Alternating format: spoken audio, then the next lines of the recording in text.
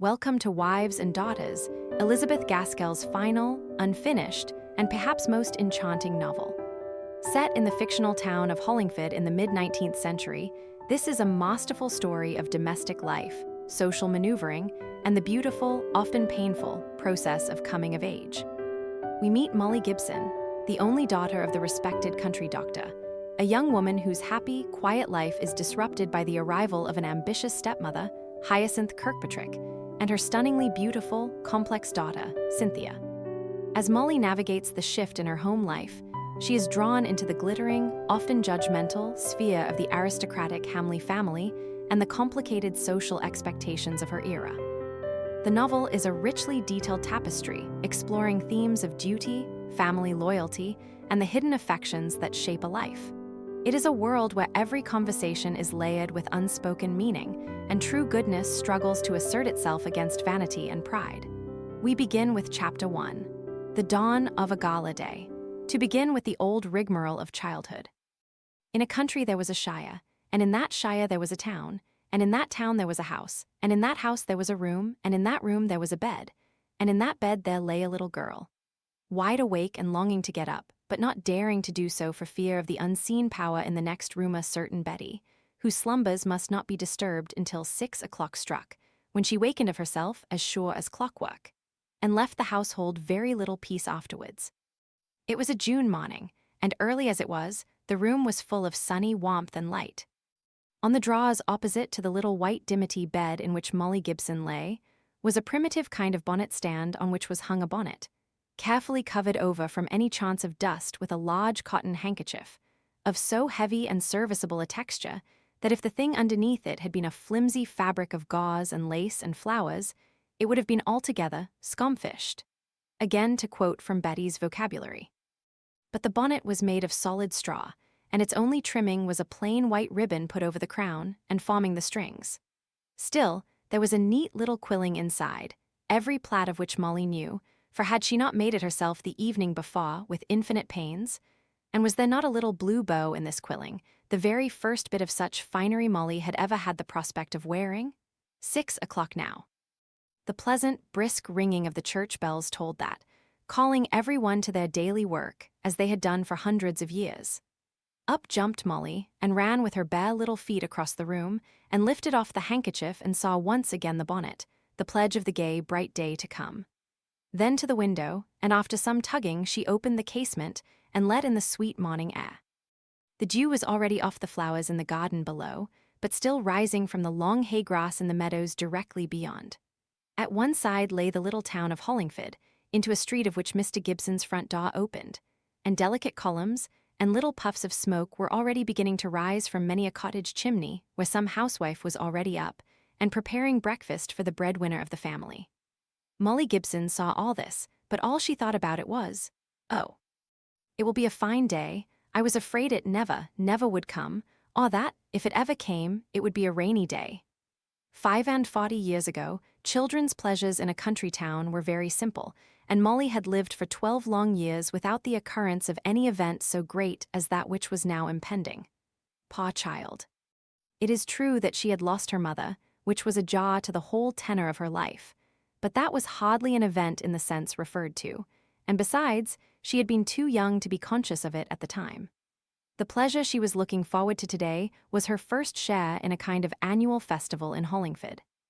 The little straggling town faded away into country on one side close to the entrance lodge of a great park, where lived my Lord and Lady Cumnor. The Earl and the Countess, as they were always called by the inhabitants of the town, where a very pretty amount of feudal feeling still lingered, and showed itself in a number of simple ways, droll enough to look back upon, but serious matters of importance at the time. It was before the passing of the Reform Bill, but a good deal of liberal talk took place occasionally between 2 or 3 of the more enlightened freeholders living in Hollingford. And there was a great Tory family in the county who, from time to time, came forward and contested the election with the rival Whig family of Cumnor. One would have thought that the above-mentioned liberal-talking inhabitants would have, at least, admitted the possibility of their voting for the Healey-Harrison, and thus trying to vindicate their independence. But no such thing. The Earl was lord of the manor, and owner of much of the land on which Hollingford was built, He and his household were fed and doctored, and, to a certain measure, clothed by the good people of the town. Their fathers' grandfathers had always voted for the eldest son of Cumnor Towers, and following in the ancestral track, every man Jack in the place gave his vote to the liege lord, totally irrespective of such chimeras as political opinion. This was no unusual instance of the influence of the great landowners over humbler neighbours in those days before railways, and it was well for a place where the powerful family, who thus overshadowed it, were of so respectable a character as the Cumnors. They expected to be submitted to and obeyed. The simple worship of the townspeople was accepted by the Earl and Countess as a right, and they would have stood still in amazement, and with a horrid memory of the French sansculottes who were the bugbears of their youth, had any inhabitant of Hollingford ventured to set his will or opinions in opposition to those of the Earl. But yielded all that obeisance, they did a good deal for the town, and were generally condescending, and often thoughtful and kind in their treatment of their vassals.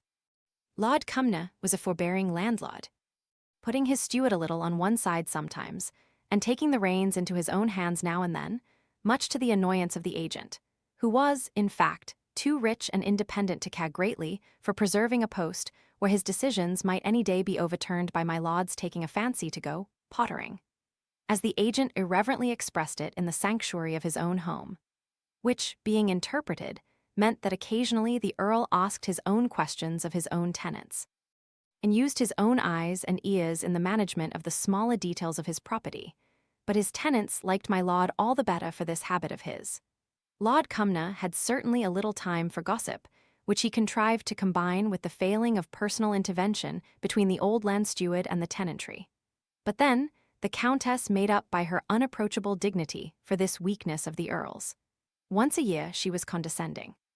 She and the ladies, her daughters, had set up a school. Not a school after the manner of schools nowadays, where far better intellectual teaching is given to the boys and girls of labourers and work people than often falls to the lot of their betters in worldly estate. But a school of the kind we should call industrial, where girls are taught to sew beautifully, to be capital housemaids and pretty fair cooks, and above all to dress neatly in a kind of charity uniform devised by the ladies of Cumnor Towers, white caps, white tippets, check aprons, blue gowns, and ready curtsies, and please, ma'ams, being de rigueur. Now, as the Countess was absent from the Towers for a considerable part of the year, she was glad to enlist the sympathy of the Hollingford ladies in this school, with a view to obtaining their aid as visitors during the many months that she and her daughters were away. And the various unoccupied gentlewomen of the town responded to the call of their liege lady, and gave her their service as required, and along with it, a great deal of whispered and fussy admiration. How good of the Countess! So like the dear Countess always thinking of others. And so on, while it was always supposed that no strangers had seen Hollingford properly, unless they had been taken to the Countess's school, and been duly impressed by the neat little pupils, and the still neater needlework there to be inspected. In return, there was a day of honour set apart every summer, when with much gracious and stately hospitality, Lady Cumnor and her daughters received all the school visitors at the Towers, the great family mansion standing in aristocratic seclusion in the centre of the lodge park, of which one of the lodges was close to the little town.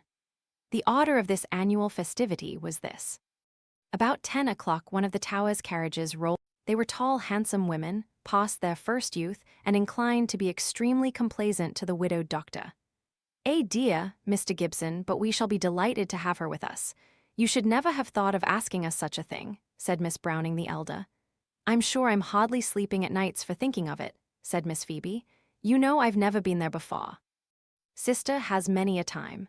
But somehow, though my name has been down on the visitors' list these 3 years, the Countess has never named me in her note, and you know I could not push myself into notice and go to such a grand place without being asked. How could I?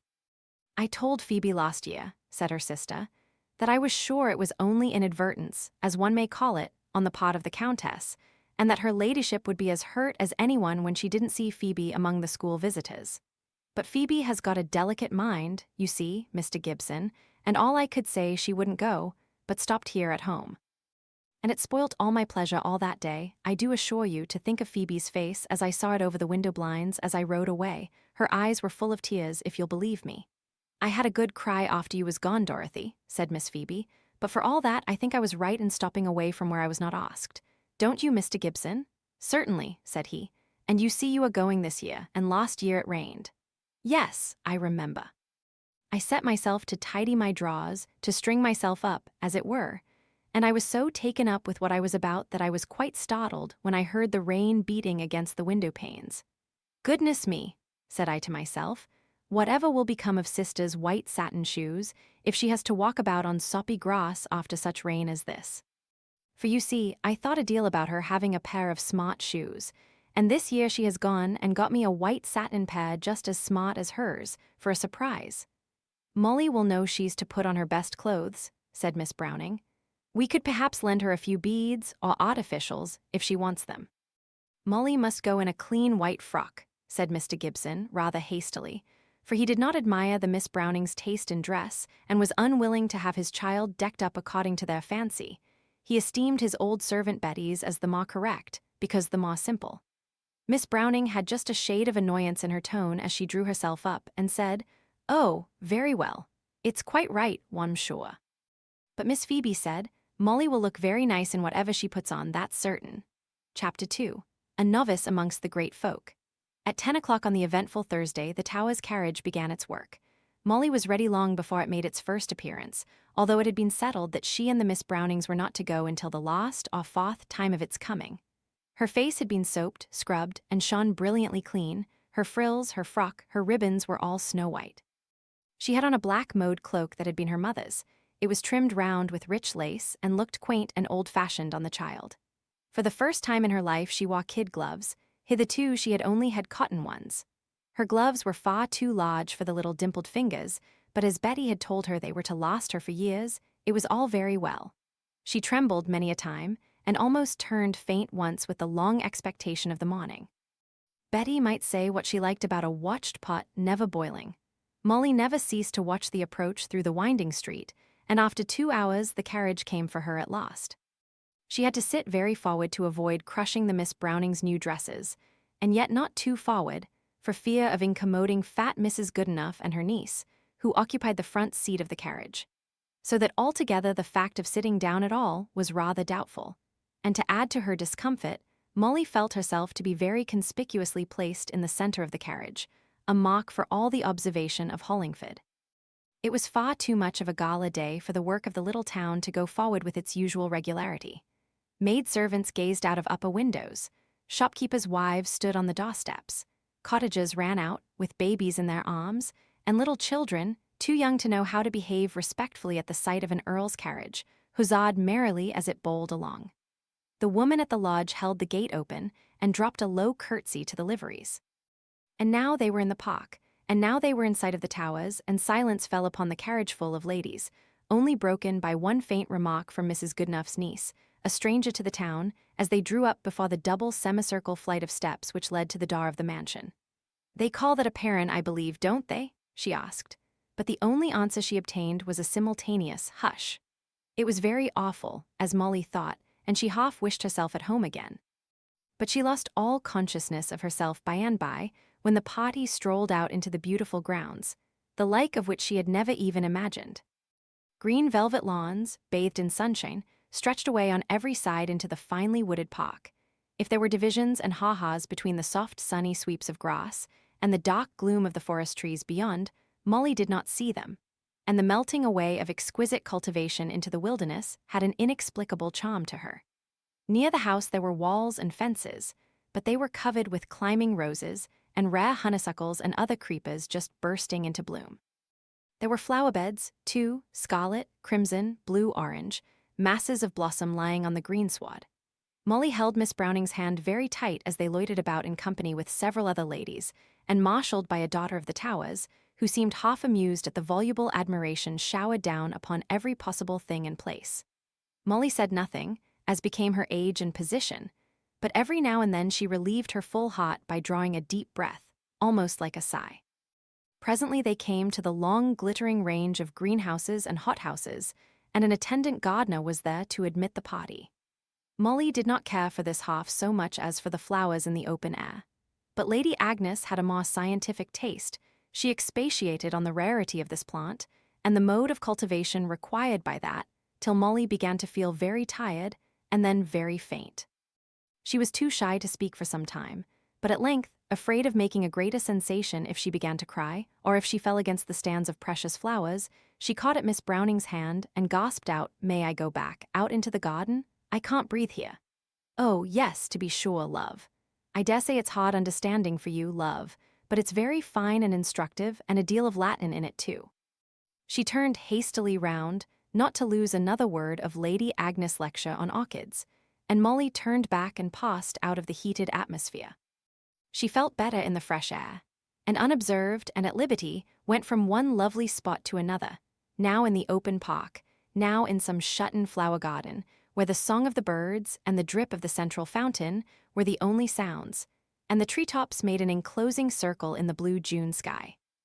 She went along without more thought as to her whereabouts than a butterfly has as it skims from flower to flower, till at length she grew very weary and wished to return to the house, but did not know how, and felt afraid of encountering all the strangers who would be there, unprotected by either of the Miss Brownings. The hot sun told upon her head, and it began to ache. She saw a great wide-spreading cedar tree upon a burst of lawn towards which she was advancing, and the black repose beneath its branches lured her thither. There was a rustic seat in the shadow, and weary Molly sate down there, and presently fell asleep. She was startled from her slumbers after a time, and jumped to her feet. 2 ladies were standing by her, talking about her. They were perfect strangers to her, and with a vague conviction that she had done something wrong, and also because she was worn out with hunger, fatigue, and the morning's excitement, she began to cry. "Poor little woman, she has lost herself. She belongs to some of the people from Hollingford, I have no doubt," said the oldest-looking of the 2 ladies, she who appeared to be about 40, though she did not really number more than 30 years. She was plain-featured, and had rather a severe expression on her face. Her dress was as rich as any morning dress could be. Her voice deep and unmodulated, what in a lower rank of life would have been called gruff, but that was not a word to apply to Lady Cuxhaven, the eldest daughter of the Earl and Countess. The other lady looked much younger, but she was in fact some years the elder. At first sight, Molly thought she was the most beautiful person she had ever seen, and she was certainly a very lovely woman. Her voice, too, was soft and plaintive, as she replied to Lady Cuxhaven, "Poor little darling. She is overcome by the heat. I have no doubt such a heavy straw bonnet, too. Let me untie it for you, my dear." Molly now found voice to say, "I am Molly Gibson, please." One housemaid said to the other with a knowing look, "Best leave it to her," and they passed on to their work in the other rooms. Mrs. Kirkpatrick opened the door and stood aghast at the sight of Molly. "Why, I quite forgot you," she said at length. "Nay, don't cry, you'll make yourself not fit to be seen. Of course I must take the consequences of your oversleeping yourself, and if I can't manage to get you back to Hollingford tonight, you shall sleep with me, and we'll do our best to send you home tomorrow morning." "But papa," sobbed out Molly, "he always wants me to make tea for him, and I have no night things." "Well, don't go and make a piece of work about what can't be helped now. I'll lend you night things, and your papa must do without your making tea for him tonight. And another time, don't oversleep yourself in a strange house. You may not always find yourself among such hospitable people as they are here. Why now, if you don't cry and make a figure of yourself, I'll ask if you may come in to dessert with Master Smythe and the little ladies. You shall go into the nursery and have some tea with them, and then you must come back here and brush your hair and make yourself tidy. I think it is a very fine thing for you to be stopping in such a grand house as this. Many a little girl would like nothing better." During this speech, she was arranging her toilette for dinner, taking off her black morning gown, putting on her dressing gown, shaking her long, soft auburn hair over her shoulders, and glancing about the room in search of various articles of her dressée. Running flow of easy talk came babbling out all the time. "I have a little girl of my own, dear. I don't know what she would not give to be staying here at Lord Cumnor's with me, but instead of that, she has to spend her holidays at school, and yet you are looking as miserable as can be at the thought of stopping for just one night. I really have been as busy as can be with those good ladies. I mean, from Hollingford End, one can't think of everything at a time." Molly, only child as she was, had stopped her tears at the mention of that little girl of Mrs. Kirkpatrick's, and now she ventured to say, "Are you married, ma'am? I thought she called you Claire." In high good humor, Mrs. Kirkpatrick made reply, "I don't look as if I was married, do I? Everyone is surprised. And yet I have been a widow for 7 months now, and not a grey hair on my head, though Lady Cuxhaven, who is younger than I, has ever so many. Why do they call you Claire?" Continued Molly, finding her so affable and communicative. "Because I lived with them when I was Miss Clare. It is a pretty name, isn't it? I married a Mr. Kirkpatrick. He was only a curate, poor fellow, but he was of a very good family, and if 3 of his relations had died without children, I should have been a baronet's wife. But Providence did not see fit to permit it, and we must always resign ourselves to what is decreed. 2 of his cousins married and had large families, and poor dear Kirkpatrick died, leaving me a widow." "You have a little girl?" asked Molly. "Yes, darling Cynthia, I wish you could see her. She is my only comfort now. If I have time, I will show you her picture when we come up to bed, but I must go now. It does not do to keep Lady Cumnor waiting a moment, and she asked me to be down early, to help with some of the people in the house. Now I shall ring this bell, and when the housemaid comes, ask her to take you into the nursery, and to tell Lady Cuxhaven's nurse who you are. And then you'll have tea with the little ladies, and come in with them to dessert. There, I'm sorry you've overslept yourself and are left here, but give me a kiss, and don't cry, you really are rather a pretty child, though you've not got Cynthia's colouring. Oh, Nanny, would you be so very kind as to take this young lady? What's your name, my dear? Gibson, Miss Gibson, to Mrs. Dyson in the nursery, and ask her to allow her to drink tea with the young ladies there, and to send her in with them to dessert. I'll explain it all to my lady." Nanny's face brightened out of its gloom when she heard the name Gibson, and, having ascertained from Molly that she was the doctor's child, she showed more willingness to comply with Mrs. Kirkpatrick's request than was usual with her. Molly was an obliging girl and fond of children, so as long as she was in the nursery, she got on pretty well, being obedient to the wishes of the supreme power, and even very useful to Mrs. Dyson by playing at tricks, and thus keeping a little one quiet while its brothers and sisters were being arrayed in gay attire, lace and muslin and velvet and brilliant broad ribbons. "Now, miss," said Mrs. Dyson, when her own especial charge were all ready, "what can I do for you? You have not got another frock here, have you?" No, indeed, she had not, nor if she had had one, could it have been of a smarter nature than her present thick white dimity. So she could only wash her face and hands and submit to the nurse's brushing and perfuming her hair. She thought she would rather have stayed in the park all night long and slept under the beautiful quiet cedar than have to undergo the unknown ordeal of going down to dessert, which was evidently regarded both by children and nurses as the event of the day. At length there was a summons from a footman, and Mrs. Dyson, in a rustling silk gown, marshalled her convoy and set sail for the dining-room door. There was a large party of gentlemen and ladies sitting round the deck table in the brilliantly lighted room. Each dainty little child ran up to its mother or aunt or particular friend, but Molly had no one to go to. "Who is that tall girl in the thick white frock? Not one of the children of the house, I think?" The lady addressed put up her glass, gazed at Molly, and dropped it in an instant. "A French girl, I should imagine. I know Lady Cuxhaven was inquiring for one to bring up with her little girls, that they might get a good accent early. Poor little woman, she looks wild and strange."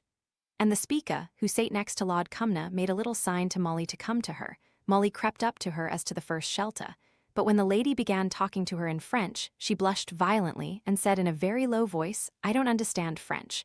I'm only Molly Gibson, ma'am." "Molly Gibson," said the lady out loud, as if that was not much of an explanation. Lord Cumnor caught the words and the tone. "Oh ho," said he, "are you the little girl who has been sleeping in my bed?" He imitated the deep voice of the fabulous bear, who asks this question of the little child in the story, but Molly had never read The Three Bears and fancied that his anger was real. She trembled a little and drew nearer to the kind lady who had beckoned her as to a refuge.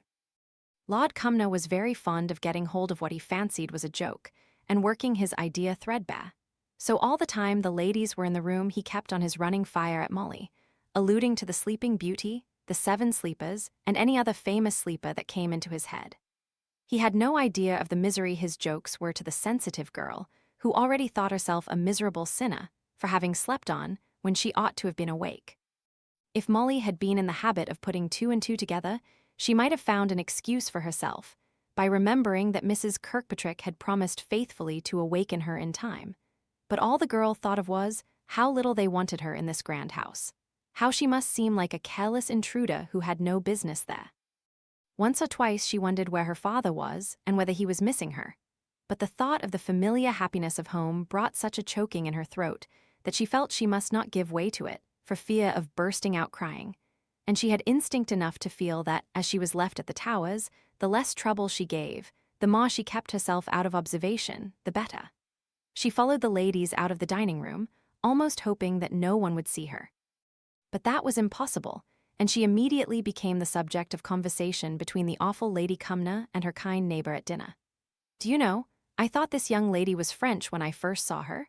She has got the black hair and eyelashes, and grey eyes, and colourless complexion which one meets with in some parts of France, and I know Lady Cuxhaven was trying to find a well-educated girl who would be a pleasant companion to her children." "No," said Lady Cumnor, looking very stern as Molly thought. "She is the daughter of our medical man at Hollingford.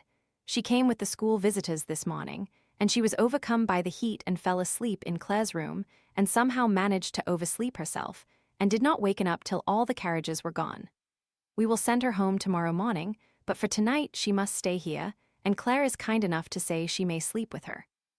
There was an implied blame running through this speech that Molly felt like needle points all over her. Lady Cuxhaven came up at this moment. Her tone was as deep, her manner of speaking as abrupt and authoritative as her mother's, but Molly felt the kinder nature underneath. "How are you now, my dear? You look better than you did under the cedar tree, so you ought to stop here tonight. Claire, don't you think we could find some of those books of engravings that would interest Miss Gibson?" Mrs. Kirkpatrick came gliding up to the place where Molly stood, and began petting her with pretty words and actions, while she threw her arms round her father's neck. "Oh, papa, papa, papa, I am so glad you have come." And then she burst out crying, stroking his face almost hysterically as if to make sure he was there.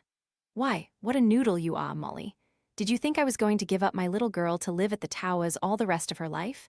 You make as much work about my coming for you as if you thought I had. Make haste now and get on your bonnet. Mrs. Brown, may I ask you for a shawl, or a plaid, or a wrap of some kind to pin about her for a petticoat?" He did not mention that he had come home from a long round not half an hour before, a round from which he had returned dinnerless and hungry. But, on finding that Molly had not come back from the Towers, he had ridden his tired horse round by Miss Browning's, and found them in self-reproachful, helpless dismay. He would not wait to listen to their tearful apologies. He galloped home, had a fresh horse and Molly's pony saddled, and though Betty called after him with a riding skirt for the child, when he was not 10 yards from his own stable door, he refused to turn back for it, but went off, as Dick the stableman said, muttering to himself awful. Mrs. Brown had her bottle of wine out, and her plate of cake, before Molly came back from her long expedition to Mrs. Kirkpatrick's room, pretty nigh on to a quarter of a mile off. As the housekeeper informed the impatient father, as he waited for his child to come down arrayed in her morning's finery with the gloss of newness worn off. Mr. Gibson was a favourite in all the Towers household, as family doctors generally are, bringing hopes of relief at times of anxiety and distress. And Mrs. Brown, who was subject to gout, especially delighted in petting him whenever he would allow her. She even went out into the stable-yard to pin Molly up in the shawl, as she sate upon the rough-coated pony, and hazarded the somewhat safe conjecture, "I dare say she'll be happier at home, Mr. Gibson," as they rode away. Once out into the park, Molly struck her pony and urged him on as hard as he would go. Mr. Gibson called out at last, "Molly, we're coming to the rabbit holes. It's not safe to go at such a pace. Stop." And as she drew rein, he rode up alongside of her. "We're getting into the shadow of the trees, and it's not safe riding fast here. Oh, papa, I never was so glad in all my life. I felt like a lighted candle when they're putting the extinguisher on it." "Did you?" "How do you know what the candle feels?" "Oh, I don't know, but I did." And again, after a pause, she said, "Oh, I am so glad to be here. It is so pleasant riding here in the open, free, fresh air, crushing out such a good smell from the dewy grass. Papa, are you there? I can't see you." He rode close up alongside of her. He was not sure but what she might be afraid of riding in the dark shadows, so he laid his hand upon hers. "Oh, I am so glad to feel you," squeezing his hand hard. "Papa, I should like to get a chain like Ponto's, just as long as your longest round, and then I could fasten us two to each end of it, and when I wanted you I could pull, and if you didn't want to come, you could pull back again. But I should know you knew I wanted you, and we could never lose each other. I'm rather lost in that plan of yours. The details, as you state them, are a little puzzling, But if I make them out rightly, I am to go about the country, like the donkeys on the common, with a clog fastened to my hind leg. I don't mind your calling me a clog if only we were fastened together. But I do mind you calling me a donkey, he replied. I never did. At least I didn't mean to. But it is such a comfort to know that I may be as rude as I like. Is that what you've learnt from the grand company you've been keeping today? I expected to find you so polite and ceremonious that one read a few chapters of Sir Charles Grandison in order to bring myself up to concert pitch. Oh, one do hope one shall never be a lord or a lady. Well, to comfort you, one'll tell you this. One'm sure you'll never be a lord, and one think the chances are 1,000 to 1 against your ever being the other, in the sense in which you mean. I should lose myself every time one had to fetch my bonnet, or else get tired of long passages and great staircases long before one could go out walking. But you'd have your lady's maid, you know. Do you know, Papa, one think ladies' maids are worse than ladies. I should not mind being a housekeeper so much. No, the jam cupboards and dessert would lie very conveniently to one's hand, replied her father, meditatively. But Mrs. Brown tells me that the thought of the dinners often keeps her from sleeping. There's that anxiety to be taken into consideration. Still, in every condition of life, there are heavy cares and responsibilities. Well, I suppose so, said Molly, gravely. I know Betty says I wear her life out with the green stains I get in my frocks from sitting in the cherry tree. And Miss Browning said she had fretted herself into a headache with thinking how they had left you behind. I'm afraid you'll be as bad as a bill of fare to them tonight. How did it all happen, Goosey? Oh, I went by myself to see the gardens. They are so beautiful. And I lost myself and sat down to rest under a great tree. And Lady Cuxhaven and that Mrs. Kirkpatrick came. And Mrs. Kirkpatrick brought me some lunch, and then put me to sleep on her bed end. I thought she would waken me in time, and she didn't.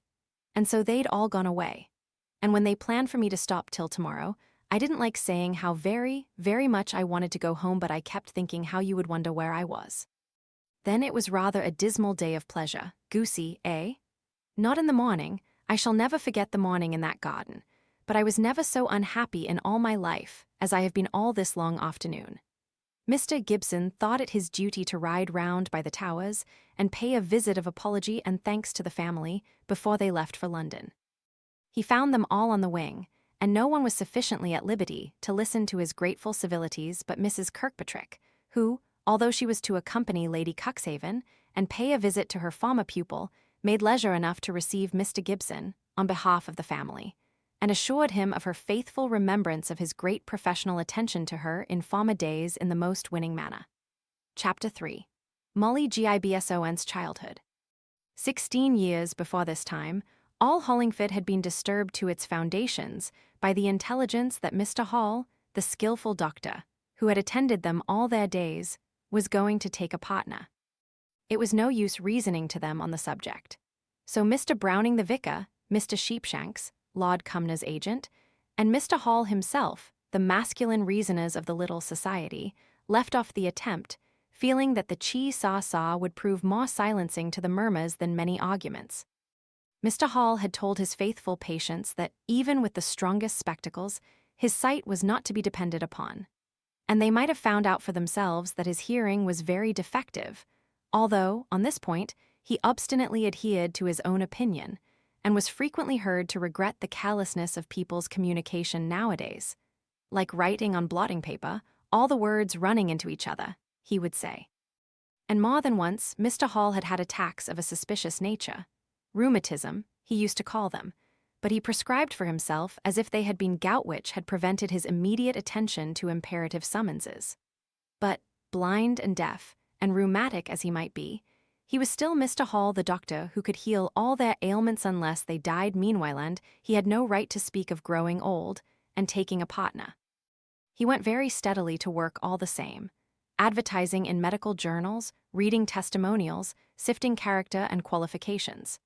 And just when the elderly maiden ladies of Hollingford thought that they had convinced their contemporary that he was as young as ever, he startled them by bringing his new partner, Mr. Gibson, to call upon them, and began, slyly, as these ladies said, to introduce him into practice. And who was this Mr. Gibson? They asked, and Echo might answer the question, if she liked, for no one else did.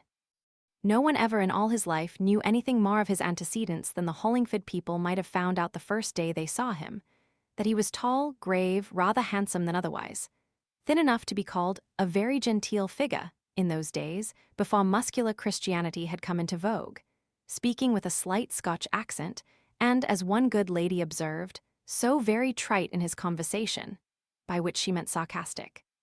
As to his birth, parentage, and education, the favourite conjecture of Hollingford society was that he was the illegitimate son of a Scotch duke by a Frenchwoman, and the grounds for this conjecture were these: he spoke with a Scotch accent, therefore he must be Scotch. He had a very genteel appearance, an elegant figure, and was apt, so his ill wishes said, to give himself airs.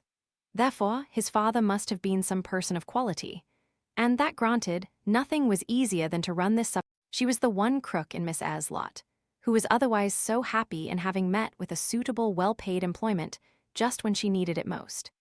But Betty, though agreeing in theory with her master when he told her of the necessity of having a governess for his little daughter, was vehemently opposed to any division of her authority and influence over the child who had been her charge, her plague, and her delight ever since Mrs. Gibson's death. She took up her position as censor of all Miss Eyre's sayings and doings from the very first, and did not for a moment condescend to conceal her disapprobation. In her heart, she could not help respecting the patience and painstaking of the good lady, for, a lady, Miss Eyre was in the best sense of the word, though in Hollingford she only took rank as a shopkeeper's daughter. Yet Betty buzzed about her with the teasing pertinacity of a gnat, always ready to find fault, if not to bite. Miss Eyre's only defence came from the quarter whence it might least have been expected from her pupil, on whose fancied behalf, as an oppressed little personage, Betty always based her attacks. But very early in the day, Molly perceived their injustice, and soon afterwards she began to respect Miss Eyre for her silent endurance of what evidently gave her far more pain than Betty imagined. Mr. Gibson had been a friend in need to her family, so Miss Eyre restrained her complaints sooner than annoy him, and she had her reward. Betty would offer Molly all sorts of small temptations to neglect Miss Eyre's wishes. Molly steadily resisted and plodded away at her task of sewing or her difficult sum. Betty made cumbrous jokes at Miss Eyre's expense. Molly looked up with the utmost gravity, as if requesting the explanation of an unintelligible speech. And there is nothing so quenching to a wag as to be asked to translate his jest into plain matter-of-fact English, and to show wherein the point lies. Occasionally Betty lost her temper entirely and spoke impertinently to Miss Eyre. But when this had been done in Molly's presence, the girl flew out into such a violent passion of words in defense of her silent, trembling governess that even Betty herself was daunted, though she chose to take the child's anger as a good joke and tried to persuade Miss Eyre herself to join in her amusement. Bless the child. One 'ud think I was a hungry pussycat, and she a hen-sparrow with her wings all fluttering and her little eyes aflame and her beak ready to peck me just because I happened to look near her nest. Nay, child, if thou lickst to be stifled in a nasty close room, learning things as is of no earthly good when they is learnt, instead o' riding on Job Donkin's hay-cot, it's thy lookout, not mine. She's a little vixen, isn't she? Smiling at Miss Eyre as she finished her speech.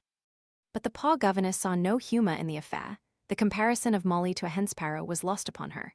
She was sensitive and conscientious, and knew, from home experience, the evils of an ungovernable temper. So she began to reprove Molly for giving way to her passion, and the child thought it hard to be blamed for what she considered her just anger against Betty. But after all, these were the small grievances of a very happy childhood. Chapter 4. Mr. Gibson's Neighbours.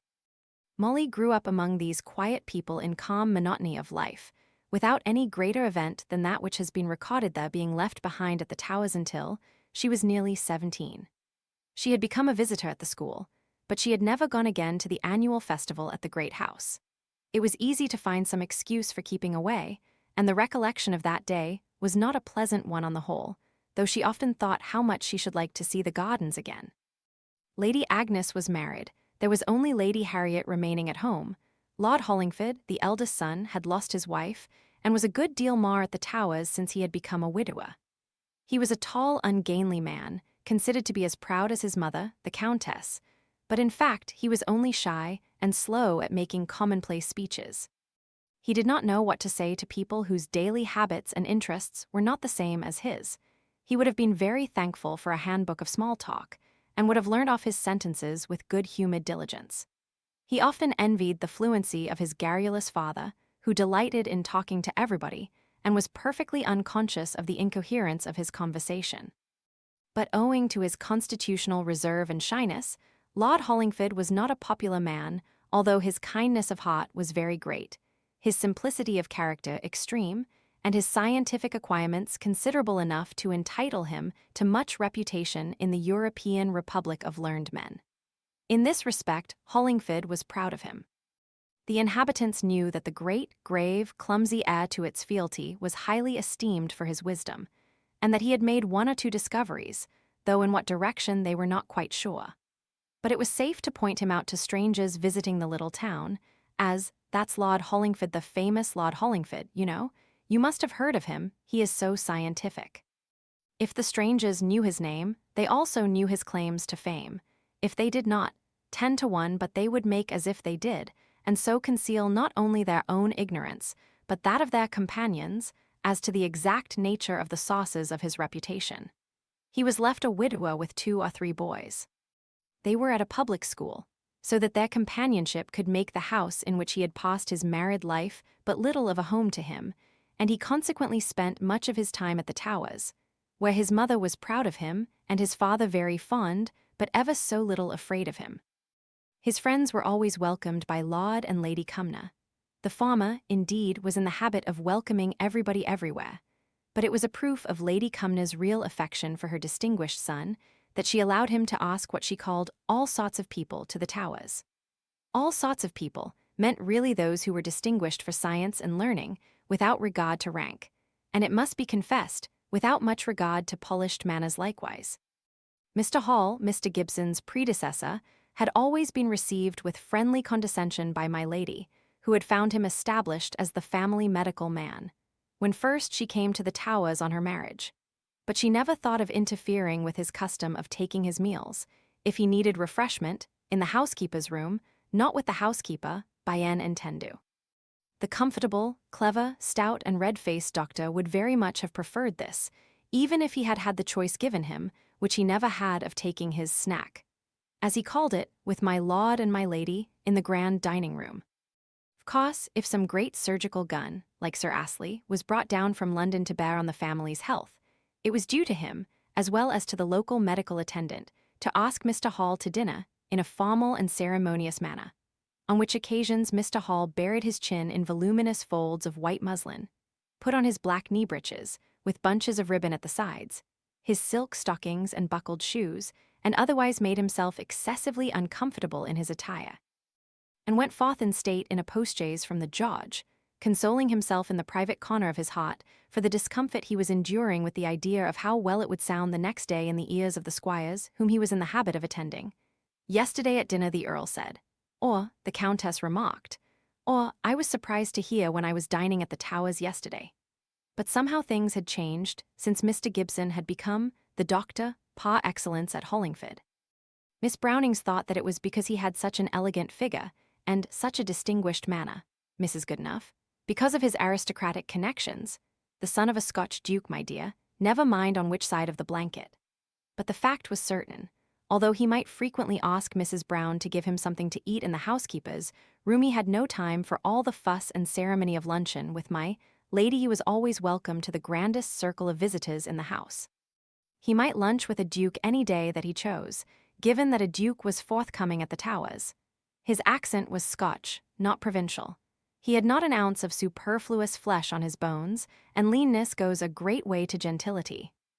His complexion was sallow, and his hair black. In those days, the decade after the conclusion of the great Continental War, to be sallow and black-aviced was of itself a distinction. He was not jovial, as my lord remarked with a sigh, but it was my lady who endorsed the invitations, sparing of his words, intelligent, and slightly sarcastic. Therefore he was perfectly presentable. His Scotch blood, for that he was of Scottish descent there could be no manner of doubt, gave him just the kind of thistly dignity which made every one feel that they must treat him with respect. So on that head he was assured. There, my little woman, take that. Dress yourself up as fine as any on 'em, and buy what you like for the credit of Hamley, and go to the park and the play, and show off with the best on 'em. I shall be glad to see thee back again, I know, but have thy fling while thou art about it." Then when she came back it was, Well, it has pleased thee, I suppose, so that's all right. But the very talking about it tires me, I know, and I can't think how you have stood it all. Come out and see how pretty the flowers are looking in the south garden. I've made them sow all the seeds you like, and I went over to Hollingford nursery to buy the cuttings of the plants you admired last year. A breath of fresh air will clear my brain after listening to all this talk about the whirl of London, which is like to have turned me giddy. Mrs. Hamley was a great reader and had considerable literary taste. She was gentle and sentimental, tender and good. She gave up her visits to London. She gave up her sociable pleasure in the company of her fellows in education and position. Her husband, owing to the deficiencies of his early years, disliked associating with those to whom he ought to have been an equal. He was too proud to mingle with his inferiors. He loved his wife all the more dearly for her sacrifices for him, but deprived of all her strong interests, she sank into ill health. Nothing definite, only she never was well. Perhaps if she had had a daughter it would have been better for her, but her 2 children were boys, and their father, anxious to give them the advantages of which he himself had suffered the deprivation, sent the lads very early to a preparatory school. They were to go on to Rugby and Cambridge. The idea of Oxford was hereditarily distasteful in the Hamley family. Osborne, the eldest so called after his mother's maiden name, was full of taste and had some talent. His appearance had all the grace and refinement of his mother's. He was sweet-tempered and affectionate, almost as demonstrative as a girl. He did well at school, carrying away many prizes, and was, in a word, the pride and delight of both father and mother, the confidential friend of the latter in default of any other. Roger was 2 years younger than Osborne, clumsy and heavily built like his father. His face was square, and the expression grave and rather immobile. He was good, but dull, his schoolmasters said. He won no prizes, but brought home a favorable report of his conduct. When he caressed his mother, she used laughingly to allude to the fable of the lapdog and the donkey, so thereafter he left off all personal demonstration of affection. It was a great question as to whether he was to follow his brother to college after he left Rugby. Mrs. Hamley thought it would be rather a throwing away of money, as he was so little likely to distinguish himself in intellectual pursuits. Anything practical such as a civil engineer would be more the kind of life for him.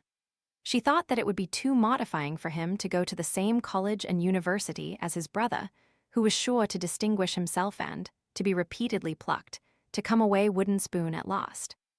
But his father persevered doggedly, as was his wont, in his intention of giving both his sons the same education.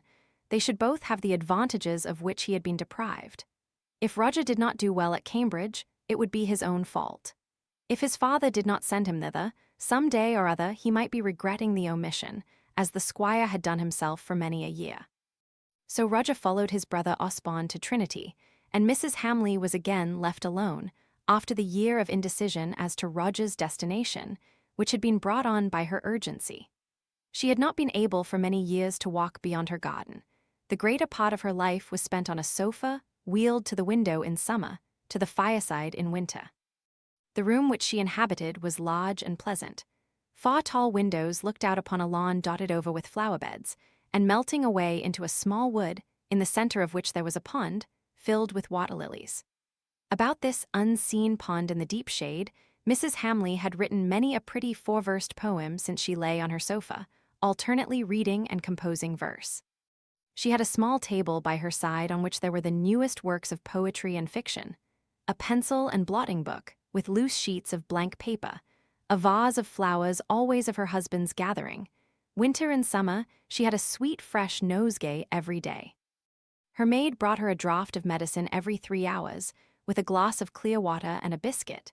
Her husband came to her as often as his love for the open air and his labors out of doors permitted. But the event of her day, when her boys were absent, was Mr. Gibson's frequent professional visits. He knew there was real secret harm going on all this time, that people spoke of her as a merely fanciful invalid, and that 1 or 2 accused him of humoring her fancies. But he only smiled at such accusations. He felt that his visits were a real pleasure and lightening of her growing and indescribable discomfort.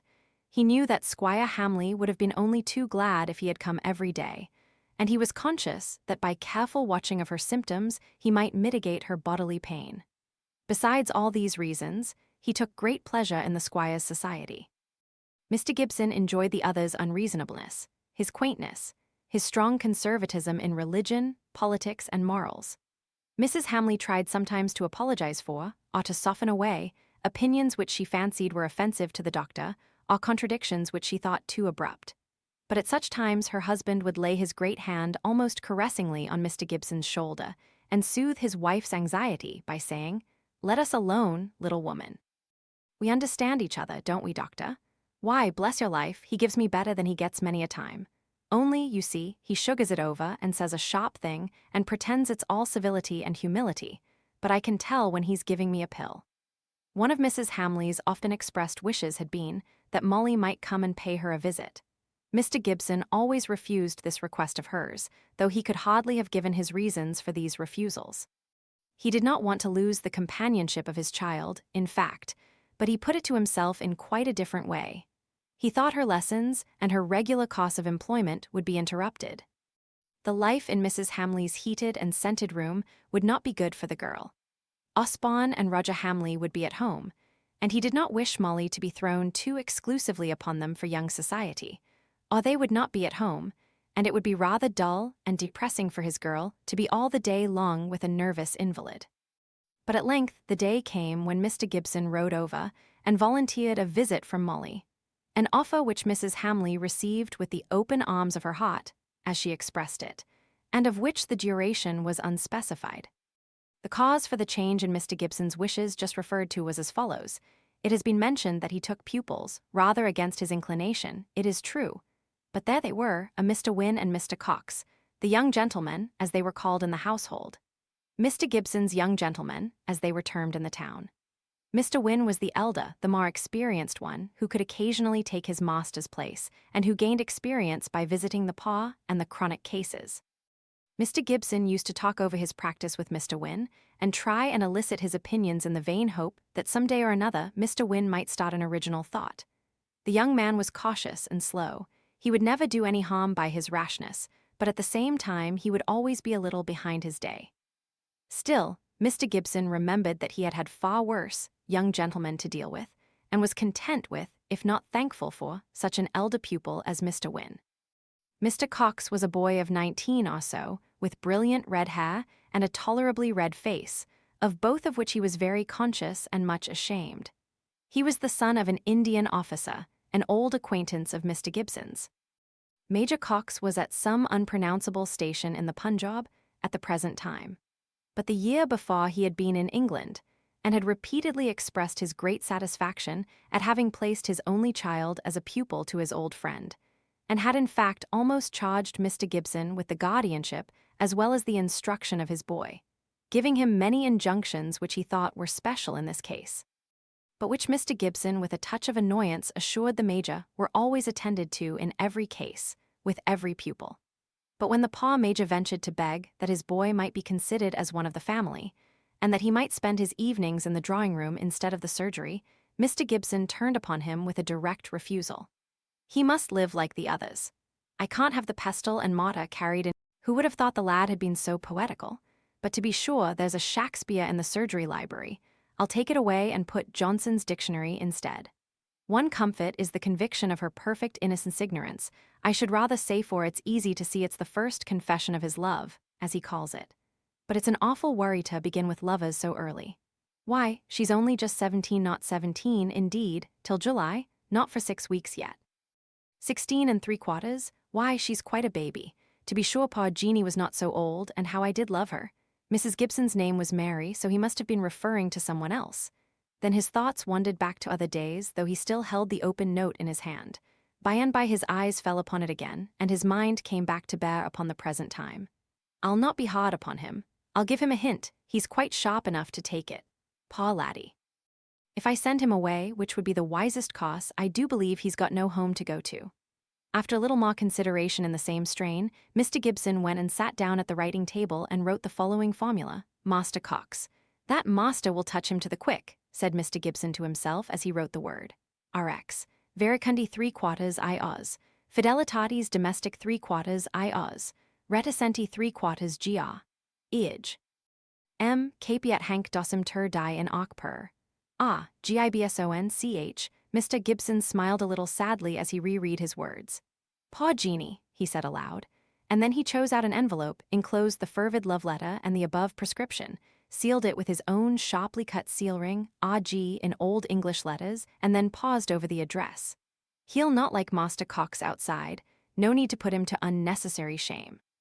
So the direction on the envelope was Edward Cox-esque.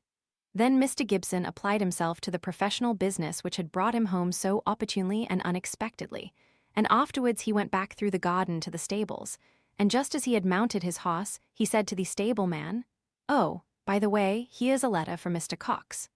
Don't send it through the women, take it round yourself to the surgery door, and do it at once."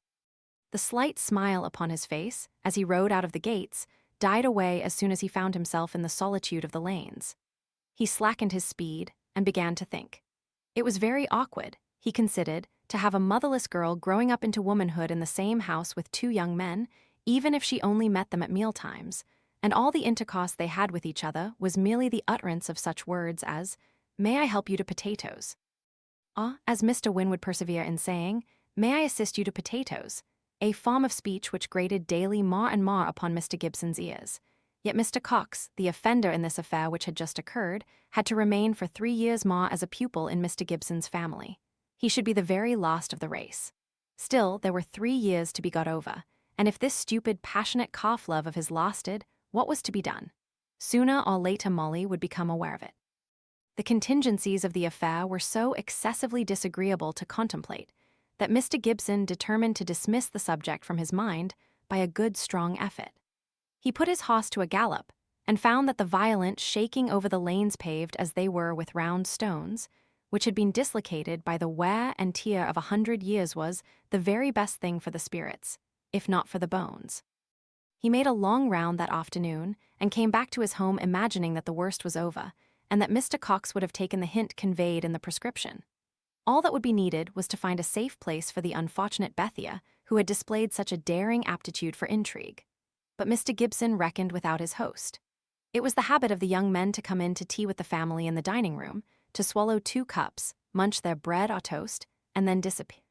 This night Mr. Gibson watched their countenances furtively from under his long eyelashes, while he tried against his wont to keep up a gag manner and a brisk conversation on general subjects. He saw that Mr. Wynne was on the point of breaking out into laughter, and that red-haired, red-faced Mr. Cox was redder and fiercer than ever, while his whole aspect and ways betrayed indignation and anger. "He will have it, will he?" thought Mr. Gibson to himself, and he girded up his loins for the battle. He did not follow Molly and Miss Eyre into the drawing-room as he usually did. He remained where he was, pretending to read the newspaper, while Bethia, her face swelled up with crying, and with an aggrieved and offended aspect, removed the tea-things. Not 5 minutes after the room was cleared came the expected tap at the door. "May I speak to you, sir?" said the invisible Mr. Cox from outside. "To be sure." "Come in, Mr. Cox. I was rather wanting to talk to you about that bill of Cobbins. Pray sit down." "It is about nothing of that kind, sir, that I wanted that I wish no, thank you I would rather not sit down." He, accordingly, stood in offended dignity. "It is about that letter, sir, that letter with the insulting prescription, sir." "Insulting prescription." I am surprised at such a word being applied to any prescription of mine, though, to be sure, patients are sometimes offended at being told the nature of their illnesses, and, I dare say, they may take offense at the medicines which their cases require. "I did not ask you to prescribe for me." "Oh, ho, then you were the Master Cox who sent the note through Bethia. Let me tell you it has cost her place, and was a very silly letter into the bargain. Was not the conduct of a gentleman, sir, to intercept it, and to open it, and to read words never addressed to you, sir?" "No," said Mr. Gibson, with a slight twinkle in his eye and a curl on his lips, not unnoticed by the indignant Mr. Cox. "I believe I was once considered tolerably good-looking, and I dare say I was as great a coxcomb as anyone at 20, but I don't think that even then I should quite have believed that all those pretty compliments were addressed to myself." "It was not the conduct of a gentleman, sir," repeated Mr. Cox, stammering over his words. He was going on to say something more, when Mr. Gibson broke in. "And let me tell you, young man," replied Mr. Gibson, with a sudden sternness in his voice, "that what you have done is only excusable in consideration of your youth and extreme ignorance of what are considered the laws of domestic honor. I receive you into my house as a member of my family. You induce one of my servants corrupting her with a bribe, I have no doubt, Indeed, sir, I never gave her a penny. Then you ought to have done. You should always pay those who do your dirty work. Just now, sir, you called it corrupting with a bribe, muttered Mr. Cox. Mr. Gibson took no notice of this speech, but went on inducing one of my servants to risk her place, without offering her the slightest equivalent, by begging her to convey a letter clandestinely to my daughter, a mere child. Miss Gibson, sir, is nearly 17. I heard you say so only the other day, said Mr. Cox, aged 20. Again Mr. Gibson ignored the remark. A letter which you were unwilling to have seen by her father, who had tacitly trusted to your honor, by receiving you as an inmate of his house. Your father's son, I know Major Cox well ought to have come to me, and have set out openly. Mr. Gibson, I love or I fancy that I love your daughter.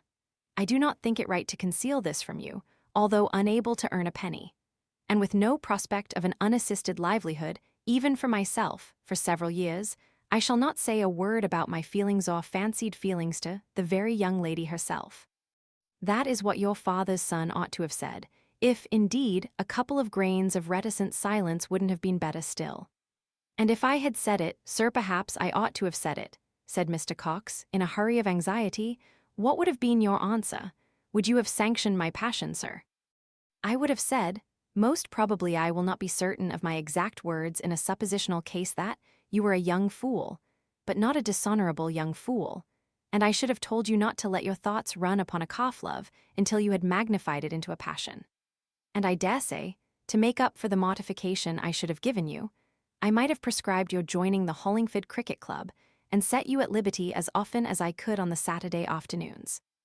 As it is, I must write to your father's agent in London and ask him to remove you out of my household, repaying the premium, of course, which will enable you to start afresh in some other doctor's surgery.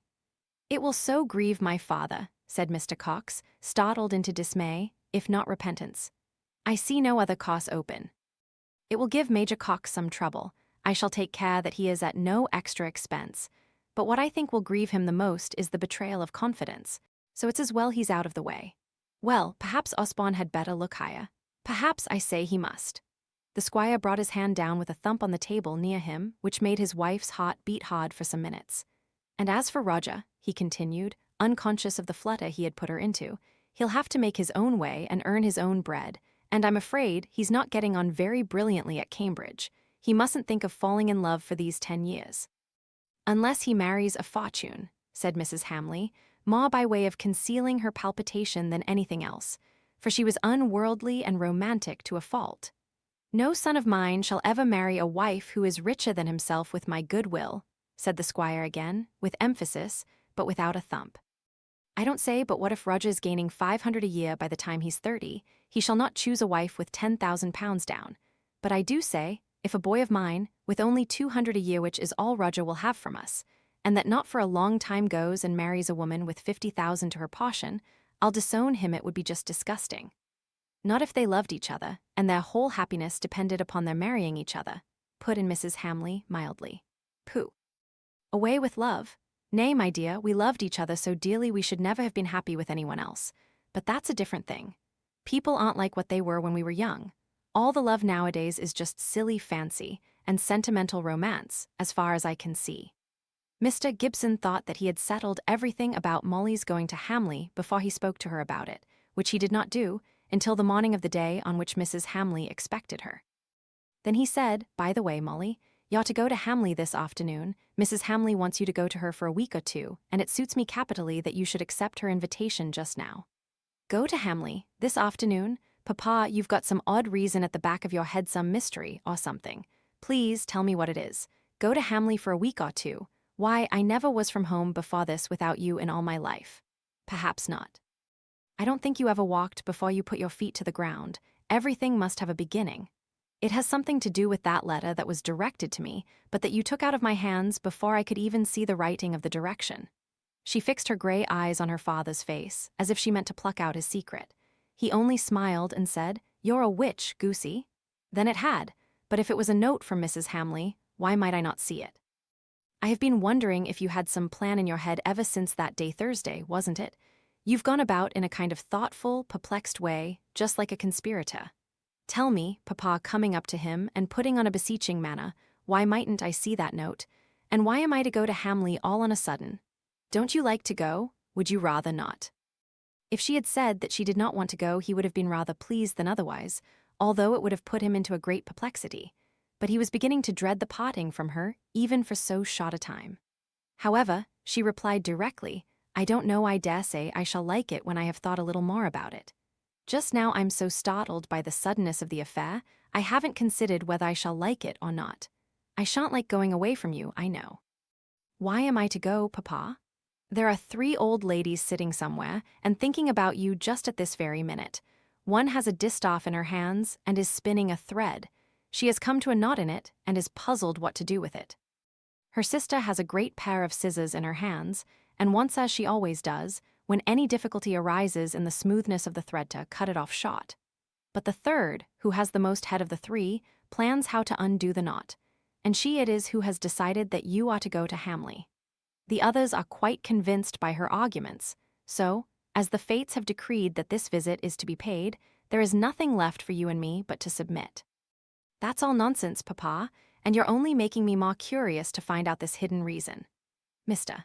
Gibson changed his tone and spoke gravely now. "There is a reason, Molly, and one which I do not wish to give. When I tell you this much, I expect you to be an honorable girl, and to try and not even conjecture what the reason may be, much less endeavor to put little discoveries together, till very likely you may find out what I want to conceal."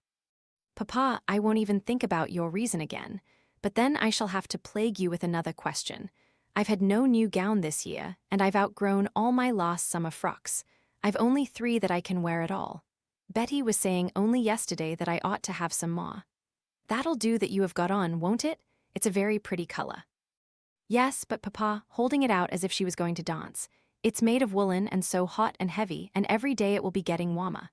"I wish girls could dress like boys," said Mr. Gibson with a little impatience.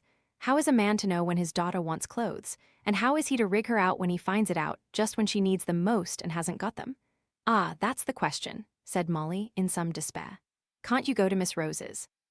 Doesn't she keep ready-made frocks for girls of your age?" "Miss Rose? I never had anything from her in my life," replied Molly in some surprise, for Miss Rose was the great dressmaker and milliner of the little town, and hitherto Betty had made the girls' frocks. "Well, but it seems people consider you as a young woman now, and so I suppose you must run up milliner's bills like the rest of your kind. Not that you're to get anything anywhere that you can't pay for down in ready money. Here's a £10 note. Go to Miss Rose's or Miss Anybody's and get what you want at once. The Hamley carriage is to come for you at 2, and anything that isn't quite ready can easily be sent by their cart on Saturday, when some of their people always come to market. Nay, don't thank me. I don't want to have the money spent, and I don't want you to go and leave me. I shall miss you, I know. It's only hard necessity that drives me to send you a visiting and to throw away £10 on your clothes. There, go away, you're a plague, and I mean to leave off loving you as fast as I can. Papa." Holding up her finger as in warning, "You're getting mysterious again, and though my honorableness is very strong, I won't promise that it shall not yield to my curiosity if you go on hinting at untold secrets. Go away and spend your £10. What did I give it you for but to keep you quiet?" Miss Rose's ready-made resources and Molly's taste combined did not arrive at a very great success. She bought a lilac print because it would wash and would be cool and pleasant for the mornings, and this Betty could make at home before Saturday. And for high days and holidays by, which was understood afternoons and Sundays, Miss Rose persuaded her to order a gay-colored flimsy plaid silk, which she assured her was quite the latest fashion in London, and which Molly thought would please her father's Scotch blood. But when he saw the scrap which she had brought home as a pattern, he cried out that the plaid belonged to no clan in existence, and that Molly ought to have known this by instinct. It was too late to change it, however, for Miss Rose had promised to cut the dress out as soon as Molly left her shop. Mr. Gibson had hung about the town all the morning instead of going away on his usual distant rides.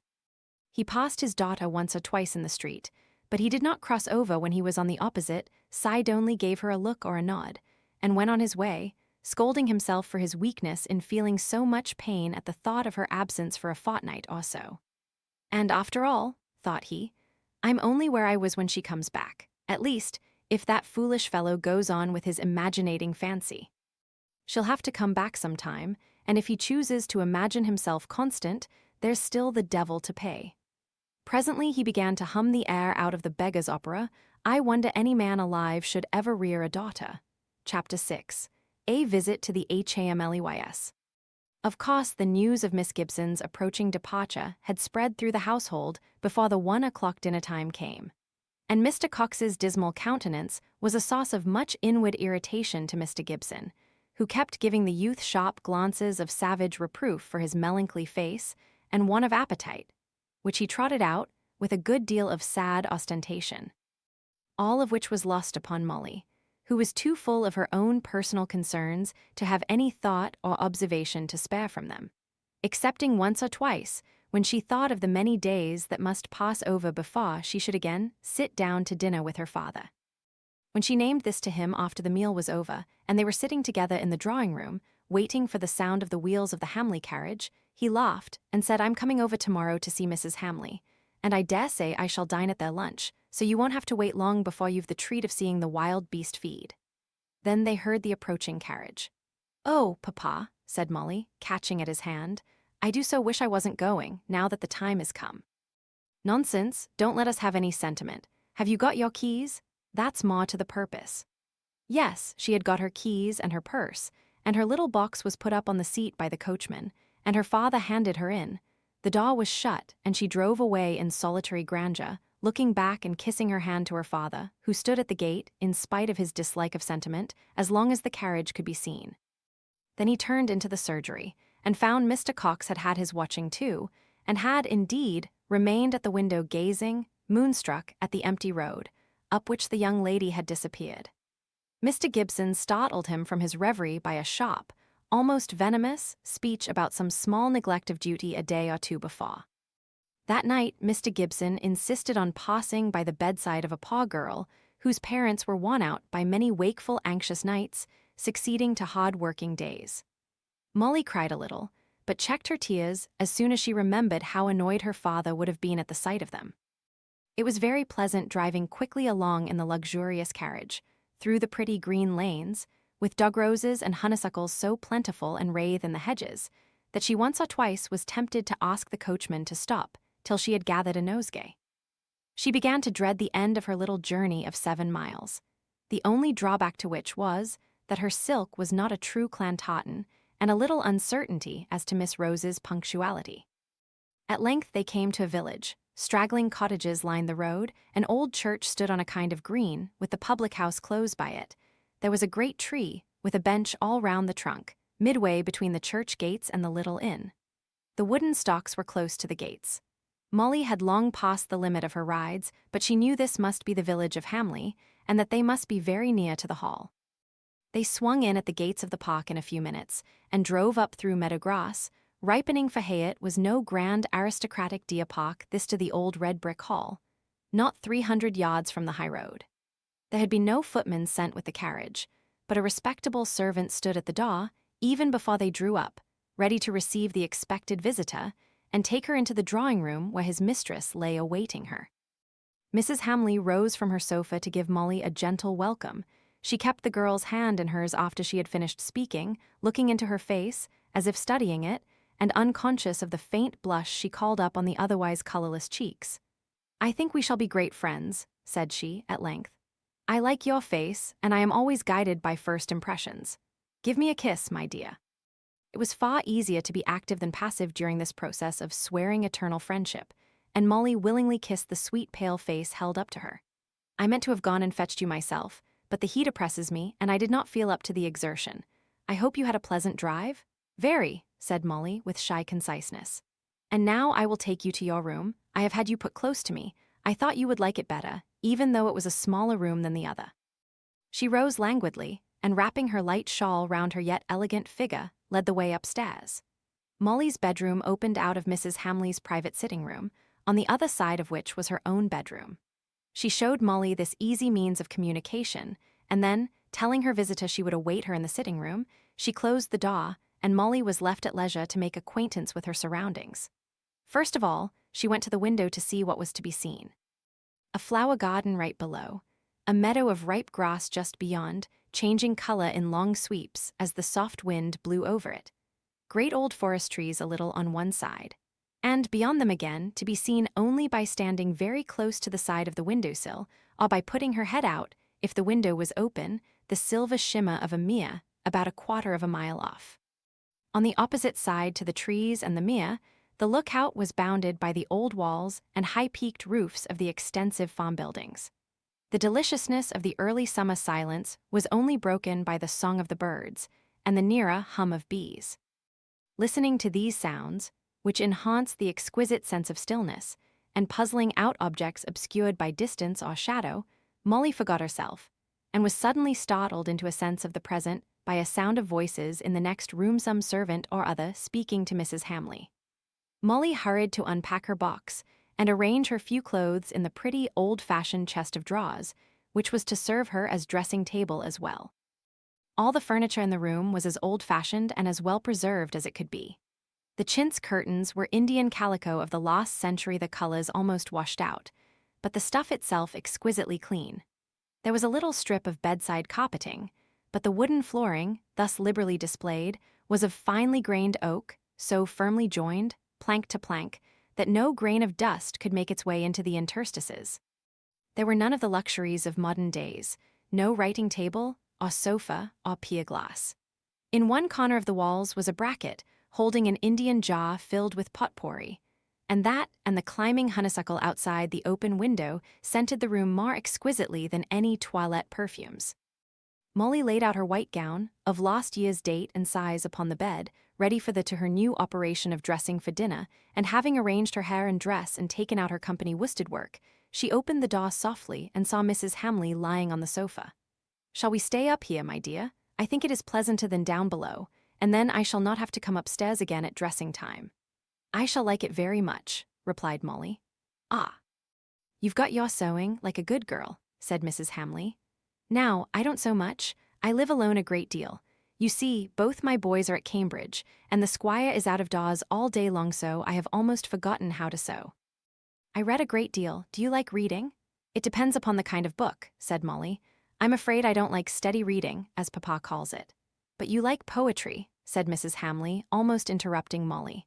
"I was sure you did from your face. Have you read this last poem of Mrs. Hemans? Shall I read it aloud to you?" So she began. Molly was not so much absorbed in listening, but that she could glance round the room. The character of the furniture was much the same as in her own. Old-fashioned, of handsome material and faultlessly clean, the age and the foreign appearance of it gave an aspect of comfort and picturesqueness to the whole apartment. On the walls there hung some crayon sketches portraits. She thought she could make out that one of them was a likeness of Mrs. Hamley in her beautiful youth. And then she became interested in the poem, and dropped her work, and listened in a manner that was after Mrs. Hamley's own heart. When the reading of the poem was ended, Mrs. Hamley replied to some of Molly's words of admiration by saying, "Ah, I think I must read you some of Osborne's poetry some day, under seal of secrecy, remember, but I really fancy they are almost as good as Mrs. Hemans." To be nearly as good as Mrs. Hemans was saying as much to the young ladies of that day as saying that poetry is nearly as good as Tennyson's would be in this. Molly looked up with eager interest. "Mr. Osborne Hamley. Does your son write poetry?" "Yes, I really think I may say he is a poet. He is a very brilliant, clever young man, and he quite hopes to get a fellowship at Trinity. He says he is sure to be high up among the Wranglers, and that he expects to get one of the Chancellor's medals. That is his likeness, the one hanging against the wall behind you." Molly turned round and saw one of the crayon sketches representing two boys in the most youthful kind of jackets and trousers and falling collars. The elder was sitting down, reading intently. The younger was standing by him, and evidently trying to call the attention of the reader off to some object out of the window of the very room in which they were sitting, as Molly discovered when she began to recognize the articles of furniture faintly indicated in the picture. "I like their faces," said Molly. "I suppose it is so long ago now that I may speak of their likenesses to you as if they were somebody else. May not I?" "Certainly," said Mrs. Hamley, as soon as she understood what Molly meant. "Tell me just what you think of them, my dear. It will amuse me to compare your impressions with what they really are." "Oh, but I did not mean to guess at their characters. I could not do it, and it would be impertinent if I could. I can only speak about their faces as I see them in the picture." "Well, tell me what you think of them." "The eldest, the reading boy, is very beautiful, but I can't quite make out his face yet because his head is down and I can't see the eyes. That is the Mr. Osborne Hamley who writes poetry. Yes, he is not quite so handsome now, but he was a beautiful boy. Roger was never to be compared with him. No, he is not handsome, and yet I like his face. I can see his eyes. They are grave and solemn-looking, but all the rest of his face is rather merry than otherwise. It looks too steady and sober, too good a face, to go tempting his brother to leave his lesson. Ah, but it was not a lesson. I remember the painter, Mr. Green, once saw Osborne reading some poetry, while Roger was trying to persuade him to come out and have a ride in the hay cart. That was the motive of the picture, to speak artistically. Roger is not much of a reader. At least, he doesn't care for poetry and books of romance or sentiment. He is so fond of natural history, and that takes him, like the squire, a great deal out of doors. And when he is in, he is always reading scientific books that bear upon his pursuits. He is a good, steady fellow, though, and gives us great satisfaction, but he is not likely to have such a brilliant career as Osborne. Molly tried to find out in the picture the characteristics of the two boys, as they were now explained to her by their mother, and in questions and answers about the various drawings hung round the room the time passed away until the dressing bell rang for the 6 o'clock dinner. Molly was rather dismayed by the offers of the maid whom Mrs. Hamley had sent to assist her. I am afraid they expect me to be very smart, she kept thinking to herself. If they do, they'll be disappointed, that's all. But I wish my plaid silk gown had been ready. She looked at herself in the glass with some anxiety, for the first time in her life. She saw a slight, lean figure, promising to be tall, a complexion browner than cream-colored, although in a year or two it might have that tint, plentiful curly black hair, tied up in a bunch behind with a rose-colored ribbon, long, almond-shaped, soft gray eyes, shaded both above and below by curling black eyelashes. I don't think I am pretty, thought Molly, as she turned away from the glass, and yet I'm not sure. She would have been sure if, instead of inspecting herself with such solemnity, she had smiled her own sweet, merry smile and called out the gleam of her teeth and the charm of her dimples. She found her way downstairs into the drawing-room in good time. She could look about her and learn how to feel at home in her new quarters. The room was 40 feet long or so, fitted up with yellow satin at some distant period. High spindle-legged chairs and Pembroke tables abounded. The carpet was of the same date as the curtains and was threadbare in many places, and in others was covered with drugget. Stands of plants, great jars of flowers, old Indian china and cabinets gave the room the pleasant aspect it certainly had. And to add to it, there were 5 high, long windows on one side of the room, all opening to the prettiest bit of flower garden in the grounds, or what was considered as such brilliant-colored, geometrically shaped beds, converging to a sundial in the midst. The squire came in abruptly, and in his morning dress. He stood at the door, as if surprised at the white-robed stranger in possession of his hearth. Then, suddenly remembering himself, but not before Molly had begun to feel very hot, he said, "Why, God bless my soul, I'd quite forgotten you. You're Miss Gibson, Gibson's daughter, aren't you? Come to pay us a visit? I'm sure I'm very glad to see you, my dear." By this time, they had met in the middle of the room, and he was shaking Molly's hand with vehement friendliness, intended to make up for his not knowing her at first. "I must go and dress, though," said he, looking at his soiled gaiters. "Madam likes it. It's one of her fine London ways, and she's broken me into it at last. Very good plan, though, and quite right to make oneself fit for ladies' society. Does your father dress for dinner, Miss Gibson?" He did not stay to wait for her answer, but hastened away to perform his toilette. They dined at a small table in a great lodge room. There were so few articles of furniture in it, and the apartment itself was so vast, that Molly longed for the snugness of the home dining room. Nay, it is to be feared that before the stately dinner at Hamley Hall came to an end, she even regretted the crowded chairs and tables, the hurry of eating, the quick informal manner in which everybody seemed to finish their meal as fast as possible, and to return to the work they had left. She tried to think that at 6 o'clock all the business of the day was ended, and that people might linger if they chose. She measured the distance from the sideboard to the table with her eye, and made allowances for the men who had to carry things backwards and forwards. But all the same, this dinner appeared to her a wearisome business, prolonged because the squire liked it, for Mrs. Hamley seemed tired out. She ate even less than Molly, and sent for fan and smelling bottle to amuse herself with, until at length the tablecloth was cleared away, and the dessert was put upon a mahogany table, polished like a looking-glass. The squire had hitherto been too busy to talk, except about the immediate concerns of the table, and one or two of the greatest breaks to the usual monotony of his days, a monotony in which he delighted, but which sometimes became oppressive to his wife. Now, however, peeling his orange, he turned to Molly. "Tomorrow you'll have to do this for me, Miss Gibson." "Shall I? I'll do it today if you like, sir." "No, today I shall treat you as a visitor with all proper ceremony. Tomorrow I shall send you errands and call you by your Christian name." "I shall like that," said Molly. "I was wanting to call you something less formal than Miss Gibson," said Mrs. Hamley.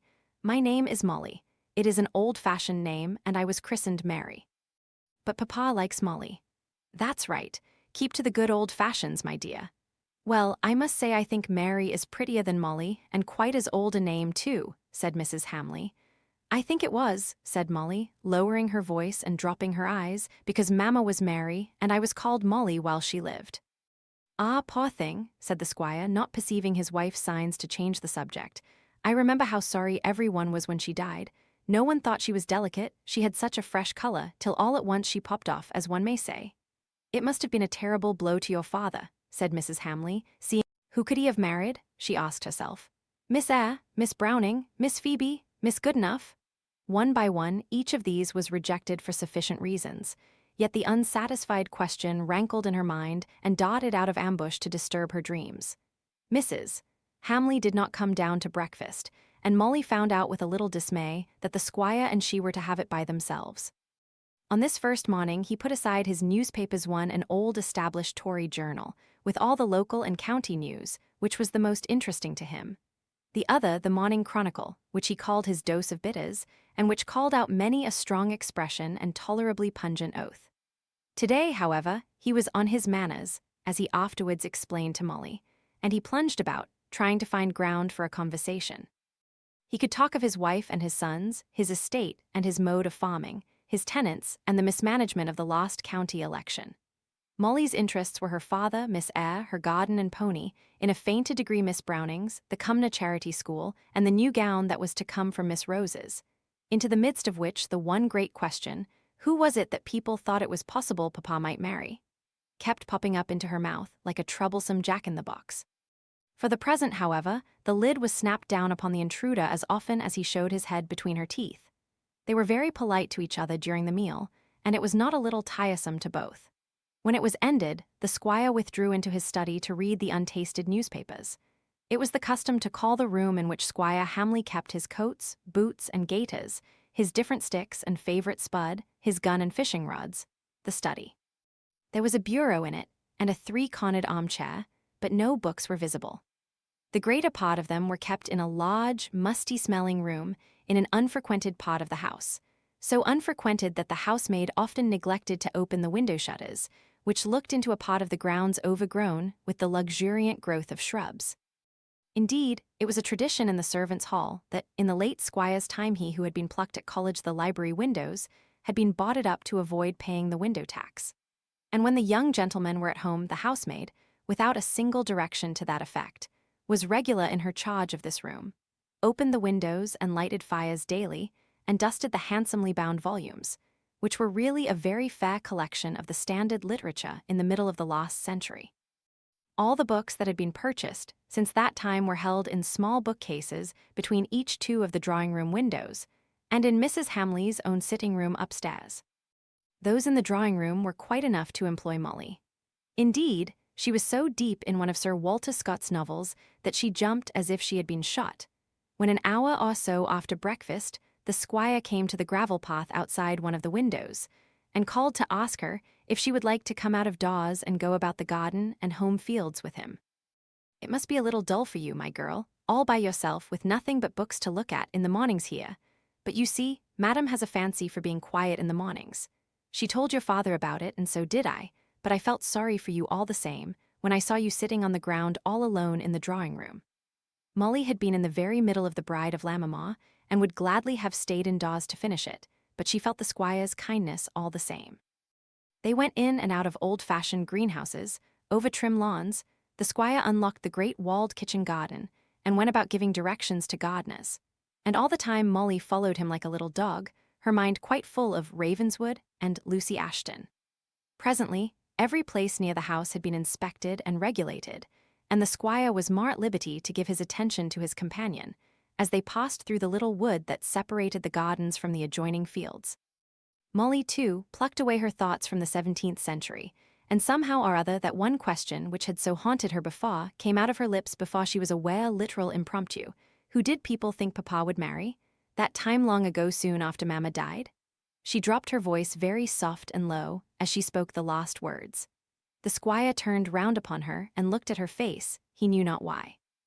It was very grave, a little pale, but her steady eyes almost commanded some kind of answer.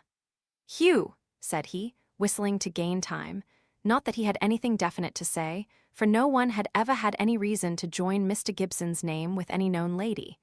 It was only a loose conjecture that had been hazarded on the probabilities a young widower with a little girl. "I never heard of anyone his name was never coupled with any lady's 'twas only in the nature of things that he should marry again. He may do it yet, for aught I know, and I don't think it would be a bad move either. I told him so, the last time but one he was here." "And what did he say?" asked breathless Molly. "Oh, he only smiled and said nothing. You shouldn't take up words so seriously, my dear. Very likely he may never think of marrying again, and if he did, it would be a very good thing both for him and for you." Molly muttered something, as if to herself, but the squire might have heard it if he had chosen. As it was, he wisely turned the current of the conversation. "Look at that," he said, as they suddenly came upon the mere, or large pond. There was a small island in the middle of the glassy water, on which grew tall trees, dark Scotch firs in the center, silvery shimmering willows close to the water's edge. "We must get you punted over there some of these days. I'm not fond of using the boat at this time of the year because the young birds are still in the nests among the reeds and water plants, but we'll go. There are coots and grebes. Oh, look, there's a swan. Yes, there are 2 pair of them here. And in those trees there's both a rookery and a heronry. The herons ought to be here by now, for they're off to the sea in August, but I've not seen one yet. Stay, isn't that one that fellow on a stone, with his long neck bent down, looking into the water? Yes, I think so. I have never seen a heron, only pictures of them. They and the rooks are always at war, which doesn't do for such near neighbors. If both herons leave the nest they are building, the rooks come and tear it to pieces, and once Roger showed me a long straggling fellow of a heron, with a flight of rooks after him, with no friendly purpose in their minds, I'll be bound. Roger knows a deal of natural history and finds out queer things sometimes. He'd have been off a dozen times during this walk of ours if he'd been here. His eyes are always wandering about and see 20 things where I only see one. Why? I've known him bolt into a copse because he saw something 15 yards off some plant, maybe, which he'd tell me was very rare, though I should say I'd seen its marrow at every turn in the woods. And if we came upon such a thing as this, touching a delicate film of a cobweb upon a leaf with his stick as he spoke, why, he could tell you what insect or spider made it, and if it lived in rotten fir wood, or in a cranny of good sound timber, or deep down in the ground, or up in the sky, or anywhere. It's a pity they don't take honours in natural history at Cambridge. Roger would be safe enough if they did. Mr. Osborne Hamley is very clever, is he not? Molly asked timidly. Oh, yes. Osborne's a bit of a genius. His mother looks for great things from Osborne. I'm rather proud of him myself. He'll get a Trinity Fellowship if they play him fair. As I was saying at the magistrates' meeting yesterday, I've got a son who will make a noise at Cambridge, or I'm very much mistaken. Now, isn't it a queer quip of nature, continued the squire, turning his honest face towards Molly, as if he was going to impart a new idea to her, that I, a Hamley of Hamley, straight in descent from nobody knows where the heptarchy, they say what's the date of the heptarchy? I don't know, said Molly, startled at being thus appealed to. Well, it was some time before King Alfred, because he was the king of all England, you know. But as I was saying, here am I, of as good and as old a descent as any man in England. And I doubt if a stranger, to look at me, would take me for a gentleman, with my red face, great hands and feet, and thick figure, 14 stone, and never less than 12 even when I was a young man. And there's Osborne, who takes off to his mother, who couldn't tell her great-grandfather from Adam, bless her. And Osborne has a girl's delicate face, and a slight make, and hands and feet as small as a lady's. He takes off to Madam's side, who, as I said, can't tell who was her grandfather. Now, Roger is like me, a Hamley of Hamley, and no one who sees him in the street will ever think that red-brown, big-boned, clumsy chap is of gentle blood. Yet all those Cumnor people, you make such ado of in Hollingford, a mere muck of yesterday. I was talking to Madam the other day about Osborne's marrying a daughter of Lord Hollingford's, that's to say. If he had a daughter, he's only got boys, as it happens, but I'm not sure if I should consent to it. I really am not sure. For you see, I think I should like to be at home with you best. An uncomfortable suspicion flashed across his mind. He pulled her round and looked straight and piercingly into her innocent face. Her color came at his unwonted scrutiny, but her sweet eyes were filled with wonder rather than with any feeling which he dreaded to find. For an instant he had doubted whether young red-headed Mr. Cox's love might not have called out a response in his daughter's breast, but he was quite clear now. "Molly, you're rude to begin with. I don't know how you're to make your peace with Mrs. Hamley, I'm sure. And in the next place, do you think you're wiser than I am, or that I don't want you at home if all other things were conformable? Stay where you are and be thankful." Molly knew him well enough to be certain that the prolongation of her visit at Hamley was quite a decided affair in his mind, and then she was smitten with a sense of ingratitude. She left her father and went to Mrs. Hamley and bent over her and kissed her, but she did not speak. Mrs. Hamley took hold of her hand and made room on the sofa for her. "I was going to have asked for a longer visit the next time you came, Mr. Gibson. We are such happy friends, are not we, Molly? And now that this good little nephew of Miss Eyre's, I wish he was whipped," said Mr. Gibson. "It's given us such a capital reason. I shall keep Molly for a real long visitation. You must come over and see us very often. There's a room here for you always, you know, and I don't see why you should not start on your rounds from Hamley every morning, just as well as from Hollingford." "Thank you. If you hadn't been so kind to my little girl, I might be tempted to say something rude in answer to your last speech. Pray say it. You won't be easy till you have given it out, I know." "Mrs. Hamley has found out from whom I get my rudeness," said Molly triumphantly. "It's an hereditary quality. I was going to say that proposal of yours that I should sleep at Hamley was just like a woman's idea all kindness and no common sense.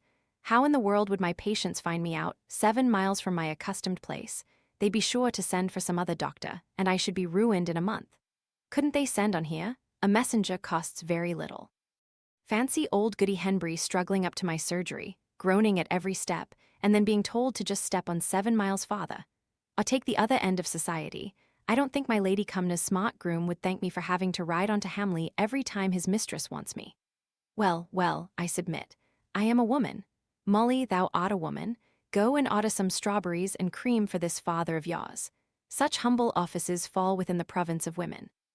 Strawberries and cream are all kindness and no common sense, for they'll give him a horrid fit of indigestion." "Please speak for yourself, Mrs. Hamley," said Molly merrily. "I ate such a great basketful yesterday, and the squire went himself to the dairy and brought out a great bowl of cream when he found me at my busy work. And I'm as well as ever I was today and never had a touch of indigestion near me." "She's a good girl," said her father, when she had danced out of hearing. The words were not quite an inquiry, he was so certain of his answer. There was a mixture of tenderness and trust in his eyes as he awaited the reply, which came in a moment. "She's a darling. I cannot tell you how fond the squire and I are of her, both of us. I am so delighted to think she isn't to go away for a long time. The first thing I thought of this morning when I wakened up was that she would soon have to return to you, unless I could persuade you into leaving her with me a little longer. And now she must stay 2 months at least." It was quite true that the squire had become very fond of Molly. The charm of having a young girl dancing and singing inarticulate ditties about the house and garden was indescribable in its novelty to him. And then Molly was so willing and so wise, ready both to talk and to listen at the right times. Mrs. Hamley was quite right in speaking of her husband's fondness for Molly, but either she herself chose a wrong time for telling him of the prolongation of the girl's visit, or one of the fits of temper to which he was liable, but which he generally strove to check in the presence of his wife, was upon him. At any rate, he received the news in anything but a gracious frame of mind. "Stay longer." "Did Gibson ask for it?"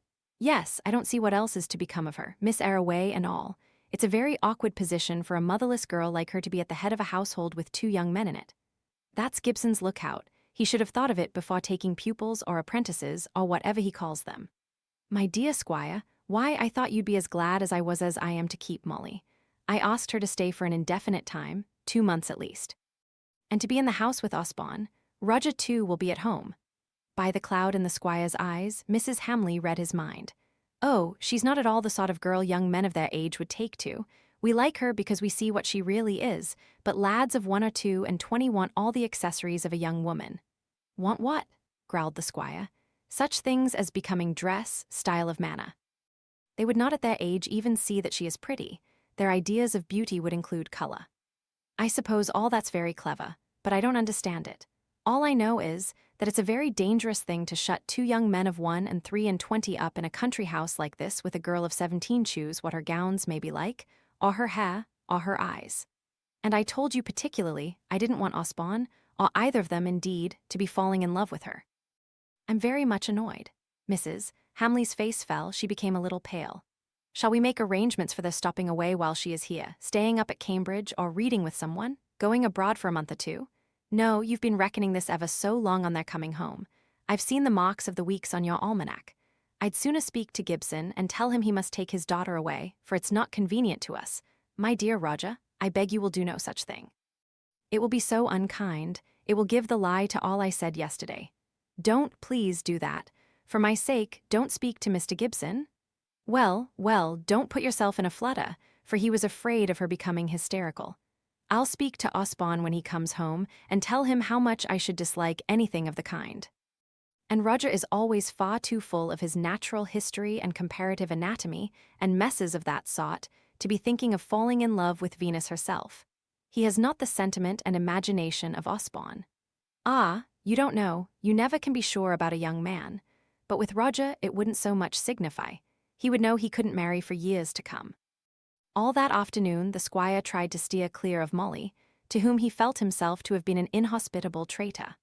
But she was so perfectly unconscious of his shyness of her, and so merry and sweet in her behavior as a welcome guest, never distrusting him for a moment, however gruff he might be, that by the next morning she had completely won him round, and they were quite on the old terms again. At breakfast this very morning, a letter was passed from the squire to his wife, and back again, without a word as to its contents, but fortunate. Yes, very. Little did Molly apply these expressions to the piece of news Mrs. Hamley told her in the course of the day, namely, that her son Osborne had received an invitation to stay with a friend in the neighbourhood of Cambridge, and perhaps to make a tour on the continent with him subsequently, and that, consequently, he would not accompany his brother when Roger came home. Molly was very sympathetic. "Oh, dear, I am so sorry." Mrs. Hamley was thankful her husband was not present. Molly spoke the words so heartily. "You have been thinking so long of his coming home, I am afraid it is a great disappointment." Mrs. Hamley smiled relieved. "Yes, it is a disappointment, certainly, but we must think of Osborne's pleasure, and with his poetical mind, he will write us such delightful travelling letters. Poor fellow, he must be going into the examination today. Both his father and I feel sure, though, that he will be a high wrangler. Only I should like to have seen him, my own dear boy, but it is best as it is." Molly was a little puzzled by this speech, but soon put it out of her head. It was a disappointment to her, too, that she should not see this beautiful, brilliant young man, his mother's hero. From time to time, her maiden fancy had dwelt upon what he would be like. How the lovely boy of the picture in Mrs. Hamley's dressing room would have changed in the 10 years that had elapsed since the likeness was taken, if he would read poetry aloud, if he would even read his own poetry. However, in the never-ending feminine business of the day, she soon forgot her own disappointment. It only came back to her on first wakening the next morning, as a vague something that was not quite so pleasant as she had anticipated, and then was banished as a subject of regret. Her days at Hamley were well filled up with the small duties that would have belonged to a daughter of the house had there been one.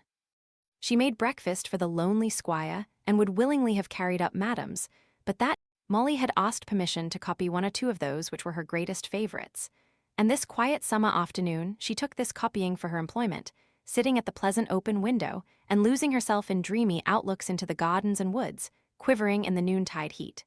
The house was so still. In its silence it might have been the moated grange. The booming buzz of the blue flies in the great staircase window seemed the loudest noise indoors. And there was scarcely a sound out of doors but the humming of bees in the flower beds below the window. Distant voices from the faraway fields, where they were making hay, the scent of which came in sudden wafts distinct from that of the nearer roses and honeysuckles. These merry piping voices just made Molly feel the depth of the present silence. She had left off copying, her hand weary with the unusual exertion of so much writing, and she was lazily trying to learn 1 or 2 of the poems off by heart. I asked of the wind, but answer made it none, save its accustomed sad and solitary moan she kept saying to herself, losing her sense of whatever meaning the words had ever had, in the repetition which had become mechanical. Suddenly there was the snap of a shut-in gate, wheels crackling on the dry gravel, horses' feet on the drive, a loud, cheerful voice in the house, coming up through the open windows, the hall, the passages, the staircase, with unwonted fullness and roundness of tone. The entrance hall downstairs was paved with diamonds of black and white marble. The low, wide staircase that went in short flights around the hall, till you could look down upon the marble floor from the top story of the house, was uncarpeted, uncovered. The squire was too proud of his beautifully joined oaken flooring to cover this staircase up unnecessarily. Not to say a word of the usual state of want of ready money to expend upon the decorations of his house.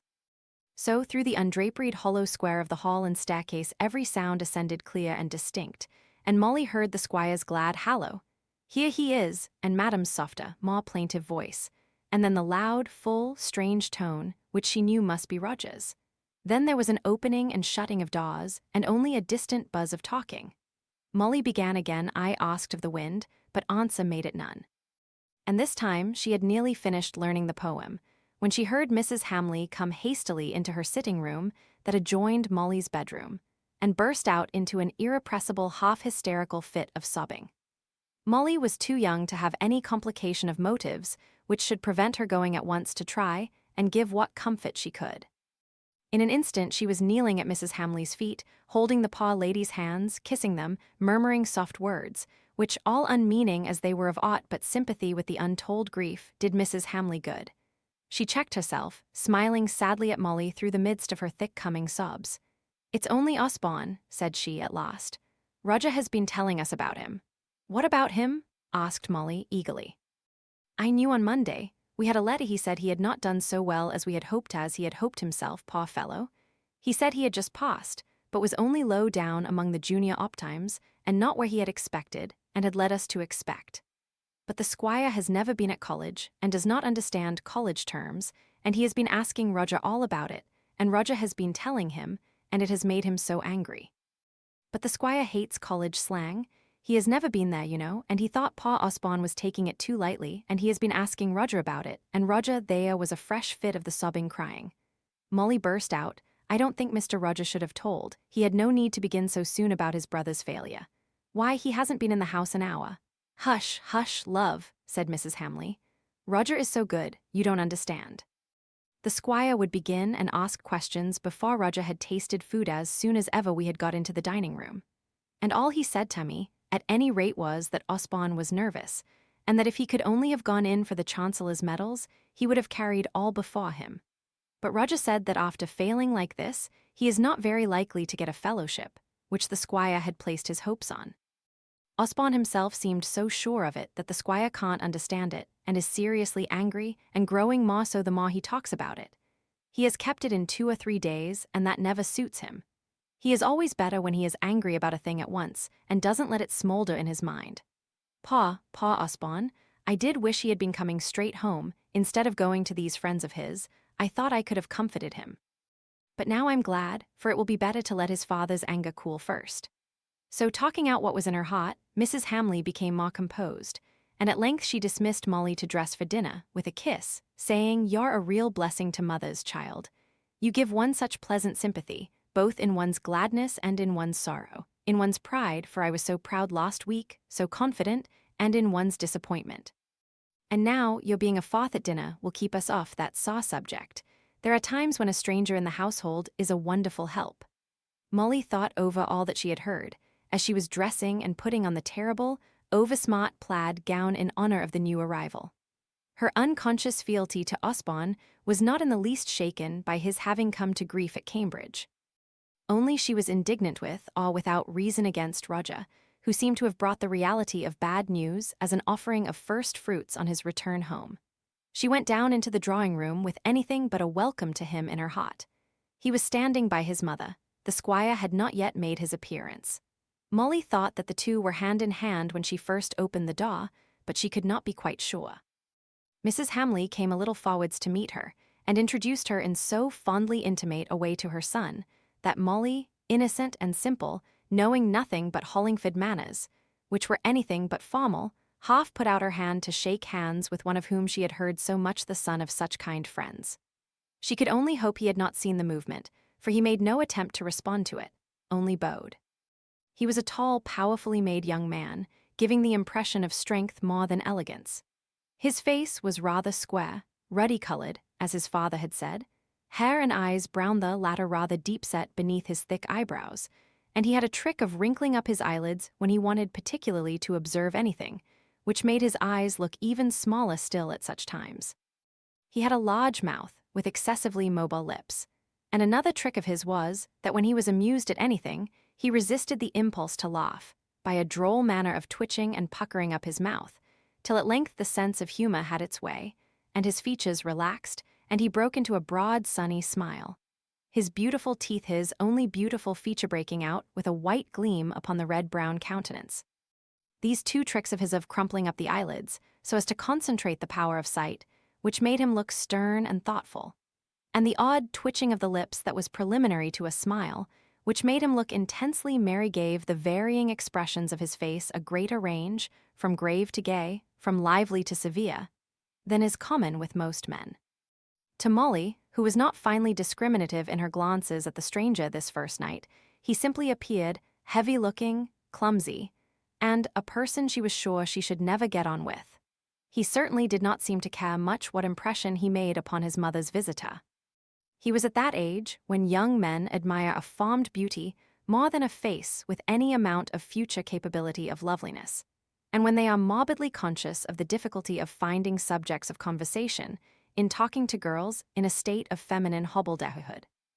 Besides, his thoughts were full of other subjects, which he did not intend to allow to ooze out in words, yet he wanted to prevent any of that heavy silence which he feared might be impending with an angry and displeased father, and a timorous and distressed mother. He only looked upon Molly as a badly dressed and rather awkward girl, with black hair and an intelligent face, who might help him in the task he had set himself of keeping up a bright general conversation during the rest of the evening, might help him if she would, but she would not. She thought him unfeeling in his talkativeness. His constant flow of words upon indifferent subjects was a wonder and a repulsion to her. How could he go on so cheerfully while his mother sat there, scarcely eating anything, and doing her best, with ill success, to swallow down the tears that would keep rising to her eyes, when his father's heavy brow was deeply clouded, and he evidently cared nothing at first, at least for all the chatter his son poured forth? Had Mr. Roger It was the greatest fun to watch them last year at Sir Edward's, doing the honours of their grandfather's house to much such a collection of humble admirers as you get together at the Towers. I shall never forget seeing Edgar gravely squiring about an old lady in a portentous black bonnet, and giving her information in the correctest grammar possible. "Well, I like those lads," said Lady Cuxhaven. "They are on the way to become true gentlemen. But, Mamma, why shouldn't you have Claire to stay with you? You like her, and she is just the person to save you the troubles of hospitality to the Hollingford people, and we should all be so much more comfortable if we knew you had her with you." "Yes, Claire would do very well," said Lady Cumnor, "but isn't it her school time or something? We must not interfere with her school so as to injure her, for I am afraid she is not doing too well as it is, and she has been so very unlucky ever since she left us. First her husband died, and then she lost Lady Davy's situation, and then Mrs. Maud's, and now Mr. Preston told your father it was all she could do to pay her way in Ashcombe, though Lord Cumnor lets her have the house rent-free." "I can't think how it is," said Lady Harriet. "She's not very wise, certainly, but she is so useful and agreeable, and has such pleasant manners, I should have thought anyone who wasn't particular about education would have been charmed to keep her as a governess." "What do you mean by not being particular about education? Most people who keep governesses for their children are supposed to be particular," said Lady Cuxhaven. "Well, they think themselves so, I've no doubt, but I call you particular, Mary, and I don't think Mamma was, but she thought herself so, I'm sure." "I can't think what you mean, Harriet," said Lady Cumnor, a good deal annoyed at this speech of her clever, heedless youngest daughter. "Oh dear, Mamma, you did everything you could think of for us, but you see you'd ever so many other engrossing interests, and Mary hardly ever allows her love for her husband to interfere with her all-absorbing care for the children.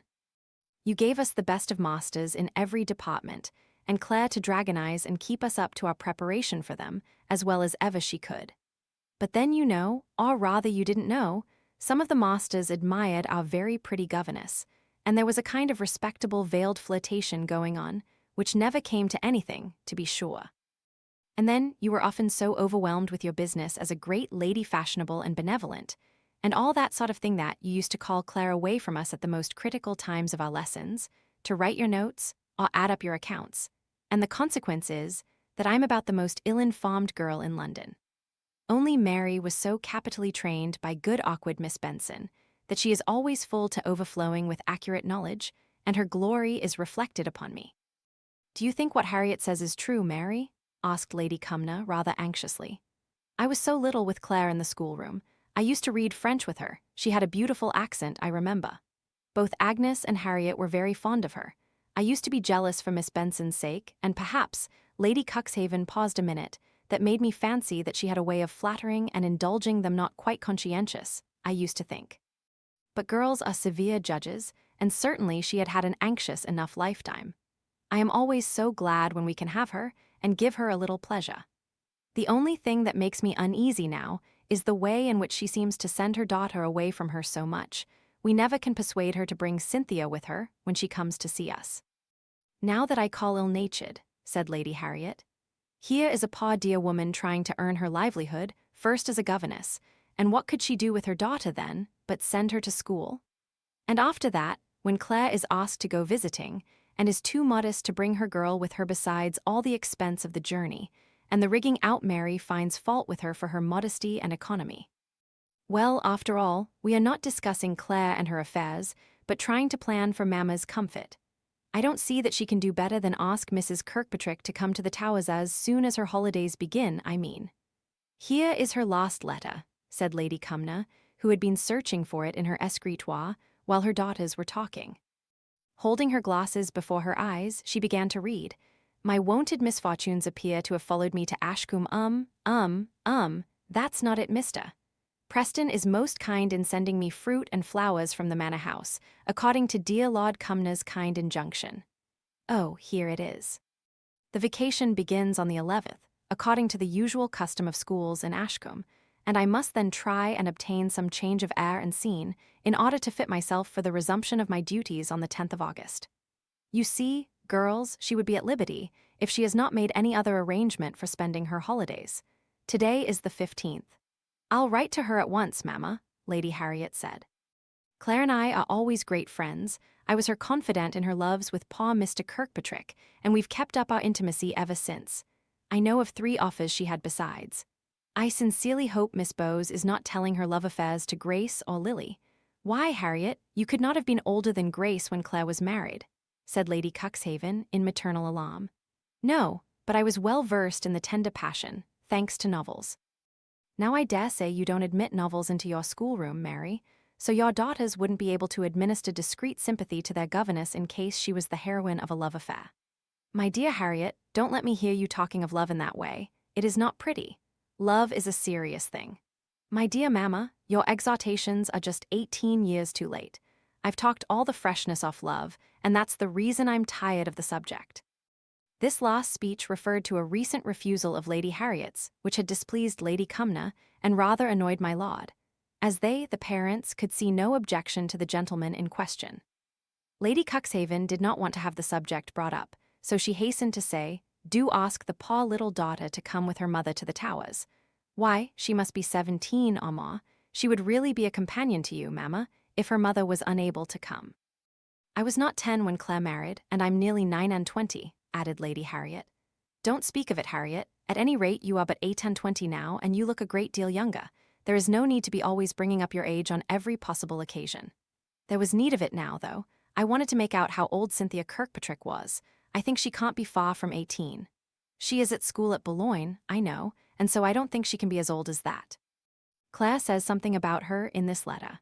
Under these circumstances, the ill success of her school, I cannot think myself justified in allowing myself the pleasure of having darling Cynthia at home for the holidays, especially as the period when the vacation in French schools commences differs from that common in England.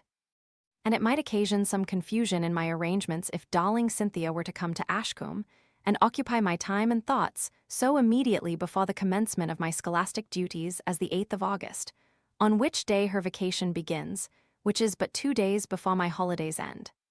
So, you see, Claire would be quite at liberty to come to me, and I dare say it would be a very nice change for her. And Hollingford is busy seeing after his new laboratory at the Towers, and is constantly backwards and forwards. And Agnes wants to go there for change of air, as soon as she is strong enough after her confinement. And even my own dear insatiable me will have had enough of gaiety in 2 or 3 weeks, if this hot weather lasts. I think I may be able to come down for a few days too, if you will let me, Mamma, and I'll bring Grace, who is looking rather pale and weedy, growing too fast, I'm afraid, so I hope you won't be dull. My dear, said Lady Cumnor, drawing herself up, I should be ashamed of feeling dull with my resources, my duties to others and to myself. So the plan in its present shape was told to Lord Cumnor, who highly approved of it, as he always did of every project of his wife's.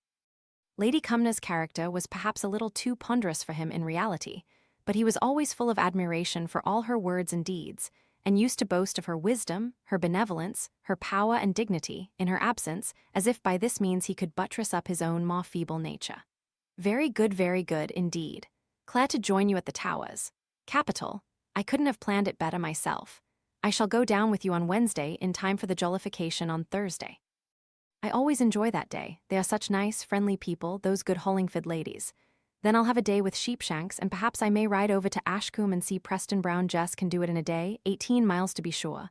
But there's back again to the Towers. How much is twice 18:30? She braced her muscles and drew herself up, saying coldly, When I am tired, Lord Cumnor, I will tell you so. And her fatigue showed itself during the rest of the evening in her sitting particularly upright, and declining all offers of easy chairs or footstools, and refusing the insult of a suggestion that they should all go to bed earlier. She went on in something of this kind of manner as long as Lord Cumnor remained at the Towers. Mrs. Kirkpatrick was quite deceived by it, and kept assuring Lord Cumnor that she had never seen dear Lady Cumnor looking better or so strong. But he had an affectionate heart, if a blundering head, and though he could give no reason for his belief, he was almost certain his wife was not well. Yet he was too much afraid of her to send for Mr. Gibson without her permission. His last words to Claire were, It's such a comfort to leave my lady to you, only don't you be deluded by her ways. She'll not show she's ill till she can't help it. Consult with Bradley, Lady Cumnor's own woman. She disliked the newfangledness of lady's maid. And if I were you, I'd send and ask Gibson to call you might make any kind of a pretense. And then the idea he had had in London of the fitness of a match between the two coming into his head just now, he could not help adding, Get him to come and see you. He's a very agreeable man. Lord Hollingford says there's no one like him in these parts. And he might be looking at my lady while he was talking to you, and see if he thinks her really ill, and let me know what he says about her. But Claire was just as great a coward about doing anything for Lady Cumnor which she had not expressly ordered, as Lord Cumnor himself. She knew she might fall into such disgrace if she sent for Mr. Gibson without direct permission, that she might never be asked to stay at the Towers again, and the life there, monotonous in its smoothness of luxury as it might be to some, was exactly to her taste. She in her turn tried to put upon Bradley the duty which Lord Cumnor had put upon her. Mrs. Bradley, she said one day, are you quite comfortable about my lady's health? Lord Cumnor fancied that she was looking wan and ill. Indeed, Mrs. Kirkpatrick, I don't think my lady is herself. I can't persuade myself as she is, though if you was to question me till night I couldn't tell you why. Don't you think you could make some errand to Hollingford, and see Mr. Gibson, and ask him to come round this way some day, and make a call on Lady Cumnor? It would be as much as my place is worth, Mrs. Kirkpatrick. Till my lady's dying day, if Providence keeps her in her senses, she'll have everything done her own way, or not at all. There's only Lady Harriet that can manage her the least, and she not always.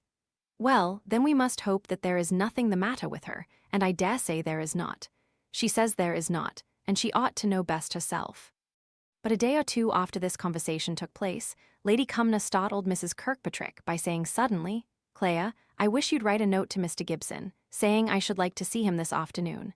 I thought he would have called of himself before now. He ought to have done so, to pay his respects. Mr. Gibson had been far too busy in his profession to have time for mere visits of ceremony, though he knew quite well he was neglecting what was expected of him. But the district of which he may be said to have had medical charge was full of a bad kind of low fever, which took up all his time and thought, and often made him very thankful that Molly was out of the way in the quiet shades of Hamley. His domestic, Rose, had not healed over in the least, though he was obliged to put the perplexities on one side for the time. The last drop the final straw had been an impromptu visit of Lord Hollingford's, whom he had met in the town one forenoon. They had had a good deal to say to each other about some new scientific discovery, with the details of which Lord Hollingford was well acquainted, while Mr. Gibson was ignorant and deeply interested. At length Lord Hollingford said suddenly, "Gibson, I wonder if you'd give me some lunch. I've been a good deal about since my 7 o'clock breakfast, and am getting quite ravenous." Now Mr. Gibson was only too much pleased to show hospitality to one whom he liked and respected so much as Lord Hollingford, and he gladly took him home with him to the early family dinner. But it was just at the time when the cook was sulking at Bethia's dismissal and she chose to be unpunctual and careless. There was no successor to Bethia, as yet appointed to wait at the meals. So, though Mr. Gibson knew well that bread and cheese, cold beef, or the simplest food available, would have been welcome to the hungry lord, he could not get either these things for luncheon, or even the family dinner, at anything like the proper time, in spite of all his ringing, and as much anger as he liked to show, for fear of making Lord Hollingford uncomfortable. At last dinner was ready, but the poor host saw the want of nicety, almost the want of cleanliness, in all its accompaniments: dingy plate, dull-looking glass, a tablecloth that, if not absolutely dirty, was anything but fresh in its splashed and rumpled condition, and compared it in his own mind with the dainty delicacy with which even a loaf of brown bread was served up at his guest's home. He did not apologize directly, but after dinner, just as they were parting, he said, "You see, a man like me, a widower with a daughter, who cannot always be at home, has not the regulated household which would enable me to command the small portions of time I can spend there." He made no allusion to the comfortless meal of which they had both partaken, though it was full in his mind. Nor was it absent from Lord Hollingford's, as he made reply, "True, true. Yet a man like you ought to be free from any thought of household cares. You ought to have somebody. How old is Miss Gibson?" 17. It's a very awkward age for a motherless girl." "Yes, very. I have only boys, but it must be very awkward with a girl. Excuse me, Gibson, but we're talking like friends. Have you never thought of marrying again? It wouldn't be like a first marriage, of course. But if you found a sensible, agreeable woman of 30 or so, I really think you couldn't do better than take her to manage your home, and so save you either discomfort or worry. And besides, she would be able to give your daughter that kind of tender supervision which, I fancy, all girls of that age require. It's a delicate subject, but you'll excuse my having spoken frankly." Mr. Gibson had thought of this advice several times since it was given, but it was a case of first catch your hare. Where was the sensible and agreeable woman of 30 or so? Not Miss Browning, nor Miss Phoebe, nor Miss Goodenough. Among his country patients there were two classes pretty distinctly marked: farmers, whose children were unrefined and uneducated; squires, whose daughters would, indeed, think the world was coming to a pretty pass if they were to marry a country surgeon. But the first day on which Mr. Gibson paid his visit to Lady Cumnor, he began to think it possible that Mrs. Kirkpatrick was his hare. He rode away with slack rein, thinking over what he knew of her, more than about the prescriptions he should write or the way he was going. He remembered her as a very pretty Miss Clare, the governess who had the scarlet fever. That was in his wife's days, a long time ago. He could hardly understand Mrs. Kirkpatrick's youthfulness of appearance when he thought how long. Then he had heard of her marriage to a curate, and the next day, or so it seemed, he could not recollect the exact duration of the interval, of his death. He knew, in some way, that she had been living ever since as a governess in different families, but that she had always been a great favorite with the family at the Towers, for whom, quite independent of their rank, he had a true respect. A year or two ago he had heard that she had taken the goodwill of a school at Ashcombe, a small town close to another property of Lord Cumnor's in the same county. Ashcombe was a larger estate than that near Hollingford, but the old manor house there was not nearly so good a residence as the Towers, so it was given up to Mr. Preston, the land agent for the Ashcombe property, just as Mr. Sheepshanks was for that at Hollingford. There were a few rooms at the manor house reserved for the occasional visits of the family. Otherwise Mr. Preston, a handsome young bachelor, had it all to himself. Mr. Gibson knew that Mrs. Kirkpatrick had one child, a daughter, who must be much about the same age as Molly. Of course she had very little, if any, property. But he himself had lived carefully and had a few thousands well invested.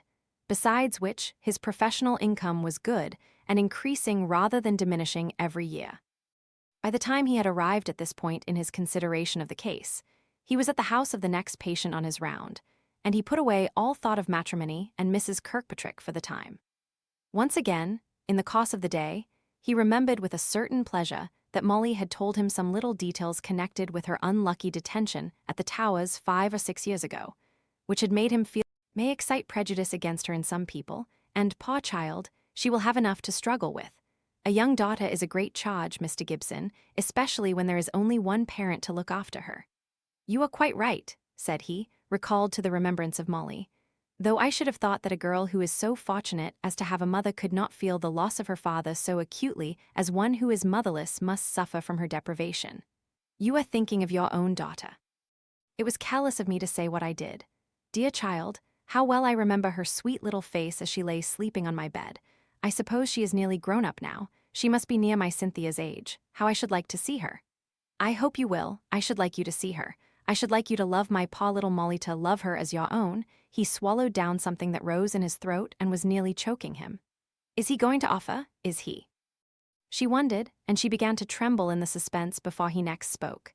Could you love her as your daughter? Will you try? Will you give me the right of introducing you to her as her future mother, as my wife? There, he had done it whether it was wise or foolish he had done it. But he was aware that the question as to its wisdom came into his mind the instant that the words were said past recall. She hid her face in her hands. Oh. Mr. Gibson, she said, and then, a little to his surprise and a great deal to her own, she burst into hysterical tears. It was such a wonderful relief to feel that she need not struggle any more for a livelihood. My dearest, said he, trying to soothe her with word and caress, but just at the moment uncertain what name he ought to use. After her sobbing had abated a little, she said herself, as if understanding his difficulty, call me Hyacinth, your own Hyacinth. I can't bear Claire. It does so remind me of being a governess, and those days are all past now. Yes, but surely no one can have been more valued, more beloved than you have been in this family at least. Oh, yes, they have been very good, but still one has always had to remember one's position. We ought to tell Lady Cumnor, said he, thinking perhaps more of the various duties which lay before him in consequence of the step he had just taken than of what his future bride was saying. You'll tell her, won't you? Said she, looking up in his face with beseeching eyes. I always like other people to tell her things, and then I can see how she takes them. Certainly, I will do whatever you wish. Shall we go and see if she is awake now? No, I think not. I had better prepare her. You will come tomorrow, won't you? And you will tell her then. Yes, that will be best. I ought to tell Molly first. She has the right to know. I do hope you and she will love each other dearly. Oh, yes, I'm sure we shall. Then you'll come tomorrow and tell Lady Cumnor, and I'll prepare her. I don't see what preparation is necessary, but you know best, my dear. When can we arrange for you and Molly to meet? Just then a servant came in, and the pair started apart. Her ladyship is awake, and wishes to see Mr. Gibson. They both followed the man upstairs, Mrs. Kirkpatrick trying hard to look as if nothing had happened, for she particularly wished to prepare Lady Cumnor, that is to say, to give her version of Mr. Gibson's extreme urgency and her own coy unwillingness. But Lady Cumnor had observant eyes in sickness as well as in health. She had gone to sleep with the recollection of the passage in her husband's letter full in her mind, and perhaps it gave a direction to her wakening ideas. I'm glad you're not gone, Mr. Gibson. I wanted to tell you what's the matter with you both. What have you been saying to Claire? I'm sure something has happened. There was nothing for it, in Mr. Gibson's opinion, but to make a clean breast of it and tell her ladyship all. He turned round and took hold of Mrs. Kirkpatrick's hand and said out straight, I have been asking Mrs. Kirkpatrick to be my wife and to be a mother to my child, and she has consented. I hardly know how to thank her enough in words. I don't see any objection. I dare say you'll be very happy. I'm very glad of it. Here, shake hands with me, both of you. Then, laughing a little, she added, It does not seem to me that any exertion has been required on my part. Mr. Gibson looked perplexed at these words. Mrs. Kirkpatrick reddened. Did she not tell you? Oh, then, I must. It's too good a joke to be lost, especially as everything has ended so well. When Lord Cumnor's letter came this very morning I gave it to Claire to read aloud to me, and I saw she suddenly came to a full stop, where no full stop could be, and I thought it was something about Agnes, so I took the letter and stay. I'll read the sentence to you. Where's the letter, Claire? Oh, don't trouble yourself, here it is. How are Claire and Gibson getting on? You despised my advice to help on that affair, but I really think a little matchmaking would be a very pleasant amusement now that you are shut up in the house, and I cannot conceive any marriage more suitable. You see, you have my lord's full approbation. But I must write, and tell him you have managed your own affairs without any interference of mine. Now we'll just have a little medical talk, Mr. Gibson, and then you and Claire shall finish your tea. They were neither of them quite as desirous of further conversation together as they had been before the passage out of Lord Cumnor's letter had been read aloud. Mr. Gibson tried not to think about it, for he was aware that if he dwelt upon it, he might get to fancy all sorts of things, as to the conversation which had ended in his offer. But Lady Cumnor was imperious now, as always. Come, no nonsense. I always made my girls go and have tea tests with the men who were to be their husbands, whether they would or no. There's a great deal to be talked over before every marriage, and you two are certainly old enough to be above affectation. Go away with you. So there was nothing for it but for them to return to the library, Mrs. Kirkpatrick pouting a little, and Mr. Gibson feeling more like his own cool, sarcastic self, by many degrees, than he had done when lost in that room. She began, half crying, I cannot tell what poor Kirkpatrick would say if he knew what I have done. He did so dislike the notion of second marriages, poor fellow. Let us hope that he doesn't know, then, or that, if he does, he is wise, that he sees how second marriages may be most desirable and expedient in some cases. Altogether, this second tea, done to command, was not so satisfactory as the first, and Mr. Gibson was quite alive to the necessity of proceeding on his round to see his patients before very much time had elapsed. We shall shake down into uniformity before long, I've no doubt, said he to himself as he rode away. It's hardly to be expected that our thoughts should run in the same groove all at once. Nor should I like it, he added. It would be very flat and stagnant to have only an echo of one's own opinions from one's wife. Hey-ho, I must tell Molly about it. Dear little woman, I wonder how she'll take it. It's done, in a great measure, for her good. And then he lost himself in recapitulating Mrs. Kirkpatrick's good qualities, and the advantages to be gained to his daughter from the step he had just taken. It was too late to go round by Hamley that afternoon. The towers and the towers round lay just in the opposite direction to Hamley. So it was the next morning before Mr. Gibson arrived at the Hall, timing his visit as well as he could so as to have half an hour's private talk with Molly before Mrs. Hamley came down into the drawing-room. He thought that his daughter would require sympathy after receiving the intelligence he had to communicate, and he knew there was no one more fit to give it than Mrs. Hamley. It was a brilliantly hot summer's morning. Men in their shirt-sleeves were in the fields getting in the early harvest of oats. As Mr. Gibson rode slowly along, he could see them over the tall hedgerows and even hear the soothing measured sound of the fall of the long swathes as they were mown. The labourers seemed too hot to talk. The dog, guarding their coats and cans, lay panting loudly on the other side of the elm, under which Mr. Gibson stopped for an instant to survey the scene and gain a little delay before the interview that he wished was well over. In another minute he had snapped at himself for his weakness and put spurs to his horse. He came up to the Hall at a good sharp trot. It was earlier than the usual time of his visits, and no one was expecting him. All the stablemen were in the fields, but that signified little to Mr. Gibson. He walked his horse about for 5 minutes or so before taking him into the stable and loosened his girths, examining him with perhaps unnecessary exactitude. He went into the house by a private door and made his way into the drawing-room, half expecting, however, that Molly would be in the garden. She had been there, but it was too hot and dazzling now for her to remain out of doors, and she had come in by the open window of the drawing-room. Oppressed with the heat, she had fallen asleep in an easy-chair, her bonnet and open book upon her knee, one arm hanging listlessly down. She looked very soft and young and childlike, and a gush of love sprang into her father's heart as he gazed at her. She's a very suitable age for me. I don't know how old she is exactly, but she must be nearly 40. I shouldn't have wished to marry anyone younger. She's highly respected by Lord and Lady Cumnor and their family, which is of itself a character. She has very agreeable and polished manners, of course, from the circles she has been thrown into, and you and I, Goosey, are apt to be a little brusque, or so. We must brush up our manners now. No remark from her on this little bit of playfulness. He went on, she has been accustomed to housekeeping, economical housekeeping, For of late years she has had a school at Ashcombe, and has had, of course, to arrange all things for a large family. And last, but not least, she has a daughter about your age, Molly, who, of course, will come and live with us, and be a nice companion sister for you. Still she was silent. At length she said, so I was sent out of the house that all this might be quietly arranged in my absence.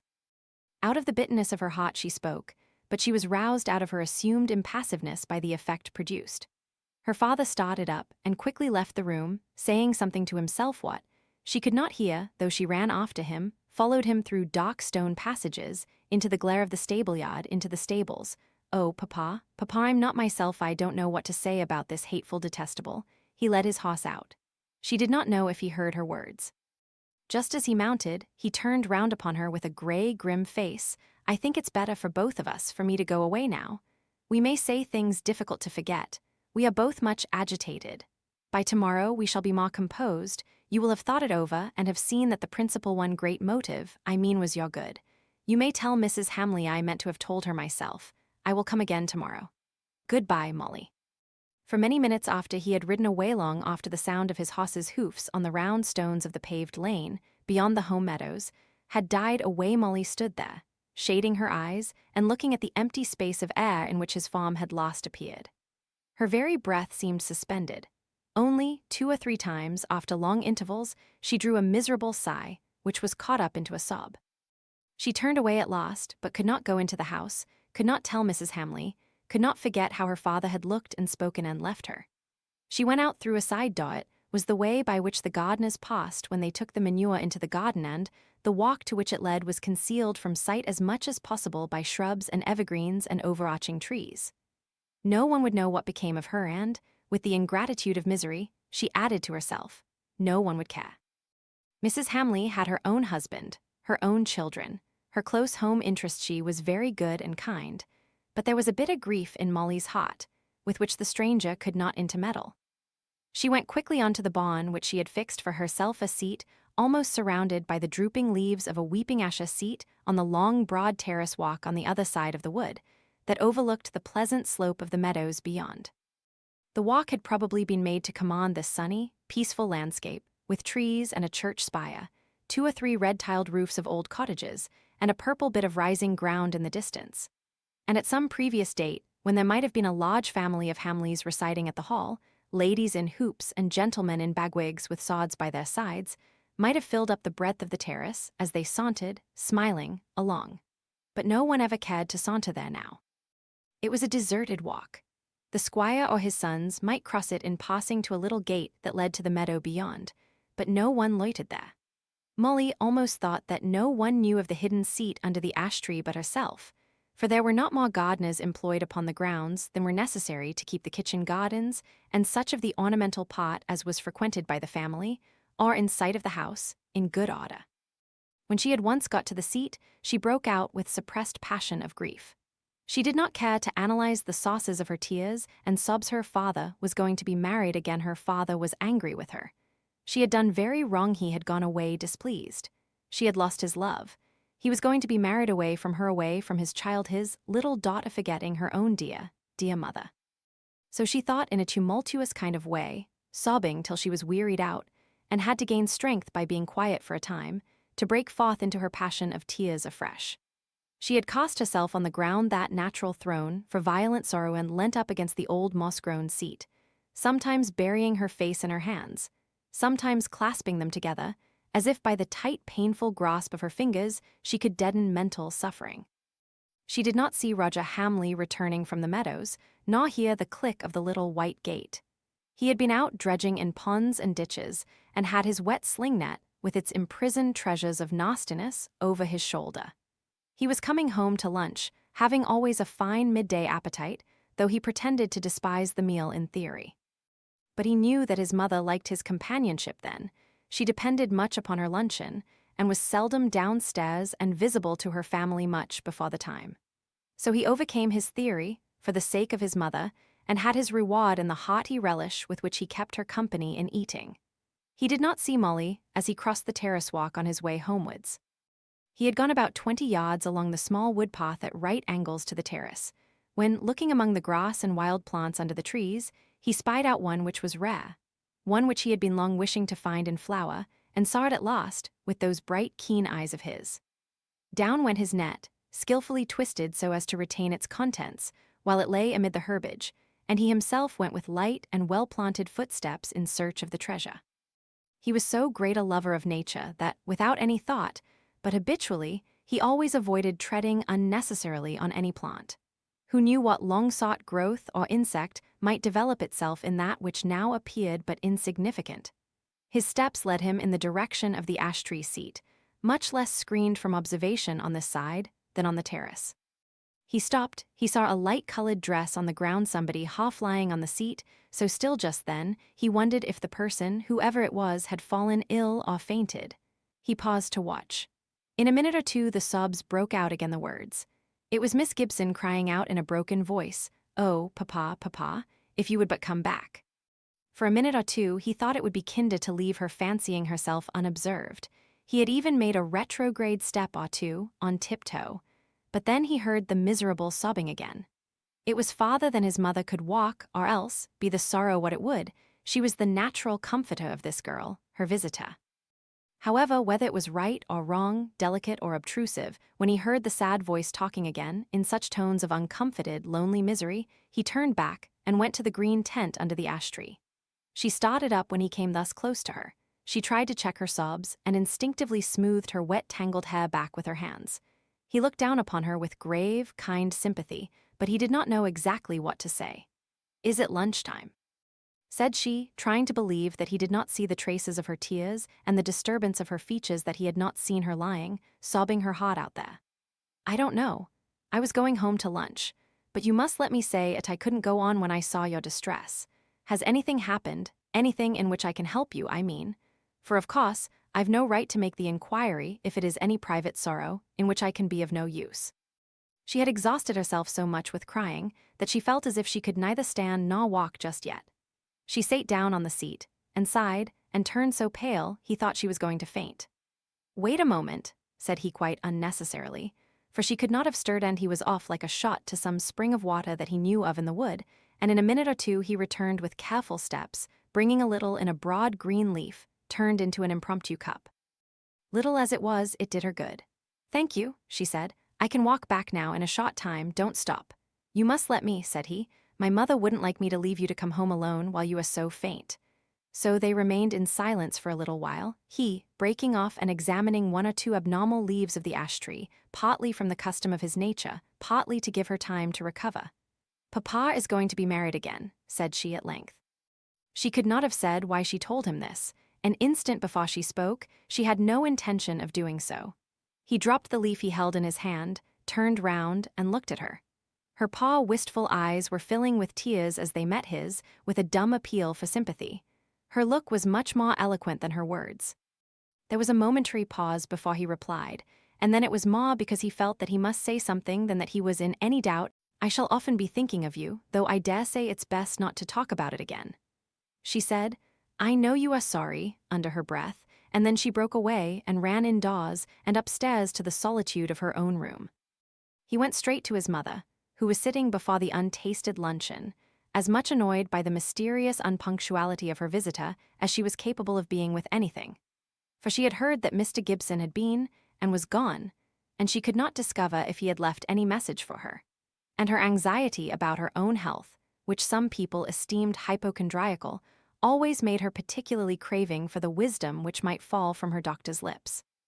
"Where have you been, Roger? Where is Molly, Miss Gibson, I mean?" For she was careful to keep up a barrier of forms between the young man and young woman who were thrown together in the same household. "I've been out dredging. By the way, I left my net on the terrace walk. I found Miss Gibson sitting there, crying as if her heart would break. Her father is going to be married again." "Married again? You don't say so." "Yes, he is, and she takes it very hardly, poor girl. Mother, I think if you could send someone to her with a glass of wine, a cup of tea, or something of that sort. She was very nearly fainting." "I'll go to her myself, poor child," said Mrs. Hamley, rising. "Indeed you must not," said he, laying his hand upon her arm. "We have kept you waiting already too long. You are looking quite pale. Hammond can take it," he continued, ringing the bell. She sate down again, almost stunned with surprise. "Whom is he going to marry?" "I don't know. I didn't ask, and she didn't tell me." "That's so like a man. Why, half the character of the affair lies in the question of who it is that he is going to marry. I dare say I ought to have asked, but somehow I'm not a good one on such occasions. I was as sorry as could be for her, and yet I couldn't tell what to say. What did you say? I gave her the best advice in my power. Advice? You ought to have comforted her. Poor little Molly. I think that if advice is good, it's the best comfort. That depends on what you mean by advice. Hush, here she is. To their surprise, Molly came in, trying hard to look as usual. She had bathed her eyes and arranged her hair, and was making a great struggle to keep from crying and to bring her voice into order. She was unwilling to distress Mrs. Hamley by the sight of pain and suffering. She did not know that she was following Roger's injunction to think more of others than of herself, but so she was. Mrs. Hamley was not sure if it was wise in her to begin on the piece of news she had just heard from her son, but she was too full of it herself to talk of anything else. So, I hear your father is going to be married, my dear. May I ask whom it is to? Mrs. Kirkpatrick. I think she was governess a long time ago at the Countess of Cumnor's. She stays with them a great deal, and they call her Claire, and I believe they are very fond of her. Molly tried to speak of her future stepmother in the most favorable manner she knew how. I think I've heard of her. Then she's not very young? That's as it should be. A widow, too. Has she any family? One girl, I believe, but I know so little about her. Molly was very near crying again. Never mind, my dear. That will all come in good time. Roger, you've hardly eaten anything. Where are you going? To fetch my dredging net. It's full of things I don't want to lose. Besides, I never eat much as a general thing. The truth was partly told, not all. He thought he had better leave the other two alone. His mother had such sweet power of sympathy that she would draw the sting out of the girl's heart when she had her alone. As soon as he was gone, Molly lifted up her paw-swelled eyes, and looking at Mrs. Hamley, she said, "He was so good to me. I mean to try and remember all he said." "I'm glad to hear it, love, very glad. From what he told me, I was afraid he had been giving you a little lecture. He has a good heart, but he isn't so tender in his manner as Osborne. Roger is a little rough sometimes." "Then I like roughness. It did me good. It made me feel how badly, Mrs. Hamley, I did behave so badly to Papa this morning." She rose up and threw herself into Mrs. Hamley's arms and sobbed upon her breast. Her sorrow was not now for the fact that her father was going to be married again, but for her own ill behavior. If Roger was not tender in words, he was in deeds. Unreasonable and possibly exaggerated as Molly's grief had appeared to him, it was real suffering to her, and he took some pains to lighten it in his own way, which was characteristic enough. That evening, he adjusted his microscope and put the treasures he had collected in his morning's ramble on a little table, and then he asked his mother to come and admire. Of course, Molly came too, and this was what he had intended. He tried to interest her in his pursuit, cherished her first little morsel of curiosity, and nursed it into a very proper desire for further information. Then he brought out books on the subject, and translated the slightly pompous and technical language into homely, everyday speech. Molly had come down to dinner, wondering how the long hours till bedtime would ever pass away. Hours during which she must not speak on the one thing that would be occupying her mind to the exclusion of all others. For she was afraid that already she had wearied Mrs. Hamley with it during that afternoon tea. But prayers and bedtime came long before she expected. She had been refreshed by a new current of thought, and she was very thankful to Roger. And now there was tomorrow to come, and a confession of penitence to be made to her father. But Mr. Gibson did not want speech or words. He was not fond of expressions of feeling at any time, and perhaps, too, he felt that the less said the better on a subject about which it was evident that his daughter and he were not thoroughly and impulsively in harmony. He read her repentance in her eyes, he saw how much she had suffered, and he had a sharp pang at his heart in consequence. And he stopped her from speaking out her regret at her behavior the day before by a there, that will do. "I know all you want to say. I know my little Molly, my silly little goosey, better than she knows herself. I've brought you an invitation. Lady Cumnor wants you to go and spend next Thursday at the Towers. Do you wish me to go?" said she, her heart sinking. "I wish you and Hyacinth to become better acquainted, to learn to love each other." "Hyacinth?" said Molly, entirely bewildered. "Yes, Hyacinth. It's the silliest name I ever heard of, but it's hers, and I must call her by it. I can't bear Claire, which is what my lady and all the family at the Towers call her, and Mrs. Kirkpatrick is formal and nonsensical too, as she'll change her name so soon." "When, Papa?" asked Molly, feeling as if she were living in a strange, unknown world. "Not till after Michaelmas." And then, continuing on his own thoughts, he added, And the worst is, she's gone and perpetuated her own affected name by having her daughter called after her. Cynthia. One thinks of the moon and the man in the moon with his bundle of faggots. I'm thankful you're plain Molly, child. How old is she, Cynthia, I mean? I get accustomed to the name. I should think Cynthia Kirkpatrick was about as old as you are. She's at school in France picking up airs and graces. She's to come home for the wedding, so you'll be able to get acquainted with her then, though one thinks she's to go back again for another half-year or so. Chapter 11. Making Friendship. Mr. Gibson believed that Cynthia Kirkpatrick was to return to England to be present at her mother's wedding, but Mrs. Kirkpatrick had no such intention. She was not what is commonly called a woman of determination, but somehow what she disliked she avoided, and what she liked she tried to do, ought to have. So although in the conversation, which she had already led to, as to the when and the how she was to be married, she had listened quietly to Mr. Gibson's proposal that Molly and Cynthia should be the two bridesmaids. Still, she had felt how disagreeable it would be to her to have her young daughter flashing out her beauty by the side of the fated bride, her mother. And as the further arrangements for the wedding became more definite, she saw further reasons in her own mind for Cynthia's remaining quietly at her school at Boulogne. Mrs. Kirkpatrick had gone to bed that first night of her engagement to Mr. Gibson, fully anticipating a speedy marriage.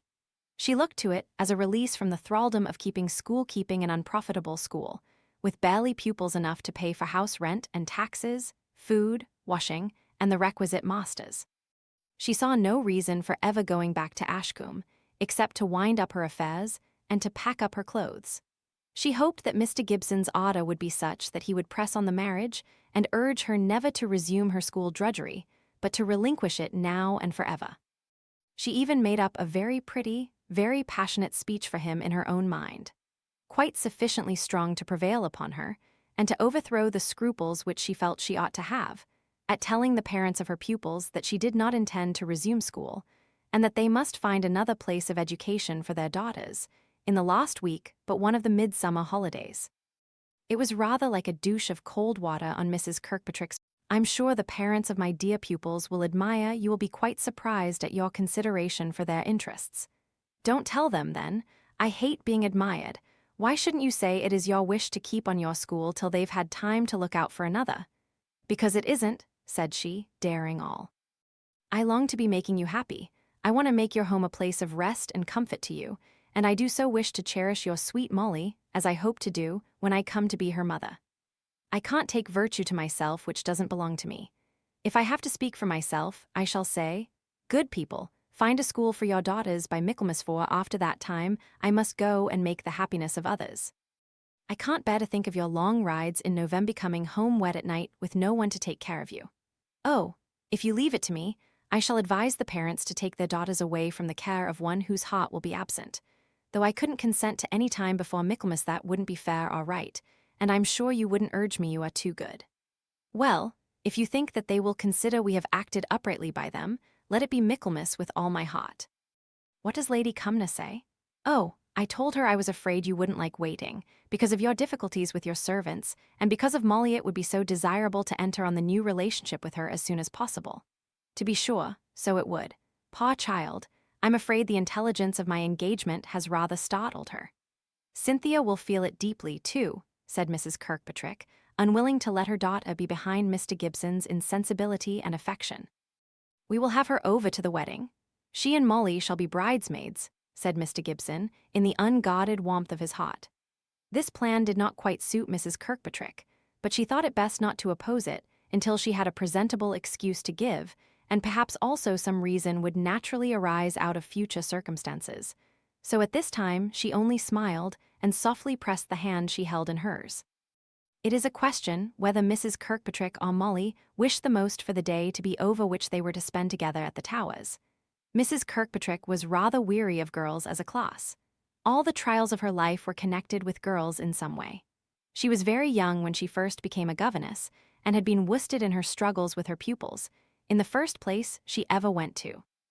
Her elegance of appearance and manner, and her accomplishments, more than her character and acquirements, had rendered it easier for her than for most to obtain good situations. And she had been absolutely petted in some. But still, she was constantly encountering naughty or stubborn, or overconscientious, or severe judging, or curious and observant girls. And again, before Cynthia was born, she had longed for a boy, thinking it possible that if some 3 or 4 intervening relations died, he might come to be a baronet. And instead of a son, lo and behold, it was a daughter. Nevertheless, with all her dislike to girls in the abstract as the plagues of her life, and her aversion was not diminished by the fact of her having kept a school for young ladies at Ashcombe, she really meant to be as kind as she could be to her new stepdaughter, whom she remembered principally as a black-haired, sleepy child, in whose eyes she had read admiration of herself. Mrs. Kirkpatrick accepted Mr. Gibson principally because she was tired of the struggle of earning her own livelihood, but she liked him personally, nay, she even loved him in her topid way, and she intended to be good to his daughter, though she felt as if it would have been easier for her to have been good to his son. Molly was bracing herself up in her way too. "I will be like Harriet. I will think of others. I won't think of myself," she kept repeating all the way to the Towers. But there was no selfishness in wishing that the day was come to an end, and that she did very heartily. Mrs. Hamley sent her thither in the carriage, which was to wait and bring her back at night. Mrs. Hamley wanted Molly to make a favorable impression, and she sent for her to come and show herself before she set out. "Don't put on your silk gown, your white muslin will look the nicest, my dear." "Not my silk. It is quite new. I had it to come here." "Still, I think your white muslin suits you the best." Anything but that horrid plaid silk was the thought in Mrs. Hamley's mind, and thanks to her, Molly set off for the Towers, looking a little quaint, it is true, but thoroughly ladylike if she was old-fashioned. Her father was to meet her there, but he had been detained, and she had to face Mrs. Kirkpatrick by herself, the recollection of her lost day of misery at the Towers fresh in her mind as if it had been yesterday. Mrs. Kirkpatrick was as caressing as could be. She held Molly's hand in hers as they sate together in the library after the first salutations were over. She kept stroking it from time to time and purring out inarticulate sounds of loving satisfaction as she gazed in the blushing face. "What eyes, so like your dear father's. How we shall love each other, shan't we, darling, for his sake?" "I'll try," said Molly bravely, and then she could not finish her sentence. "And you've just got the same beautiful black curling hair," said Mrs. Kirkpatrick, softly lifting one of Molly's curls from off her white temple. "Papa's hair is growing grey," said Molly. "Is it? I never see it, I never shall see it. He will always be to me the handsomest of men." Mr. Gibson was really a very handsome man, and Molly was pleased with the compliment, but she could not help saying, "Still he will grow old, and his hair will grow grey." "I think he will be just as handsome, but it won't be as a young man." "Ah, that's just it, love. He'll always be handsome, some people always are, and he is so fond of you, dear." Molly's colour flashed into her face. She did not want an assurance of her own father's love from this strange woman. She could not help being angry, all she could do was to keep silent. "You don't know how he speaks of you, his little treasure, as he calls you. I'm almost jealous sometimes." Molly took her hand away, and her heart began to harden. These speeches were so discordant to her, but she set her teeth together and tried to be good. "We must make him so happy. I'm afraid he has had a great deal to annoy him at home, but we will do away with all that now. You must tell me," seeing the cloud in Molly's eyes, "what he likes and dislikes, for of course you will know." Molly's face cleared a little. Of course she did know.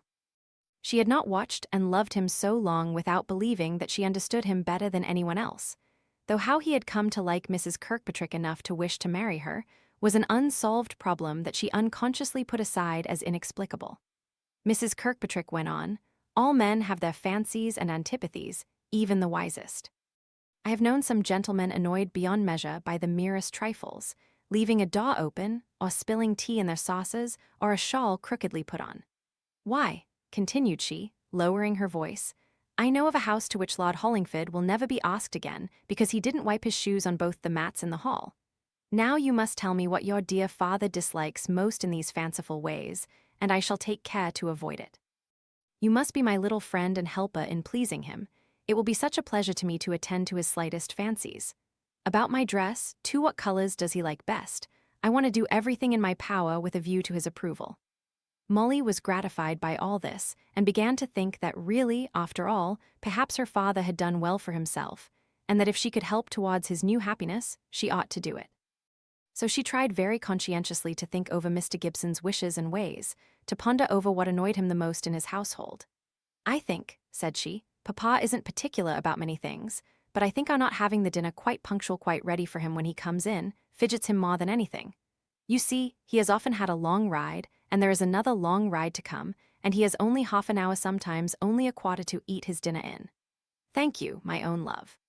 Punctuality, yes, it's a great thing in a household. It's what I've had to enforce with my young ladies at Ashcombe.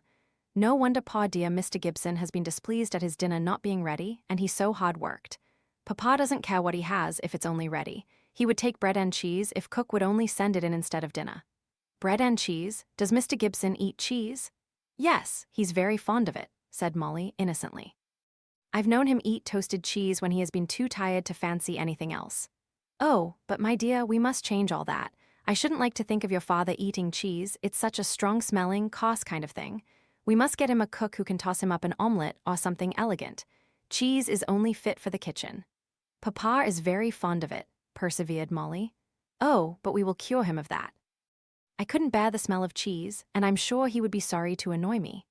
Molly was silent. It did not do, she found, to be 2 minutes in telling about her father's likes or dislikes. She had better leave them for Mrs. Kirkpatrick to find out for herself. It was an awkward pause. Each was trying to find something agreeable to say. Molly spoke at length. Please, it has been very charming having you all to myself, but I know Lady Cumnor will be expecting us now, and she was very curious to see you, my future daughter, as she calls you. Molly followed Mrs. Kirkpatrick into the morning room, where Lady Cumnor was sitting a little annoyed, because, having completed her toilette earlier than usual, Claire had not been aware by instinct of the fact, and so had not brought Molly Gibson for inspection a quarter of an hour before. Every small occurrence is an event in the day of a convalescent invalid, and a little while ago Molly would have met with patronizing appreciation, where now she had to encounter criticism. Of Lady Cumnor's character as an individual she knew nothing. She only knew she was going to see and be seen by a live countess. Nay, ma, by the Countess of Hollingford. Mrs. Kirkpatrick led her into Lady Cumnor's presence by the hand, and in presenting her said, "My dear little daughter, Lady Cumnor." Now, Claire, don't let me have nonsense. She is not your daughter yet, and may never be. I believe that 1/3 of the engagements I have heard of have never come to marriages. Miss Gibson, I am very glad to see you for your father's sake. When I know you better, I hope it will be for your own. Molly very hotly hoped that she might never be known any better by the stern-looking lady who sate so upright in the easy chair, prepared for lounging, and which therefore gave all the more effect to the stiff attitude. Lady Cumnor luckily took Molly's silence for acquiesced humility, and went on speaking after a further little pause of inspection. Yes, I like her looks, Claire. You may make something of her. It will be a great advantage to you, my dear, to have a lady who has trained up several young people of quality always about you just at the time when you are growing up. I'll tell you what, Claire, a sudden thought striking her, you and she must become better acquainted. You know nothing of each other at present. You are not to be married till Christmas, and what could be better than that she should go back with you to Ashcombe? She would be with you constantly, and have the advantage of the companionship of your young people, which would be a good thing for an only child. It's a capital plan. I'm very glad I thought of it. Now it would be difficult to say which of Lady Cumnor's two hearers was the most dismayed at the idea which had taken possession of her. Mrs. Kirkpatrick had no fancy for being encumbered with a stepdaughter before her time. If Molly came to be an inmate of her house, farewell to many little background economies, and a still more serious farewell to many little indulgences that were innocent enough in themselves, but which Mrs. Kirkpatrick's former life had caused her to look upon as sins to be concealed. The dirty, dog's-eared, delightful novel from the Ashcombe circulating library, the leaves of which she turned over with a pair of scissors. The lounging chair which she had for use at her own home, straight and upright as she sate now in Lady Cumnor's presence. The dainty morsel, savoury and small, to which she treated herself for her own solitary sup-all, these and many other similarly pleasant things would have to be foregone if Molly came to be her pupil, Paulabada, or visitor, as Lady Cumnor was planning. 2 things Claire was instinctively resolved upon, to be married at Michaelmas, and not to have Molly at Ashcombe. But she smiled as sweetly as if the plan proposed was the most charming project in the world, while all the time her paw brains were beating about in every bush for the reasons or excuses of which she should make use at some future time. Molly, however, saved her all this trouble. It was a question which of the 3 was the most surprised by the words which burst out of her lips. She did not mean to speak, but her heart was very full, and almost before she was aware of her thought she heard herself saying, "I don't think it would be nice at all." I mean, my lady, that I should dislike it very much. It would be taking me away from papa just these very few last months. I will like you, she went on, her eyes full of tears, and turning to Mrs. Kirkpatrick, she put her hand into her future stepmother's with the prettiest and most trustful action. I will try hard to love you, and to do all I can to make you happy, but you must not take me away from papa just this very last bit of time that I shall have him. Mrs. Kirkpatrick fondled the hand thus placed in hers, and was grateful to the girl for her outspoken opposition to Lady Cumnor's plan. Claire was, however, exceedingly unwilling to back up Molly by any words of her own until Lady Cumnor had spoken and given the cue. But there was something in Molly's little speech, or in her straightforward manner, that amused instead of irritating Lady Cumnor in her present mood. Perhaps she was tired of the silkiness with which she had been shut up for so many days. She put up her glasses and looked at them both before speaking. Then she said, "Upon my word, young lady, why, Claire, you've got your work before you, not but what there is a good deal of truth in what she says. It must be very disagreeable to a girl of her age to have a stepmother coming in between her father and herself, whatever may be the advantages to her in the long run." Molly almost felt as if she could make a friend of the stiff old countess, for her clearness of sight as to the plan proposed being a trial. But she was afraid, in her newborn desire of thinking for others, of Mrs. Kirkpatrick being hurt. She need not have feared as far as outward signs went, for the smile was still on that lady's pretty rosy lips, and the soft fondling of her hand never stopped. Lady Cumnor was more interested in Molly the more she looked at her, and her gaze was pretty steady through her gold-rimmed eyeglasses. She began a sort of catechism, a string of very straightforward questions, such as any lady under the rank of countess might have scrupled to ask, but which were not unkindly meant. "You are 16, are you not?" "No, I am 17. My birthday was 3 weeks ago." "Very much the same thing, I should think. Have you ever been to school?" "No, never. Miss Eyre has taught me everything I know." "Umph, Miss Eyre was your governess, I suppose. I should not have thought your father could have afforded to keep a governess, but of course he must know his own affairs best." "Certainly, my lady," replied Molly, a little touchy as to any reflections on her father's wisdom. "You say certainly, as if it was a matter of course that every one should know their own affairs best. You are very young, Miss Gibson, very. You'll know better before you come to my age, and I suppose you've been taught music, and the use of globes and French and all the usual accomplishments since you have had a governess. I never heard of such nonsense," she went on, lashing herself up. "An only daughter. If there had been half a dozen, there might have been some sense in it." Molly did not speak, but it was by a strong effort that she kept silence. Mrs. Kirkpatrick fondled her hand more perseveringly than ever, hoping thus to express a sufficient amount of sympathy to prevent her from saying anything injudicious. But the caress had become wearisome to Molly and only irritated her nerves. She took her hand out of Mrs. Kirkpatrick's with a slight manifestation of impatience. It was, perhaps, fortunate for the general peace that just at this moment Mr. Gibson was announced. It is odd enough to see how the entrance of a person of the opposite sex into an assemblage of either men or women calms down the little discordances and the disturbance of mood. It was the case now. At Mr. Gibson's entrance, my lady took off her glasses and smoothed her brow. Mrs. Kirkpatrick managed to get up a very becoming blush, and as for Molly, her face glowed with delight, and the white teeth and pretty dimples came out like sunlight on a landscape. Of course, after the first greeting, my lady had to have a private interview with her doctor, and Molly and her future stepmother wandered about in the gardens with their arms round each other's waists, or hand in hand, like two babes in the wood. Mrs. Kirkpatrick active in such endearments, Molly passive, and feeling within herself very shy and strange. For she had that particular kind of shy modesty which makes any one uncomfortable at receiving caresses from a person towards whom the heart does not go forth with an impulsive welcome. Then came the early dinner, Lady Cumnor having hers in the quiet of her own room, to which she was still a prisoner. Once or twice during the meal, the idea crossed Molly's mind that her father disliked his position as a middle-aged lover, being made so evident to the men in waiting as it was by Mrs. Kirkpatrick's affectionate speeches and innuendos.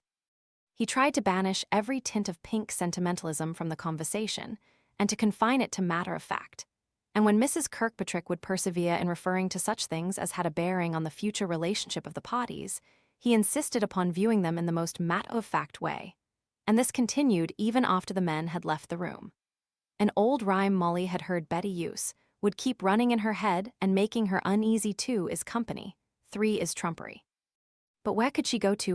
It will be very dull when I shall have killed myself, as it were, and live only in trying to do and to be as other people like. I don't see any end to it. I might as well never have lived. And as for the happiness you speak of, I shall never be happy again. There was an unconscious depth in what she said that Roger did not know how to answer at the moment. It was easier to address himself to the assertion of the girl of 17 that she should never be happy again. Nonsense. Perhaps in 10 years' time you will be looking back on this trial as a very light one, who knows? I dare say it seems foolish. Perhaps all our earthly trials will appear foolish to us after a while. Perhaps they seem so now to angels. But we are ourselves, you know, and this is now, not some time to come, a long, long way off. And we are not angels to be comforted by seeing the ends for which everything is sent.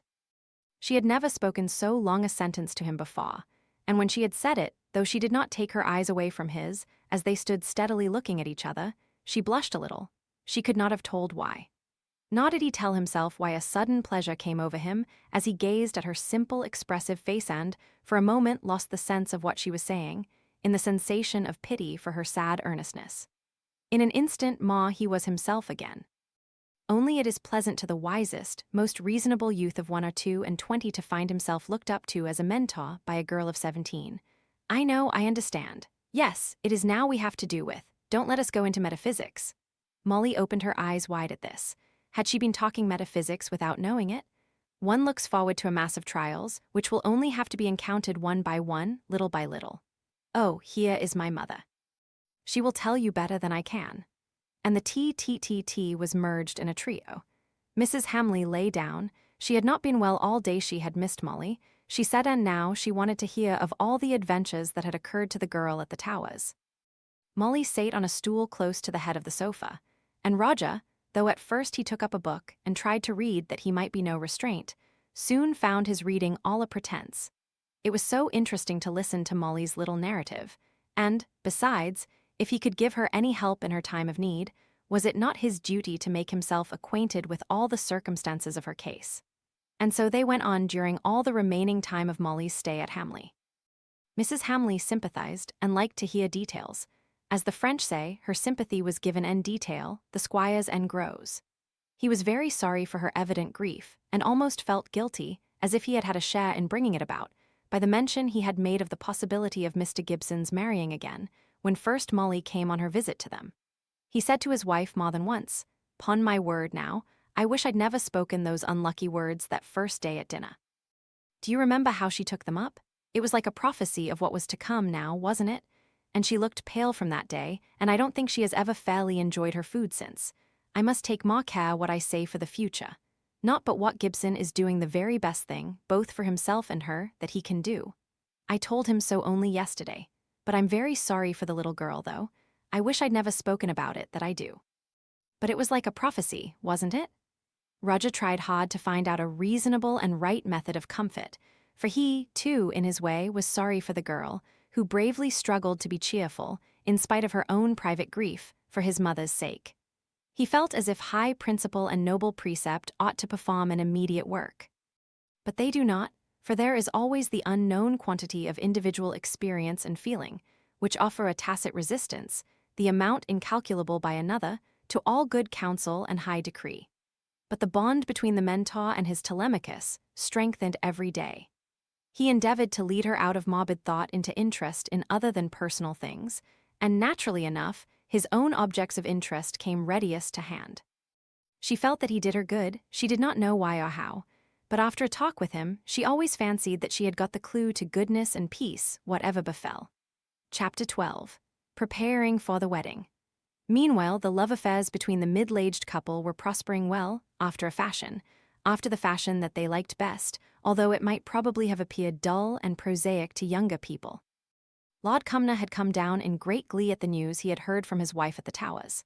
He, too, seemed to think he had taken an active part in bringing about the match by only speaking about it. His first words on the subject to Lady Cumnor were, "I told you so. Now didn't I say what a good, suitable thing this affair between Gibson and Claire would be? I don't know when I've been so much pleased.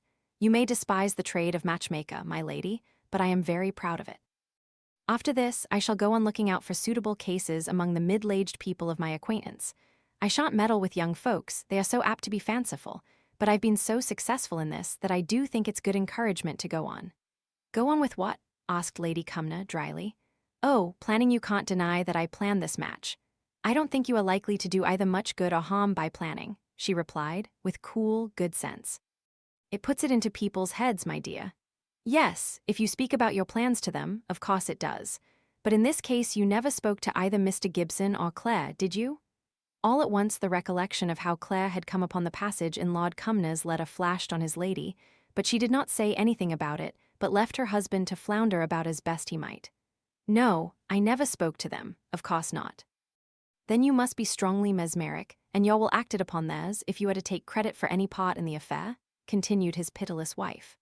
"I really can't say. It's no use looking back to what I said or did. I'm very well satisfied with it, and that's enough, and I mean to show them how much I'm pleased. I shall give Claire something towards her rigging out, and they shall have a breakfast at Ashcombe Manor House. I'll write to Preston about it. When did you say they were to be married?" "I think they'd better wait till Christmas, and I have told them so. It would amuse the children, going over to Ashcombe for the wedding, and if it's bad weather during the holidays, I'm always afraid of their finding it dull at the Towers. It's very different if it's a good frost, and they can go out skating and sledging in the park. But these last 2 years it has been so wet for them, paw dears. And will the other paw dears be content to wait to make a holiday for your grandchildren?" "To make a Roman holiday." Pope or somebody else has a line of poetry like that. "To make a Roman holiday," he repeated, pleased with his unusual aptitude at quotation. "It's Byron, and it's nothing to do with the subject in hand. I'm surprised at your lordship's quoting Byron. He was a very immoral poet." "I saw him take his oaths in the House of Lords," said Lord Cumnor, apologetically. "Well, the less said about him the better," said Lady Cumnor. "I have told Claire that she had better not think of being married before Christmas, and it won't do for her to give up her school in a hurry either." But Claire did not intend to wait till Christmas, and for this once she carried her point against the will of the Countess, and without many words or any open opposition. She had a harder task in setting aside Mr. Gibson's desire to have Cynthia over for the wedding, even if she went back to her school at Boulogne directly after the ceremony. At first she had said that it would be delightful, a charming plan. Only she feared that she must give up her own wishes to have her child near her at such a time, on account of the expense of the double journey. But Mr. Gibson, economical as he was in his habitual expenditure, had a really generous heart. He had already shown it, in entirely relinquishing his future wife's life interest in the very small property the late Mr. Kirkpatrick had left in favor of Cynthia, while he arranged that she should come to his home as a daughter as soon as she left the school she was at. The life interest was about £30 a year. Now he gave Mrs. Kirkpatrick 3 £5 notes, saying that he hoped they would do away with the objections to Cynthia's coming over to the wedding. And at the time, Mrs. Kirkpatrick felt as if they would, and caught the reflection of his strong wish, and fancied it was her own. If the letter could have been written and the money sent off that day, while the reflected glow of affection lasted, Cynthia would have been bridesmaid to her mother. But 100 little interruptions came in the way of letter writing, and by the next day maternal love had diminished, and the value affixed to the money had increased. Money had been so much needed, so hardly earned in Mrs. Kirkpatrick's life, while the perhaps necessary separation of mother and child had lessened the amount of affection the former had to bestow. So she persuaded herself, afresh, that it would be unwise to disturb Cynthia at her studies, to interrupt the fulfillment of her duties, to think of Molly as I have held in long clothes coming to have a lover. Well, to be sure, Sister Phoebe, she was just coming into the room. Here's a piece of news. Molly Gibson has got a lover. One may almost say she's had an offer. Mr. Gibson may not want, and she's but 16. 17, sister, said Miss Phoebe, who piqued herself on knowing all about dear Mr. Gibson's domestic affairs. 17, the 22nd of last June. Well, have it your own way. 17, if you like to call her so, said Miss Browning, impatiently. The fact is still the same, she's got a lover, and it seems to me she was in long clothes only yesterday. I'm sure I hope her course of true love will run smooth, said Miss Phoebe. Now Mr. Gibson came in, for his story was not half told, and he did not want them to run away too far with the idea of Molly's love affair. Molly knows nothing about it. I haven't even named it to anyone but you two and to one other friend. I trounced Coxwell and did my best to keep his attachment, as he calls it, in bounds, but I was sadly puzzled what to do about Molly. Miss Eyre was away, and I couldn't leave them in the house together without any older woman. "Oh, Mr. Gibson, why did you not send her to us?" broke in Miss Browning. "We would have done anything in our power for you, for your sake as well as her poor dear mother's." "Thank you." "I know you would, but it wouldn't have done to have had her in Hollingford, just at the time of Cox's effervescence. He's better now. His appetite has come back with double force. After the fasting he thought it right to exhibit. He had 3 helpings of blackcurrant dumpling yesterday." "I am sure you are most liberal, Mr. Gibson. 3 helpings, and I dare say butcher's meat in proportion?" "Oh. I only named it because, with such very young men, it's generally seesaw between appetite and love, and I thought the 3rd helping a very good sign. But still, you know, what has happened once may happen again." "I don't know. Phoebe had an offer of marriage once," said Miss Browning. "Hush, sister. It might hurt his feelings to have it spoken about." "Nonsense, child, it's 25 years ago, and his eldest daughter is married herself." "I own he has not been constant," pleaded Miss Phoebe in her tender, piping voice. "All men are not like you, Mr. Gibson, faithful to the memory of their first love." Mr. Gibson winced. Jeanie was his first love, but her name had never been breathed in Hollingford. His wife good, pretty, sensible, and beloved as she had been was not his second, no, nor his 3rd love. And now he was come to make a confidence about his 2nd marriage. "Well, well," said he, "at any rate I thought I must do something to protect Molly from such affairs while she was so young, and before I had given my sanction. Miss Eyre's little nephew fell ill of scarlet fever. Ah, by the by, how careless of me not to inquire. How is the poor little fellow?" "Worse better. It doesn't signify to what I've got to say now. The fact was, Miss Eyre couldn't come back to my house for some time, and I cannot leave Molly altogether at Hamley." "Ah. I see now why there was that sudden visit to Hamley. Upon my word, it's quite a romance." "I do like hearing of a love affair," murmured Miss Phoebe. "Then if you'll let me get on with my story, you shall hear of mine," said Mr. Gibson, quite beyond his patience with their constant interruptions. "Yours," said Miss Phoebe faintly. "Bless us and save us," said Miss Browning, with less sentiment in her tone. "What next?" "My marriage, I hope," said Mr. Gibson, choosing to take her expression of intense surprise literally. "And that's what I came to speak to you about." A little hope dotted up in Miss Phoebe's breast. She had often said to her sister, in the confidence of curling time, ladies wore curls in those days, that the only man who could ever bring her to think of matrimony was Mr. Gibson, but that if he ever proposed, she should feel bound to accept him, for poor dear Mary's sake. Never explaining what exact style of satisfaction she imagined she should give to her dead friend by marrying her late husband. Phoebe played nervously with the strings of her black silk apron. Like the caliph in the Easton story, a whole lifetime of possibilities passed through her mind in an instant, of which possibilities the question of questions was, could she leave her sister? Attend, Phoebe, to the present moment, and listen to what is being said before you distress yourself with a perplexity which will never arise.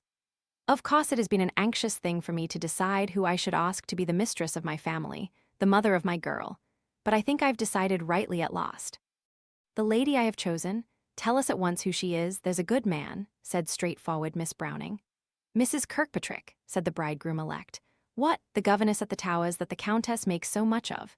Yes, she is much valued by them and deservedly so. She keeps a school now at Ashcombe and is accustomed to housekeeping. She has brought up the young ladies at the Towers and has a daughter of her own, therefore it is probable she will have a kind, motherly feeling towards Molly. She's a very elegant-looking woman, said Miss Phoebe, feeling it incumbent upon her to say something laudatory, by way of concealing the thoughts that had just been passing through her mind. I've seen her in the carriage, riding backwards with the Countess, a very pretty woman, I should say. Nonsense, sister, said Miss Browning. What has her elegance or prettiness to do with the affair? Did you ever know a widower marry again for such trifles as those? It's always from a sense of duty of one kind or another, Mr. Gibson. They want a housekeeper, or they want a mother for their children, or they think their lost wife would have liked it. Perhaps the thought had passed through the elder sister's mind that Phoebe might have been chosen, for there was a sharp acrimony in her tone, not unfamiliar to Mr. Gibson, but with which he did not choose to cope at this present moment. You must have it your own way, Miss Browning. Settle my motives for me. I don't pretend to be quite clear about them myself, but I am clear in wishing heartily to keep my old friends, and for them to love my future wife for my sake. I don't know any two women in the world, except Molly and Mrs. Kirkpatrick, I regard as much as I do you. Besides, I want to ask you if you will let Molly come and stay with you till after my marriage?" "You might have asked us before you asked Madam Hamley," said Miss Browning, only half mollified. "We are your old friends, and we were her mother's friends too, though we are not county folk." "That's unjust," said Mr. Gibson, "and you know it is." "I don't know. You are always with Lord Hollingford when you can get at him, much more than you ever are with Mr. Goodenough or Mr. Smith, and you are always going over to Hamley." Miss Browning was not one to give in all at once. "I seek Lord Hollingford as I should seek such a man, whatever his rank or position might be. Usher to a school, carpenter, shoemaker, if it were possible for them to have had a similar character of mind developed by similar advantages. Mr. Goodenough is a very clever attorney, with strong local interests and not a thought beyond." Well, don't go on arguing, it always gives me a headache, as Phoebe knows. I didn't mean what I said, that's enough, isn't it? I'll retract anything sooner than be reasoned with. Where were we before you began your arguments? "About dear little Molly coming to pay us a visit," said Miss Phoebe. "I should have asked you at first, only Cox was so rampant with his love. I didn't know what he might do, or how troublesome he might be both to Molly and you, but he has cooled down now. Absence has had a very tranquilizing effect, and I think Molly may be in the same town with him, without any consequences beyond a few sighs every time she's brought to his mind by meeting her. And I've got another favor to ask of you, so you see it would never do for me to argue with you, Miss Browning, when I ought to be a humble suppliant. Something must be done to the house to make it all ready for the future Mrs. Gibson. It wants painting and papering shamefully, and I should think some new furniture, but I'm sure I don't know what. Would you be so very kind as to look over the place and see how far £100 will go? The dining-room walls must be painted. We'll keep the drawing-room paper for her choice, and I've a little spare money for that room for her to lay out. But all the rest of the house I'll leave to you, if you'll only be kind enough to help an old friend." This was a commission which exactly gratified Miss Browning's love of power. The disposal of money-involved patronage of tradespeople, such as she had exercised in her father's lifetime, but had had very little chance of showing since his death. Her usual good humor was quite restored by this proof of confidence in her taste and economy, while Miss Phoebe's imagination dwelt rather on the pleasure of a visit from Molly. Chapter 13. Molly Gibson's New Friends. Time was speeding on. It was now the middle of August. If anything was to be done to the house, it must be done at once. Indeed, in several ways Mr. Gibson's arrangements with Miss Browning had not been made too soon. The squire had heard that Osborne might probably return home for a few days before going abroad, and though the growing intimacy between Roger and Molly did not alarm him in the least, yet he was possessed by a very haughty panic lest the heir might take a... But the man recovered of the bite, the dog it was that died. Molly was perfectly aware of Miss Browning's emphatic tone, though at first she was perplexed as to its cause, while Miss Phoebe was just then too much absorbed in knitting the heel of her stocking to be fully alive to her sister's nods and winks. "Yes, he was very kind to me," said Molly, slowly, pondering over Miss Browning's manner, and unwilling to say more until she had satisfied herself to what the question tended. "I dare say you will soon be going to Hamley Hall again. He's not the eldest son, you know, Phoebe. Don't make my head ache with your eternal 18, 19, but attend to the conversation. Molly is telling us how much she saw of Mr. Roger and how kind he was to her. I've always heard he was a very nice young man, my dear. Tell us some more about him. Now, Phoebe, attend. How was he kind to you, Molly?" "Oh, he told me what books to read, and one day he made me notice how many bees I saw." "Bees, child. What do you mean? Either you or he must have been crazy." "No, not at all. There are more than 200 kinds of bees in England, and he wanted me to notice the difference between them and flies." "Miss Browning, I can't help seeing what you fancy," said Molly, as red as fire, "but it is very wrong, it is all a mistake. I won't speak another word about Mr. Roger or Hamley at all, if it puts such silly notions into your head. Highty-tighty, here's a young lady to be lecturing her elders. Silly notions, indeed, they are in your head, it seems. And let me tell you, Molly, you are too young to let your mind be running on lovers." Molly had been once or twice called saucy and impertinent, and certainly a little sauciness came out now. "I never said what the silly notion was, Miss Browning, did I now, Miss Phoebe? Don't you see, dear Miss Phoebe, it is all her own interpretation, and according to her own fancy, this foolish talk about lovers?" Molly was flaming with indignation, but she had appealed to the wrong person for justice. Miss Phoebe tried to make peace after the fashion of weak-minded people, who would cover over the unpleasant sight of a saw instead of trying to heal it. I'm sure I don't know anything about it, my dear. It seems to me that what Dorothy was saying was very true indeed, and I think, love, you misunderstood her. Or, perhaps, she misunderstood you, or I may be misunderstanding it altogether, so we'd better not talk any more about it. What price did you say you were going to give for the drugget in Mr. Gibson's dining room, sister? So Miss Browning and Molly went on till evening, each chafed and angry with the other.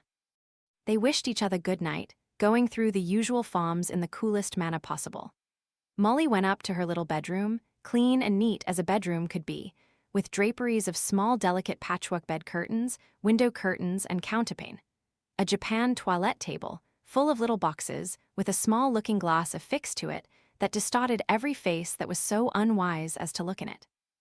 This room had been to the child one of the most dainty and luxurious places ever seen, in comparison with her own bare, white dimity bedroom, and now she was sleeping in it as a guest, and all the quaint adornments she had once peeped at as a great favor, as they were carefully wrapped up in cap paper, were set out for her use. And yet how little she had deserved this hospitable care. How impertinent she had been. How cross she had felt ever since. She was crying tears of penitence and youthful misery when there came a low tap to the door. Molly opened it, and there stood Miss Browning, in a wonderful erection of a nightcap, and scantily attired in a colored calico jacket over her scrimpy and short white petticoat. "I was afraid you were asleep, child," said she, coming in and shutting the door. "But I wanted to say to you we've got wrong today, somehow, and I think it was perhaps my doing. It's as well Phoebe shouldn't know, for she thinks me perfect, and when there's only two of us we get along better if one of us thinks the other can do no wrong, but I rather think I was a little cross. We'll not say any more about it, Molly, only we'll go to sleep friends, and friends we'll always be, child, won't we? Now give me a kiss, and don't cry and swell your eyes up, and put out your candle carefully."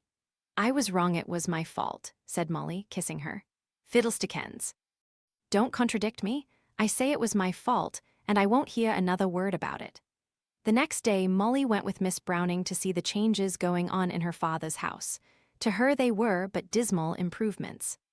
The faint gray of the dining-room walls, which had harmonized well enough with the deep crimson of the moreen curtains, and which when well cleaned looked thinly coated rather than dirty, was now exchanged for a pink salmon color of a very glowing hue.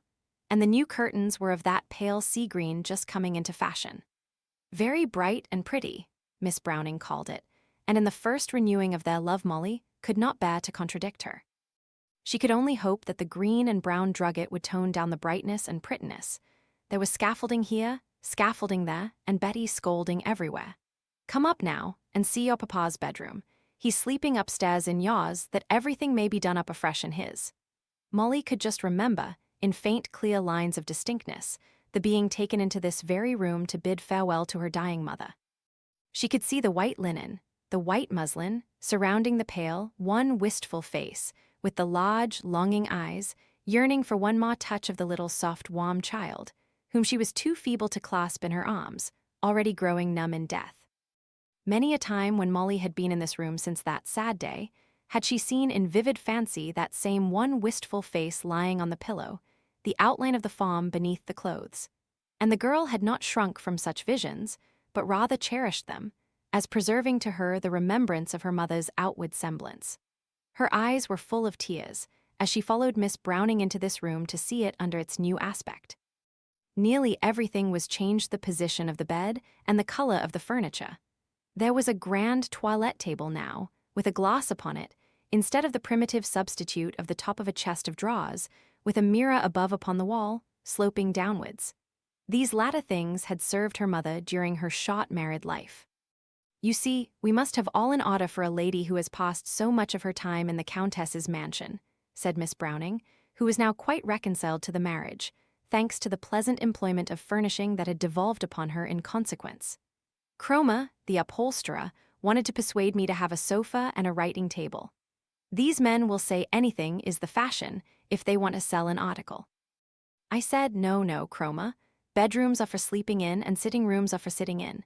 Keep everything to its right purpose, and don't try and delude me into nonsense."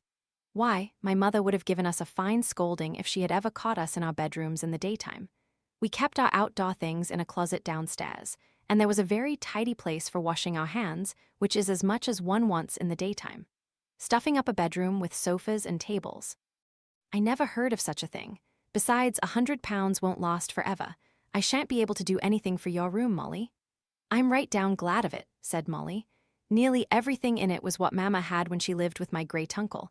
I wouldn't have had it changed for the world, I am so fond of it." "Well, there's no danger of it, now the money is run out.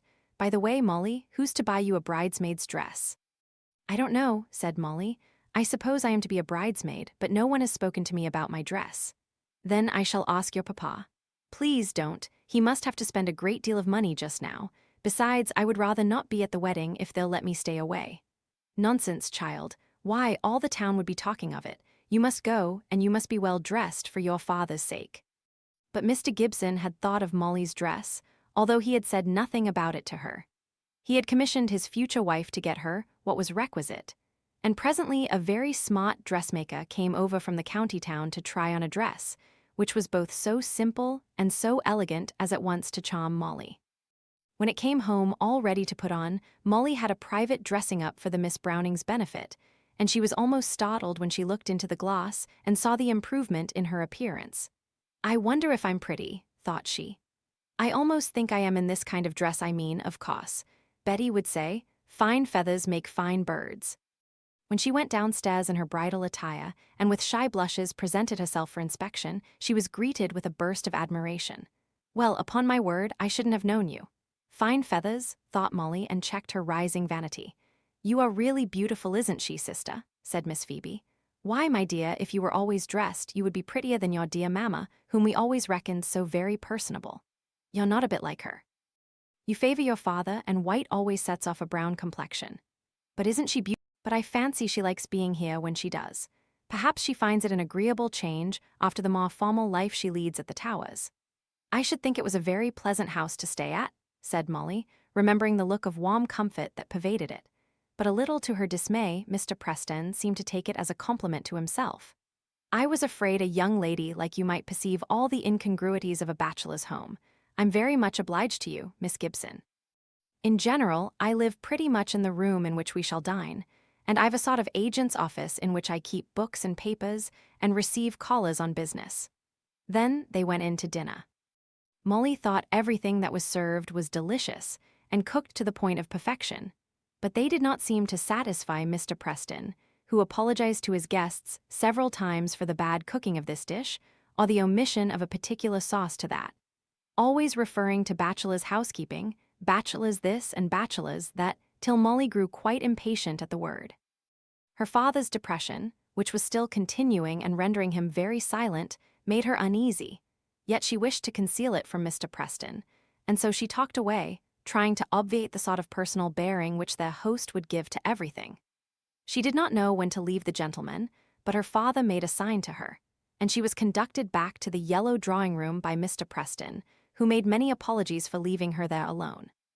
She enjoyed herself extremely, however, feeling at liberty to prowl about and examine all the curiosities the room contained. Among other things was a Louis Quinze cabinet with lovely miniatures in enamel let into the fine woodwork. She carried a candle to it, and was looking intently at these faces when her father and Mr. Preston came in. Her father still looked careworn and anxious. He came up and patted her on the back, looked at what she was looking at, and then went off to silence and the fire. Mr. Preston took the candle out of her hand and threw himself into her interests with an air of ready gallantry. "That is said to be Mademoiselle de St. Quentin, a great beauty at the French court. This is Madame du Barry. Do you see any likeness in Mademoiselle de St. Quentin to anyone you know?" He had lowered his voice a little as he asked this question. "No," said Molly, looking at it again. "I never saw anyone half so beautiful. But don't you see a likeness in the eyes particularly?" he asked again with some impatience. Molly tried hard to find out a resemblance and was again unsuccessful. "It constantly reminds me of Miss Kirkpatrick." "Does it?" said Molly eagerly. "Oh, I am so glad I've never seen her, so of course I couldn't find out the likeness." "You know her then, do you? Please tell me all about her." He hesitated a moment before speaking. He smiled a little before replying. "She's very beautiful. That of course is understood when I say that this miniature does not come up to her for beauty. And besides, go on please. What do you mean by besides? Oh, I suppose she's very clever and accomplished." That was not in the least what Molly wanted to ask, but it was difficult to word the vague vastness of her unspoken inquiry. She is clever naturally, she has picked up accomplishments, but she has such a charm about her, one forgets what she herself is in the halo that surrounds her.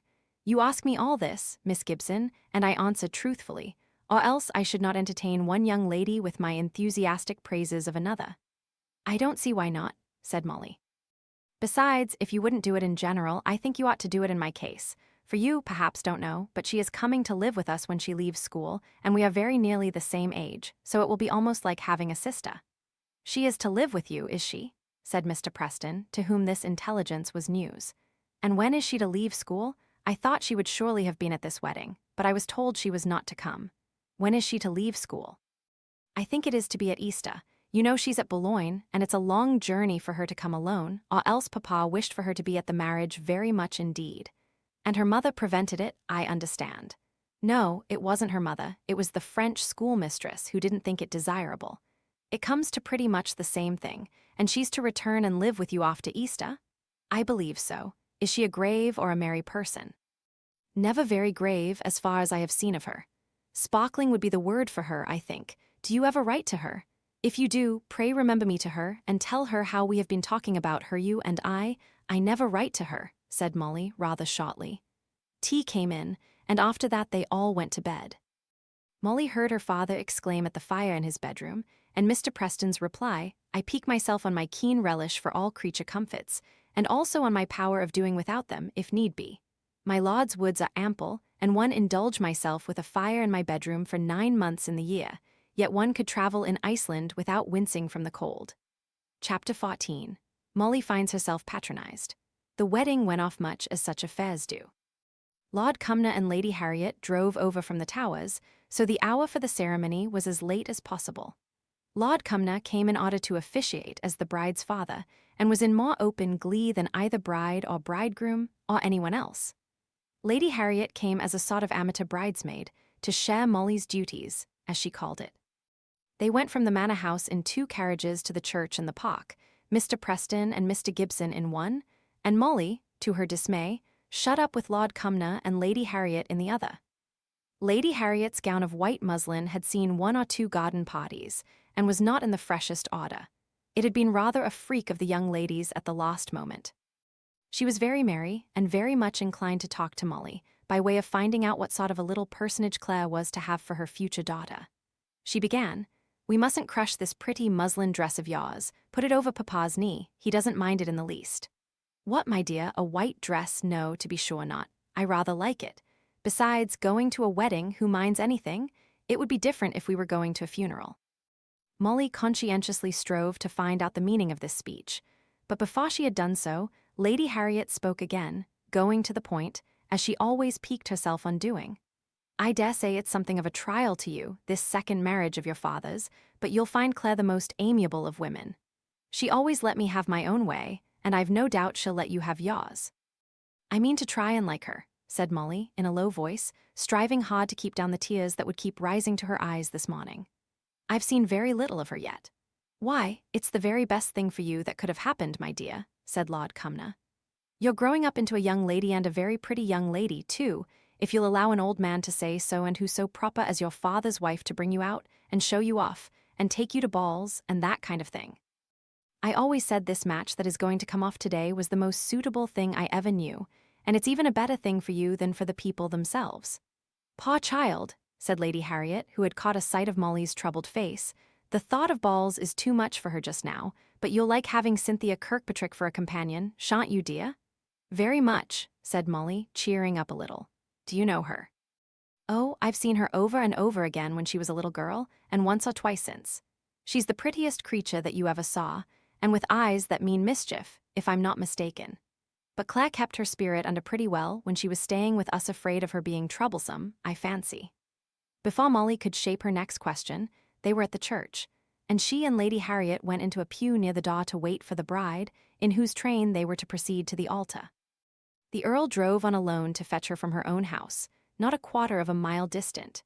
It was pleasant to her to be led to the hymeneal altar by a belted earl, and pleasant to have his daughter as a volunteer bridesmaid. Mrs. Kirkpatrick, in this flush of small gratifications, and on the brink of matrimony with a man whom she liked, and who would be bound to support her without any exertion of her own, looked beamingly happy and handsome. A little cloud came over her face at the sight of Mr. Preston. The sweet perpetuity of her smile was rather disturbed as he followed in Mr. Gibson's wake.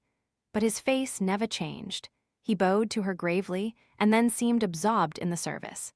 10 minutes and all was over. The bride and bridegroom were driving together to the manor house. Mr. Preston was walking thither by a short cut, and Molly was again in the carriage with my lord, rubbing his hands and chuckling, and Lady Harriet, trying to be kind and consolatory, when her silence would have been the best comfort. Molly found out, to her dismay, that the plan was for her to return with Lord Cumnor and Lady Harriet when they went back to the Towers in the evening. In the meantime, "You think me in your heart a little impertinent now, don't you?" said Lady Harriet, almost kindly. Molly held her peace for 2 or 3 moments, then she lifted her beautiful, honest eyes to Lady Harriet's face and said, "Yes, a little, but I think you a great many other things. We'll leave the other things for the present. Don't you see, little one, I talk after my kind, just as you talk after your kind. It's only on the surface with both of us. Why, I dare say some of your good Hollingford ladies talk of the poor people in a manner which they would consider as impertinent in their turn, if they could hear it. But I ought to be more considerate when I remember how often my blood has boiled at the modes of speech and behavior of one of my aunts, Mamma's sister, Lady No. I won't name names. Anyone who earns his livelihood by any exercise of head or hands, from professional people and rich merchants down to labourers, she calls persons. She would never in her most slip-slop talk accord them even the conventional title of gentlemen, and the way in which she takes possession of human beings, my woman, my people, but, after all, it is only a way of speaking. I ought not to have used it to you, but somehow I separate you from all these Hollingford people. But why? Persevered Molly. I'm one of them. Yes, you are. But now don't reprove me again for impertinence. Most of them are so unnatural in their exaggerated respect and admiration when they come up to the Towers, and put on so much pretense by way of fine manners, that they only make themselves objects of ridicule. You at least are simple and truthful, and that's why I separate you in my own mind from them, and have talked unconsciously to you as I would well. Now here's another piece of impertinence as I would to my equal in rank, for I don't set myself up in solid things as any better than my neighbours. Here's tea, however, come in time to stop me from growing too humble. It was a very pleasant little tea in the fading September twilight. Just as it was ended, in came Mr. Preston again. "Lady Harriet, will you allow me the pleasure of showing you some alterations I have made in the flower garden in which I have tried to consult your taste before it grows dark?" "Thank you, Mr. Preston. I will ride over with Papa some day, and we will see if we approve of them." Mr. Preston's brow flushed. But he affected not to perceive Lady Harriet's haughtiness, and, turning to Molly, he said, "Will not you come out, Miss Gibson, and see something of the gardens? You haven't been out at all, I think, excepting to church." Molly did not like the idea of going out for a walk with only Mr. Preston, yet she pined for a little fresh air, would have been glad to see the gardens, and look at the manor house from different aspects. And besides this, much as she recoiled from Mr. Preston, she felt sorry for him under the repulse he had just received. While she was hesitating, and slowly tending towards consent, Lady Harriet spoke. "I cannot spare Miss Gibson. If she would like to see the place, I will bring her over some day myself." When he had left the room, Lady Harriet said, "I dare say it's my own lazy selfishness has kept you indoors all day against your will. But at any rate, you are not to go out walking with that man. I've an instinctive aversion to him, not entirely instinctive either. It has some foundation in fact, and I desire you don't allow him ever to get intimate with you. He's a very clever land agent, and does his duty by Papa, and I don't choose to be taken up for libel, but remember what I say." Then the carriage came round, and after numberless last words from the Earl, who appeared to have put off every possible direction to the moment when he stood, like an awkward Mercury, balancing himself on the step of the carriage, they drove back to the Towers. "Would you rather come in and dine with us? We should send you home. Of course I'll go home straight," asked Lady Harriet of Molly. She and her father had both been sleeping till they drew up at the bottom of the flight of steps. "Tell the truth, now and evermore. Truth is generally amusing if it's nothing else." "I would rather go back to Miss Browning's at once, please," said Molly, with a nightmare-like recollection of the the only evening she had spent at the Towers. Lord Cumnor was standing on the steps, waiting to hand his daughter out of the carriage. Lady Harriet stopped to kiss Molly on the forehead, and to say, I shall come some day soon and bring you a load of Miss Edgeworth's tales and make further acquaintance with Pecksy and Flapsy. No, don't, please, said Molly, taking hold of her to detain her. You must not come, indeed you must not. Why not? Because I would rather not, because I think that I ought not to have anyone coming to see me who laughs at the friends I am staying with and calls them names. Molly's heart beat very fast, but she meant every word that she said. My dear little woman, said Lady Harriet, bending over her and speaking quite gravely. I'm very sorry to have called them names, very, very sorry to have hurt you. If I promise you to be respectful to them in word and in deed and in very thought, if I can, you'll let me then, won't you? Molly hesitated. I'd better go home at once. I shall only say wrong things, and there's Lord Cumnor waiting all this time. Let him alone. He's very well amused hearing all the news of the day from Brown. Then I shall come under promise. So Molly drove off in solitary grandeur, and Miss Browning's knocker was loosened on its venerable hinges by the never-ending peal of Lord Cumnor's footmen. They were full of welcome, full of curiosity. All through the long day, they had been missing their bright young visitor, and 3 or 4 times in every hour they had been wondering and settling what everybody was doing at that exact minute. What had become of Molly during all the afternoon had been a great perplexity to them, and they were very much oppressed with a sense of the great honor she had received in being allowed to spend so many hours alone with Lady Harriet.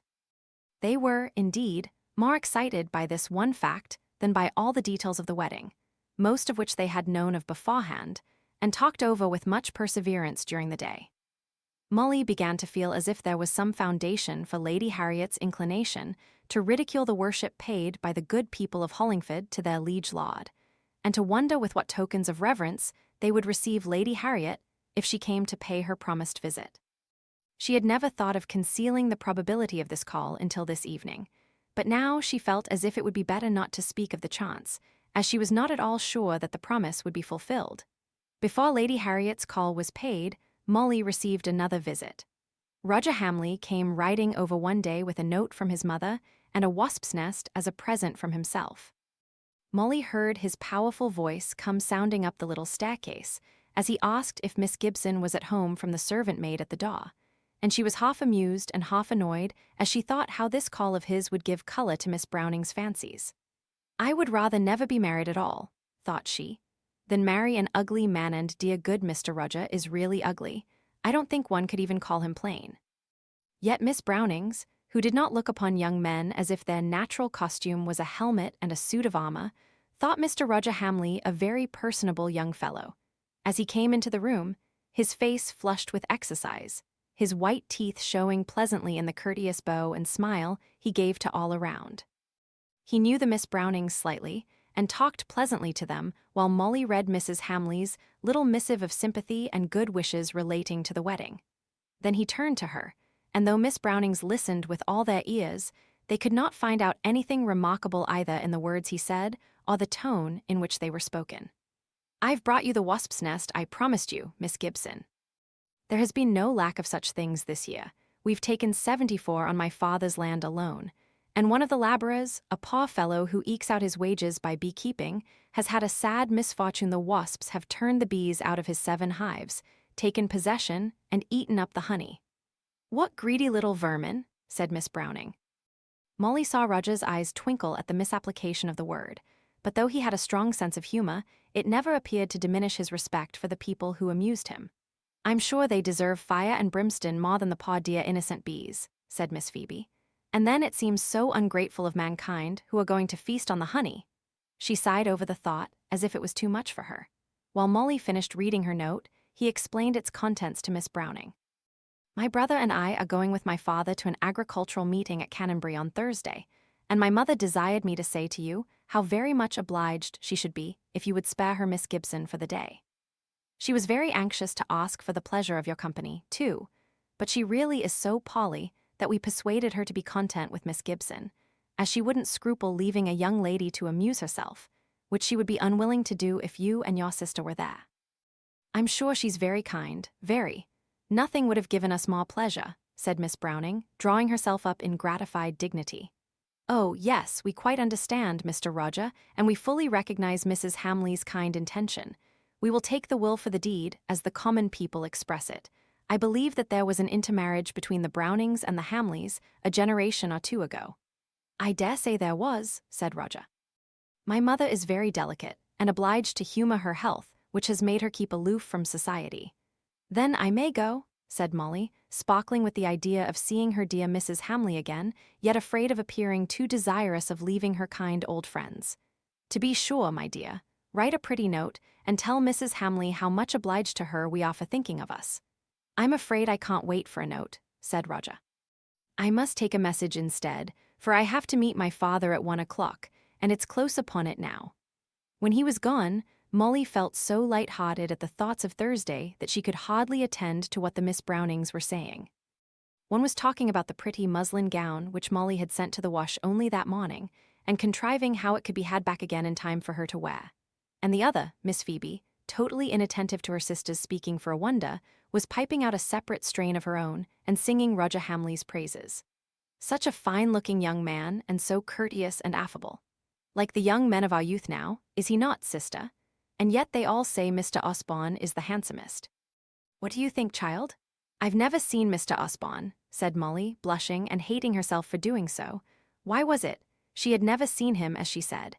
It was only that her fancy had dwelt on him so much.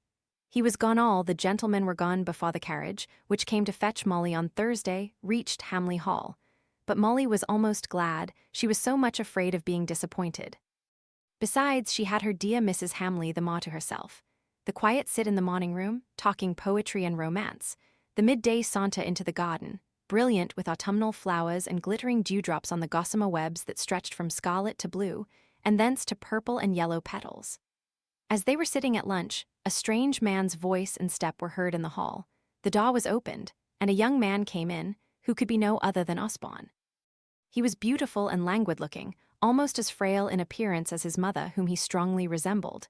This seeming delicacy made him appear older than he was. He was dressed to perfection, and yet with easy carelessness. He came up to his mother and stood by her, holding her hand while his eyes sought Molly, not boldly or impertinently, but as if appraising her critically. "Yes, I'm back again. Bullocks, I find, are not in my line. I only disappointed my father in not being able to appreciate their merits, and I'm afraid I didn't care to learn, and the smell was insufferable on such a hot day. My dear boy, don't make apologies to me, keep them for your father. I'm only too glad to have you back. Miss Gibson, this tall fellow is my son Osborne, as I dare say you have guessed. Osborne, Miss Gibson. Now, what will you have?" He looked round the table as he sate down. "Nothing here," said he. "Isn't there some cold game pie?" "I'll ring for that." Molly was trying to reconcile the ideal with the real. The ideal was agile yet powerful, with Greek features and an eagle eye, capable of enduring long fasting and indifferent as to what he ate.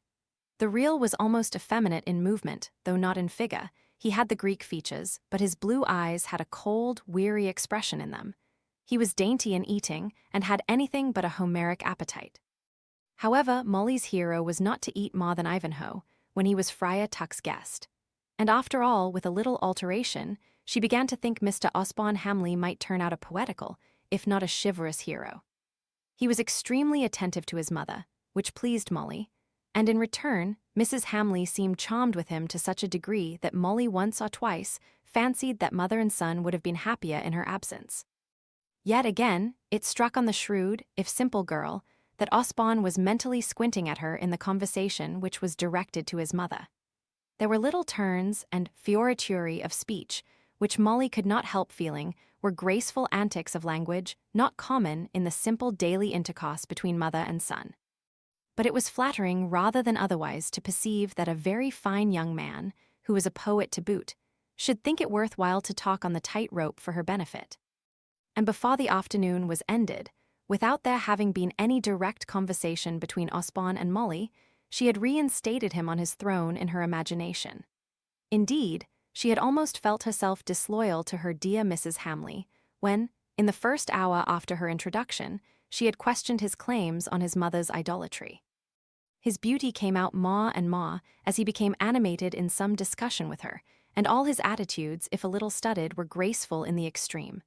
Before Molly left, the squire and Roger returned from Canonbury. "Osborne here?" said the squire, red and panting. "Why the deuce couldn't you tell us you were coming home? I looked about for you everywhere, just as we were going into the ordinary."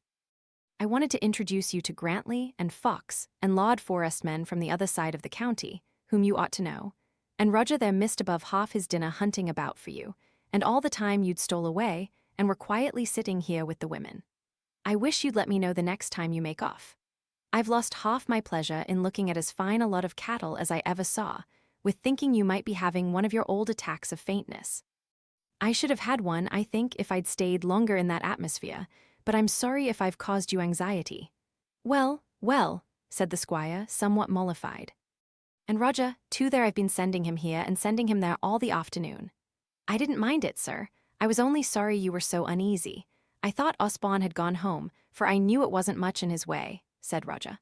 Molly intercepted a glance between the two brothers, a look of true confidence and love, which suddenly made her like them both under the aspect of relationship new to her observation.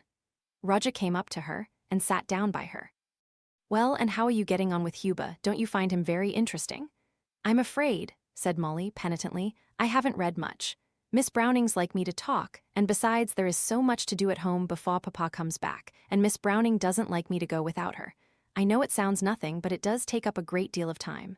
When is your father coming back? Next Tuesday, I believe. He cannot stay long away. I shall ride over and pay my respects to Mrs. Gibson, said he. I shall come as soon as I may. Your father has been a very kind friend to me ever since I was a boy. And when I come, I shall expect my pupil to have been very diligent, he concluded, smiling his kind, pleasant smile at idle Molly. Then the carriage came round, and she had the long solitary drive back to Miss Browning's. It was dark out of doors when she got there, but Miss Phoebe was standing on the stairs with a lighted candle in her hand, peering into the darkness to see Molly come in. Oh, Molly, I thought you'd never come back. Such a piece of news. Sister has gone to bed. She's had a headache with the excitement, I think, but she says it's new bread. Come upstairs softly, my dear, and I'll tell you what it is. Who do you think has been here drinking tea with us, too, in the most condescending manner? Lady Harriet, said Molly, suddenly enlightened by the word condescending. Yes, why, how did you guess it? But after all, her call, at any rate in the first instance, was upon you. Oh, dear Molly, if you're not in a hurry to go to bed, let me sit down quietly and tell you all about it, for my heart jumps into my mouth still when I think of how I was caught. She that is, her ladyship left the carriage at the George, and took to her feet to go shopping just as you or I may have done many a time in our lives. And sister was taking her 40 winks, and I was sitting with my gown up above my knees and my feet on the fender, pulling out my grandmother's lace, which I'd been washing. The worst has yet to be told. I'd taken off my cap, for I thought it was getting dusk and no one would come, and there was I in my black silk skull cap, when Nancy put her head in and whispered, "There's a lady downstairs, a real grand one, by her talk." And in there came my Lady Harriet, so sweet and pretty in her ways, it was some time before I remembered I had never a cap on. Sister never wakened, or never roused up, so to say. She says she thought it was Nancy bringing in the tea when she heard some one moving, for her ladyship, as soon as she saw the state of the case, came and knelt down on the rug by me, and begged my pardon so prettily for having followed Nancy upstairs without waiting for permission, and was so taken by my old lace, and wanted to know how I washed it, and where you were, and when you'd be back, and when the happy couple would be back. Till sister wakened, she's always a little bit put out, you know, when she first wakens from her afternoon nap and, without turning her head to see who it was, she said, quite sharp, buzz, buzz, buzz, "When will you learn that whispering is more fidgeting than talking out loud? I've not been able to sleep at all for the chatter you and Nancy have been keeping up all this time." You know that was a little fancy of sister's, for she'd been snoring away as naturally as could be. So I went to her and leant over her and said in a low voice, "Sister, it's her ladyship and me that has been conversing. Ladyship here, ladyship there. Have you lost your wits, Phoebe, that you talk such nonsense and in your skullcap too?"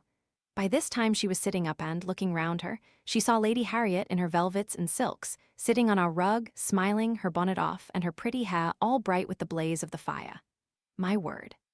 Sister was up on her feet directly, and she dropped her curtsy, and made her excuses for sleeping as fast as might be, while I went off to put on my best cap, for sister might well say I was out of my wits to go on chatting to an earl's daughter in an old black silk skullcap. Black silk, too, when, if I'd only known she was coming, I might have put on my new brown silk one, lying idle in my top drawer. And when I came back, sister was ordering tea for her ladyship, our tea, I mean, so I took my turn at talk, and sister slipped out to put on her Sunday silk. but I don't think we were quite so much at our ease with her ladyship as when I sat pulling out my lace in my skull-cap. And she was quite struck with our tea and asked where we got it, for she had never tasted any like it before, and I told her we gave only 3s. 4d. A pound for it at Johnson's. Sister says I ought to have told her the price of our company tea, which is 5s. A pound, only that was not what we were drinking, for, as ill luck would have it, we'd none of it in the house, and she said she would send us some of hers, all the way from Russia or Prussia or some out-of-the-way place, and we were to compare and see which we liked best, and if we liked hers best, she could get it for us at 3s. A pound. And she left her love for you, and though she was going away, you were not to forget her. Sister thought such a message would set you up too much, and told me she would not be chargeable for the giving it you. But, I said, a message is a message, and it's on Molly's own shoulders if she's set up by it. Let us show her an example of humility, sister, though we have been sitting cheek by jowl in such company. So sister humphed and said she'd a headache and went to bed. And now you may tell me your news, my dear. So Molly told her small events, which, interesting as they might have been at other times to the gossip-loving and sympathetic Miss Phoebe, were rather pale in the stronger light reflected from the visit of an earl's daughter. Chapter 15. The New Mamma. On Tuesday afternoon, Molly returned home to the home which was already strange, and what Warwickshire people would call unct, to her.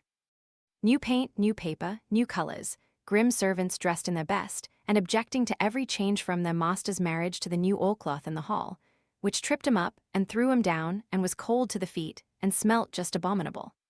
All these complaints Molly had to listen to, and it was not a cheerful preparation for the reception which she already felt to be so formidable. The sound of their carriage wheels was heard at last, and Molly went to the front door to meet them. Her father got out first, and took her hand and held it while he helped his bride to alight. Then he kissed her fondly and passed her on to his wife, but her veil was so securely, and becomingly, fastened down that it was some time before Mrs. Gibson could get her lips clear to greet her new daughter. Then there was luggage to be seen about, and both the travellers were occupied in this, while Molly stood by trembling with excitement, unable to help, and only conscious of Betty's rather cross looks, as heavy box after heavy box jammed up the passage. "Molly, my dear, show your mamma to her room."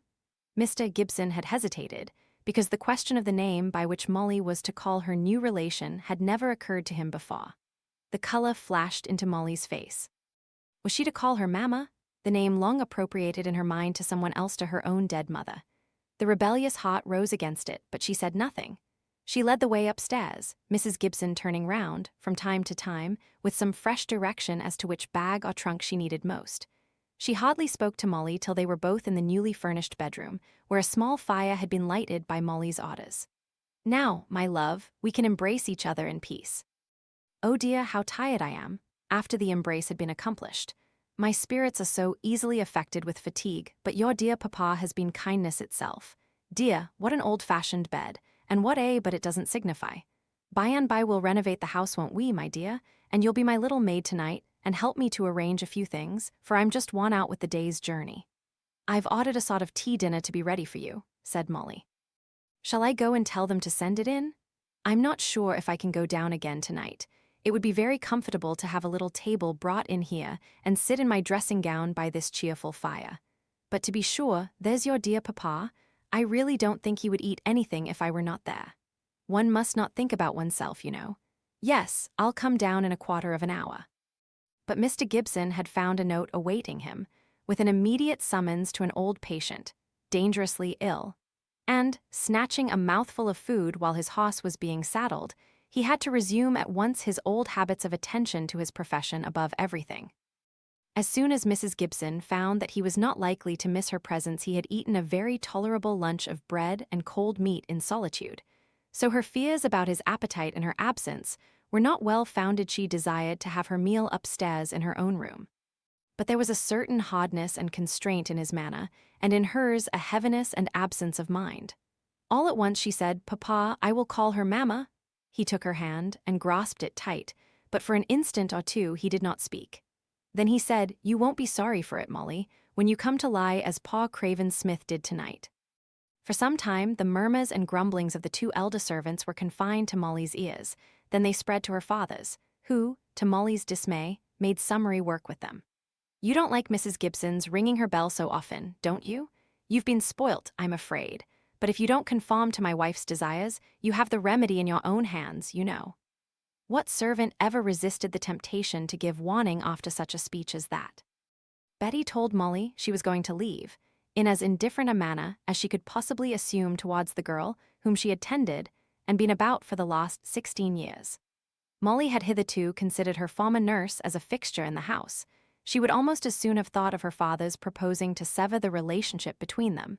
And here was Betty coolly talking over whether her next place should be in town or country. But a great deal of this was assumed hardness. In a week or two, Betty was in floods of tears at the prospect of leaving her nursling, and would fain have stayed and answered all the bells in the house once every quarter of an hour. Even Mr. Gibson's masculine heart was touched by the sorrow of the old servant, which made itself obvious to him every time he came across her by her broken voice and her swollen eyes. One day he said to Molly, "I wish you'd ask your mamma if Betty might not stay, if she made a proper apology and all that sort of thing." "I don't much think it will be of any use," said Molly in a mournful voice. "I know she is writing, or has written, about some under housemaid at the Towers.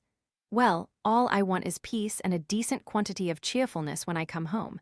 I see enough of tears at other people's houses. After all, Betty has been with us 16 years a sort of service of the antique world, but the woman may be happier elsewhere. Do as you like about asking mamma, only if she agrees, I shall be quite willing." So Molly tried her hand at making a request to that effect to Mrs. Gibson. Her instinct told her she would be unsuccessful, but surely favour was never refused in so soft a tone. "My dear girl, I should never have thought of sending an old servant away, one who has had the charge of you from your birth, or nearly so. I could not have had the heart to do it. She might have stayed forever for me if she had only attended to all my wishes, and I am not unreasonable, am I? But you see, she complained, and when your dear papa spoke to her, she gave warning, and it is quite against my principles ever to take an apology from a servant who has given warning." "She is so sorry," pleaded Molly. "She says she will do anything you wish and attend to all your orders if she may only stay." "But, sweet one, you seem to forget that I cannot go against my principles, however much I may be sorry for Betty. She should not have given way to ill temper. As I said before, although I never liked her, and considered her a most inefficient servant, thoroughly spoilt by having had no mistress for so long, I should have borne with her at least. I think I should as long as I could.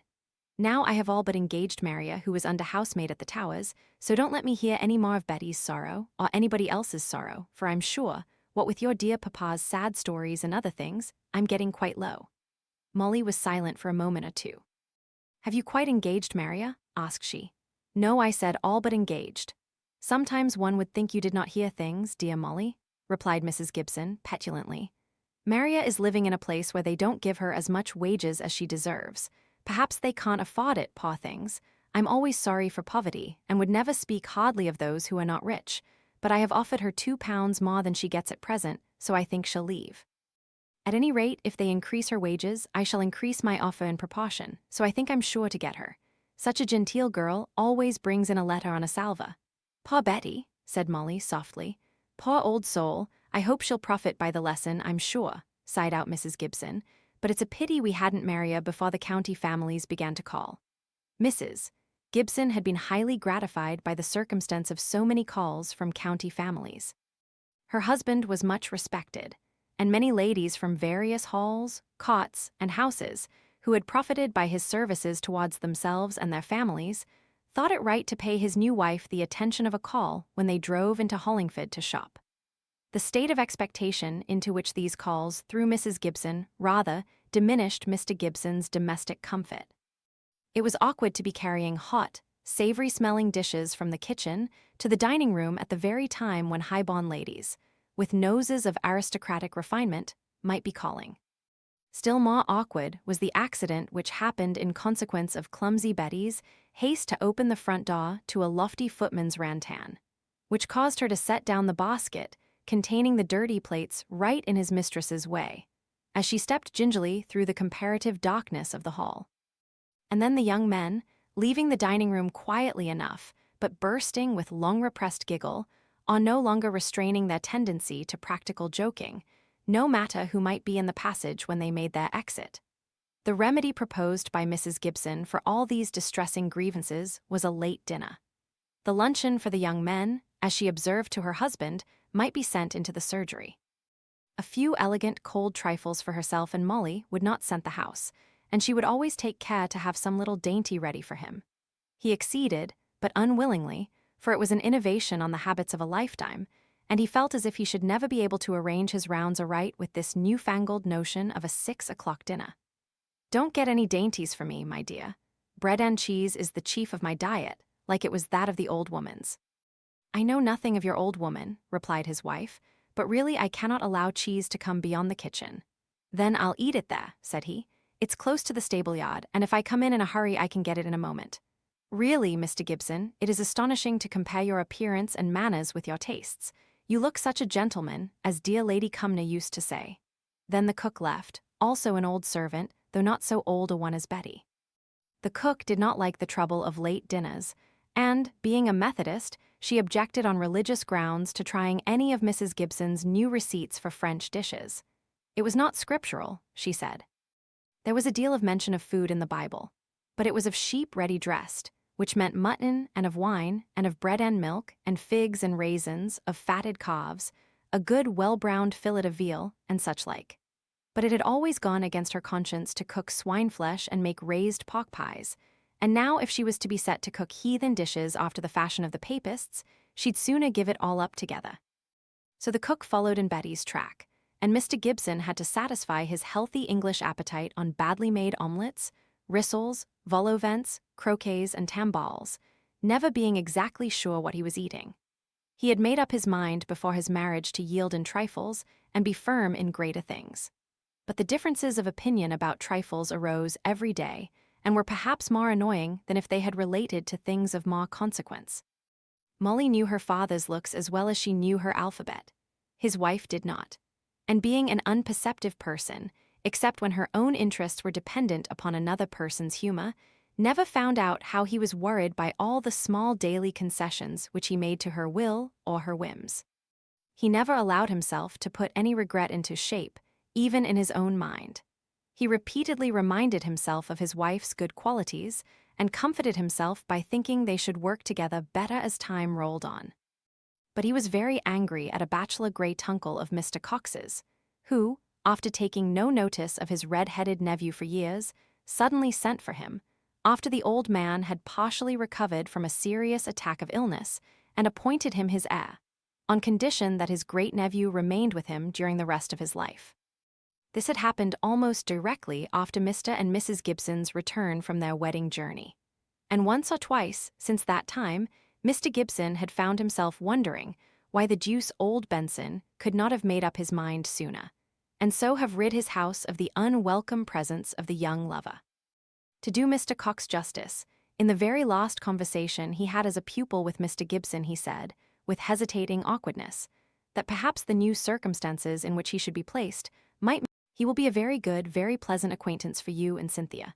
The other is but a loutish young fellow. To my mind, there is no aristocratic bearing about him. I suppose he takes after his mother, who is but a parvenu, I've heard them say at the Towers." Molly was spiteful enough to have great pleasure in saying, "I think I've heard her father was a Russian merchant and imported tallow and hemp. Mr. Osborne Hamley is extremely like her." "Indeed, but there's no calculating these things. Anyhow, he is the perfect gentleman in appearance and manner. The estate is entailed, is it not?" "I know nothing about it," said Molly. A short silence ensued. Then Mrs. Gibson said, "Do you know, I almost think I must get dear papa to give a little dinner party, and ask Mr. Osborne Hamley. I should like to have him feel at home in this house. It would be something cheerful for him after the dullness and solitude of Hamley Hall. For the old people don't visit much, I believe." "He's going back to Cambridge next week," said Molly. "Is he? Well then, we'll put off our little dinner till Cynthia comes home. I should like to have some young society for her, Pa darling, when she returns." "When is she coming?" said Molly, who had always a longing curiosity for this same Cynthia's return. "Oh, I'm not sure. Perhaps at the New Year, perhaps not till Easter. I must get this drawing-room all new furnished first, and then I mean to fit up her room and yours just alike. They are just the same size, only on opposite sides of the passage." "Are you going to new furnish that room?" said Molly, in astonishment at the never-ending changes. "Yes, and yours too, darling, so don't be jealous." "Oh, please, Mamma, not mine," said Molly, taking in the idea for the first time.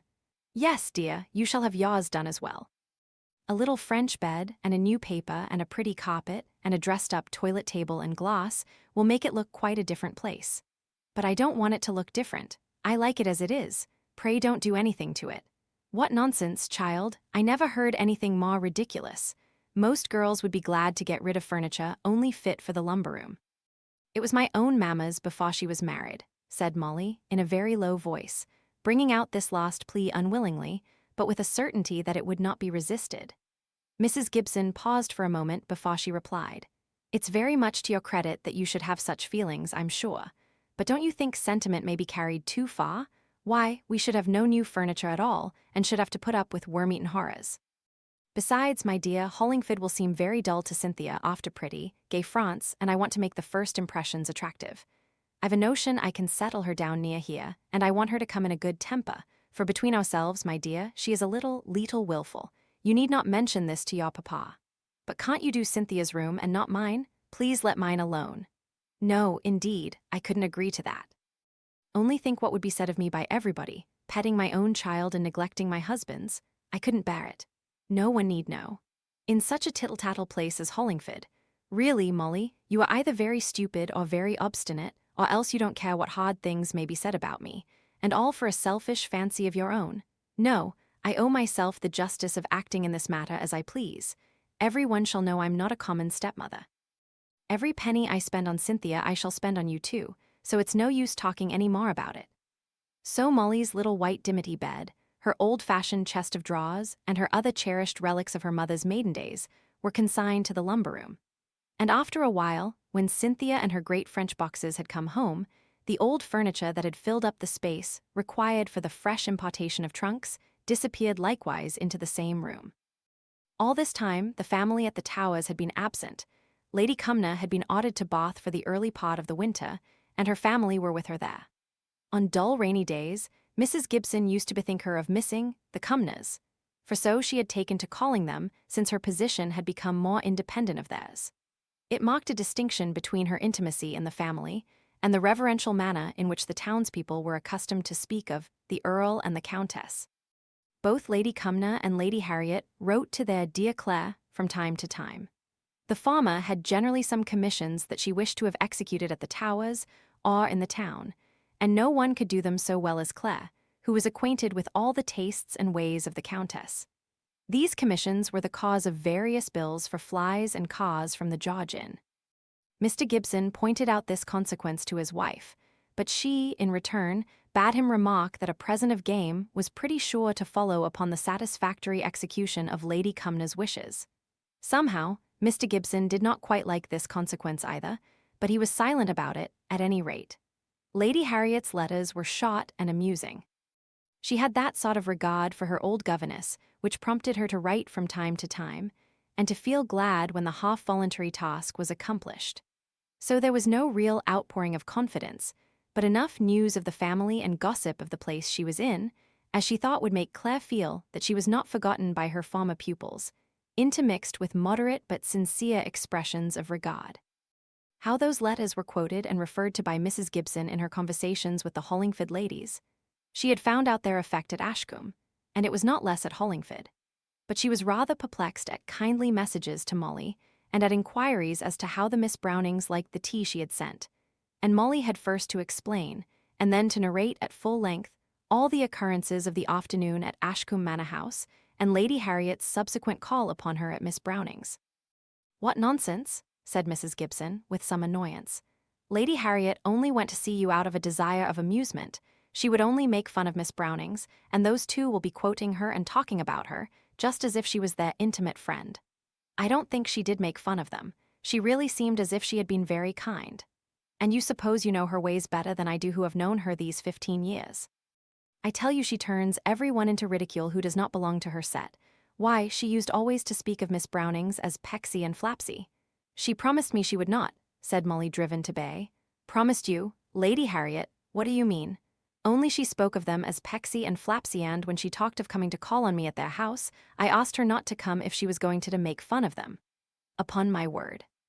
With all my long acquaintance with Lady Harriet, I should never have ventured on such impertinence."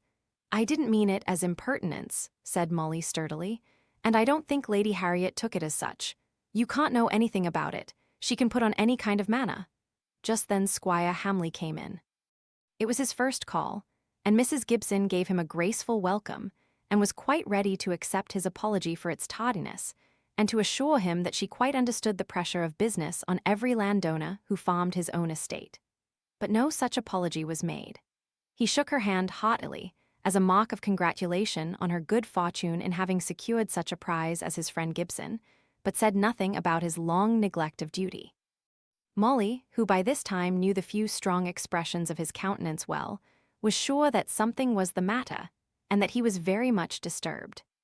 He hardly attended to Mrs. Gibson's fluent opening of conversation, for she had already determined to make a favorable impression on the father of the handsome young man who was heir to an estate, besides his own personal agreeableness. But he turned to Molly, and addressing her, said almost in a low voice, as if he was making a confidence to her, that he did not intend Mrs. Gibson to hear, "Molly, we are all wrong at home. Osborne has lost the fellowship at Trinity he went back to try for. Then he has gone and failed miserably in his degree, after all that he said, and that his mother said, and I, like a fool, went and boasted about my clever son. I can't understand it. I never expected anything extraordinary from Roger, but Osborne. And then it has thrown Madam into one of her bad fits of illness, and she seems to have a fancy for you, child. Your father came to see her this morning. Poor thing, she's very poorly, I'm afraid, and she told him how she should like to have you about her, and he said I might fetch you. You'll come, won't you, my dear? She's not a poor woman, such as many people think it's the only charity to be kind to, but she's just as forlorn of woman's care as if she was poor worse, I dare say." "I'll be ready in 10 minutes, said Molly, much touched by the squire's words and manner, never thinking of asking her stepmother's consent, now that she had heard that her father had given his. As she rose to leave the room, Mrs. Gibson, who had only half heard what the squire had said, and was a little affronted at the exclusiveness of his confidence, said, "My dear, where are you going? I don't call him a squire, I call him a boor or a yeoman at best. You must not go on accepting or rejecting invitations as if you were an independent young lady, Molly. Pay me the respect of a reference to my wishes another time, if you please, my dear." "Papa had said I might go," said Molly, choking a little. "As I am now your mamma, your references must be to me for the future, but as you are to go you may as well look well dressed. I will lend you my new shawl for this visit, if you like it, and my set of green ribbons. I am always indulgent when proper respect is paid to me. And in such a house as Hamley Hall, no one can tell who may be coming and going, even if there is sickness in the family. Thank you, but I don't want the shawl and the ribbons, please. There will be nobody there except the family." "There never is, I think. And now that she is so ill," Molly was on the point of crying at the thought of her friend lying ill and lonely, and looking for her arrival. Moreover, she was sadly afraid lest the squire had gone off with the idea that she did not want to come, that she preferred that stupid party at the Cockerells. Mrs. Gibson, too, was sorry. She had an uncomfortable consciousness of having given way to temper before a stranger, and a stranger, too, whose good opinion she had meant to cultivate, and she was also annoyed at Molly's tearful face. "What can I do for you, to bring you back into good temper?" she said. "First, you insist upon your knowing Lady Harriet better than I do, who have known her for 18 or 19 years at least. Then you jump at invitations without ever consulting me, or thinking of how awkward it would be for me to go stumping into a drawing-room all by myself. Following my new name, too, which always makes me feel uncomfortable, it is such a sad come-down after Kirkpatrick. And then, when I offer you some of the prettiest things I have got, you say it does not signify how you are dressed. What can I do to please you, Molly? I, who delight in nothing more than peace in a family, to see you sitting there with despair upon your face?" Molly could stand it no longer. She went upstairs to her own smart new room, which hardly yet seemed a familiar place, and began to cry so heartily and for so long a time that she stopped at length for very weariness. She thought of Mrs. Hamley wearying for her, of the old hall whose very quietness might become oppressive to an ailing person, of the trust the squire had had in her that she would come off directly with him, and all this oppressed her much more than the querulousness of her stepmother's words. Chapter 17. Trouble at Hamley Hall. If Molly thought that peace dwelt perpetually at Hamley Hall, she was sorely mistaken. Something was out of tune in the whole establishment, and, for a very unusual thing, the common irritation seemed to have produced a common bond. All the servants were old in their places, and were told by someone of the family, or gathered, from the unheeded conversation carried on before them, everything that affected master or mistress or either of the young gentlemen. Any one of them could have told Molly that the grievance which lay at the root of everything was the amount of the bills run up by Osborne at Cambridge, and which, now that all chance of his obtaining a fellowship was over, came pouring down upon the squire. But Molly, confident of being told by Mrs. Hamley herself anything which she wished her to hear, encouraged no confidences from anyone else. She was struck with the change in Madam's look as soon as she caught sight of her in the darkened room, lying on the sofa in her dressing room, all dressed in white, which almost rivaled the white oneness of her face. The squire ushered Molly in with, "Here she is at last." And Molly had scarcely imagined that he had so much variety in the tones of his voice. The beginning of the sentence was spoken in a loud congratulatory manner, while the last words were scarcely audible. He had seen the death-like pallor on his wife's face, not a new sight, and one which had been presented to him gradually enough, but which was now always giving him a fresh shock. It was a lovely, tranquil winter's day. Every branch and every twig on the trees and shrubs was glittering with drops of the sun-melted hoarfrost. A robin was perched on a holly bush, piping cheerily, but the blinds were down, and out of Mrs. Hamley's windows nothing of all this was to be seen. There was even a large screen placed between her and the wood fire to keep off that cheerful blaze. Mrs. Hamley stretched out one hand to Molly and held hers firm, with the other she shaded her eyes. "She is not so well this morning," said the squire, shaking his head. "But never fear, my dear one, here's the doctor's daughter, nearly as good as the doctor himself. Have you had your medicine, your beef tea?" he continued, going about on heavy tiptoe and peeping into every empty cup and glass. Then he returned to the sofa, looked at her for a minute or two, and then softly kissed her, and told Molly he would leave her in charge. As if Mrs. Hamley was afraid of Molly's remarks or questions, she began in her turn a hasty system of interrogatories. "Now, dear child, tell me all. It's no breach of confidence, for I shan't mention it again, and I shan't be here long. How does it all go on the new mother, the good resolutions? Let me help you if I can. I think with a girl I could have been of use. A mother does not know boys. But tell me anything you like and will, don't be afraid of details." Even with Molly's small experience of illness, she saw how much of restless fever there was in this speech. And instinct, or some such gift, prompted her to tell a long story of many things: the wedding day, her visit to Miss Browning's, the new furniture, Lady Harriet, and all in an easy flow of talk which was very soothing to Mrs. Hamley, inasmuch as it gave her something to think about beyond her own immediate sorrows. But Molly did not speak of her own grievances, nor of the new domestic relationship. Mrs. Hamley noticed this. "And you and Mrs. Gibson get on happily together?" "Not always," said Molly. "You know we didn't know much of each other before we were put to live together. I didn't like what the squire told me last night. He was very angry." That saw had not yet healed over, but Molly resolutely kept silence, beating her brains to think of some other subject of conversation. "Ah, I see, Molly," said Mrs. Hamley. "You won't tell me your sorrows, and yet perhaps I could have done you some good." "I don't like," said Molly in a low voice. "I think Papa wouldn't like it, and besides you have helped me so much, you and Mr. Roger Hamley. I often think of the things he said, they come in so usefully and are such a strength to me." "Ah, Roger, yes, he is to be trusted. Oh, Molly, I've a great deal to say to you myself, only not now. I must have my medicine and try to go to sleep. Good girl, you are stronger than I am, and can do without sympathy." Molly was taken to another room. The maid who conducted her to it told her that Mrs. Hamley had not wished her to have her nights disturbed, as they might very probably have been if she had been in her former sleeping room. In the afternoon, Mrs. Hamley sent for her, and with the want of reticence common to invalids, especially to those suffering from long and depressing maladies, she told Molly of the family distress and disappointment. She made Molly sit down near her on a little stool, and, holding her hand, and looking into her eyes to catch her spoken sympathy from their expression quicker than she could from her words, she said, "Osborne has so disappointed us. I cannot understand it yet. And the squire was so terribly angry.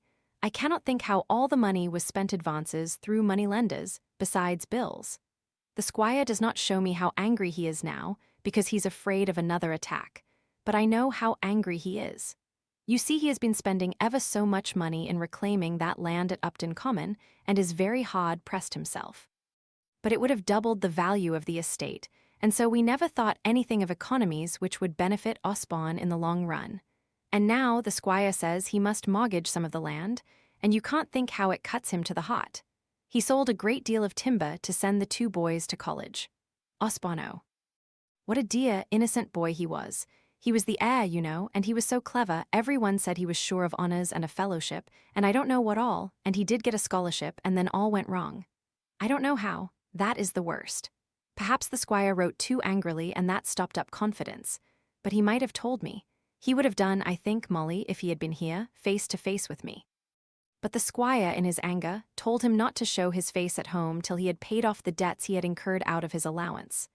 Out of 250, a year to pay off more than 900, one way or another, and not to come home till then? Perhaps Roger will have debts too. He had but 200, but then he was not the eldest son.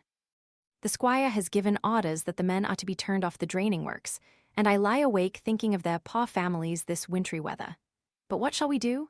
I've never been strong, and perhaps I've been extravagant in my habits, and there were family traditions as to expenditure. Hamley stroking Molly's curls affectionately.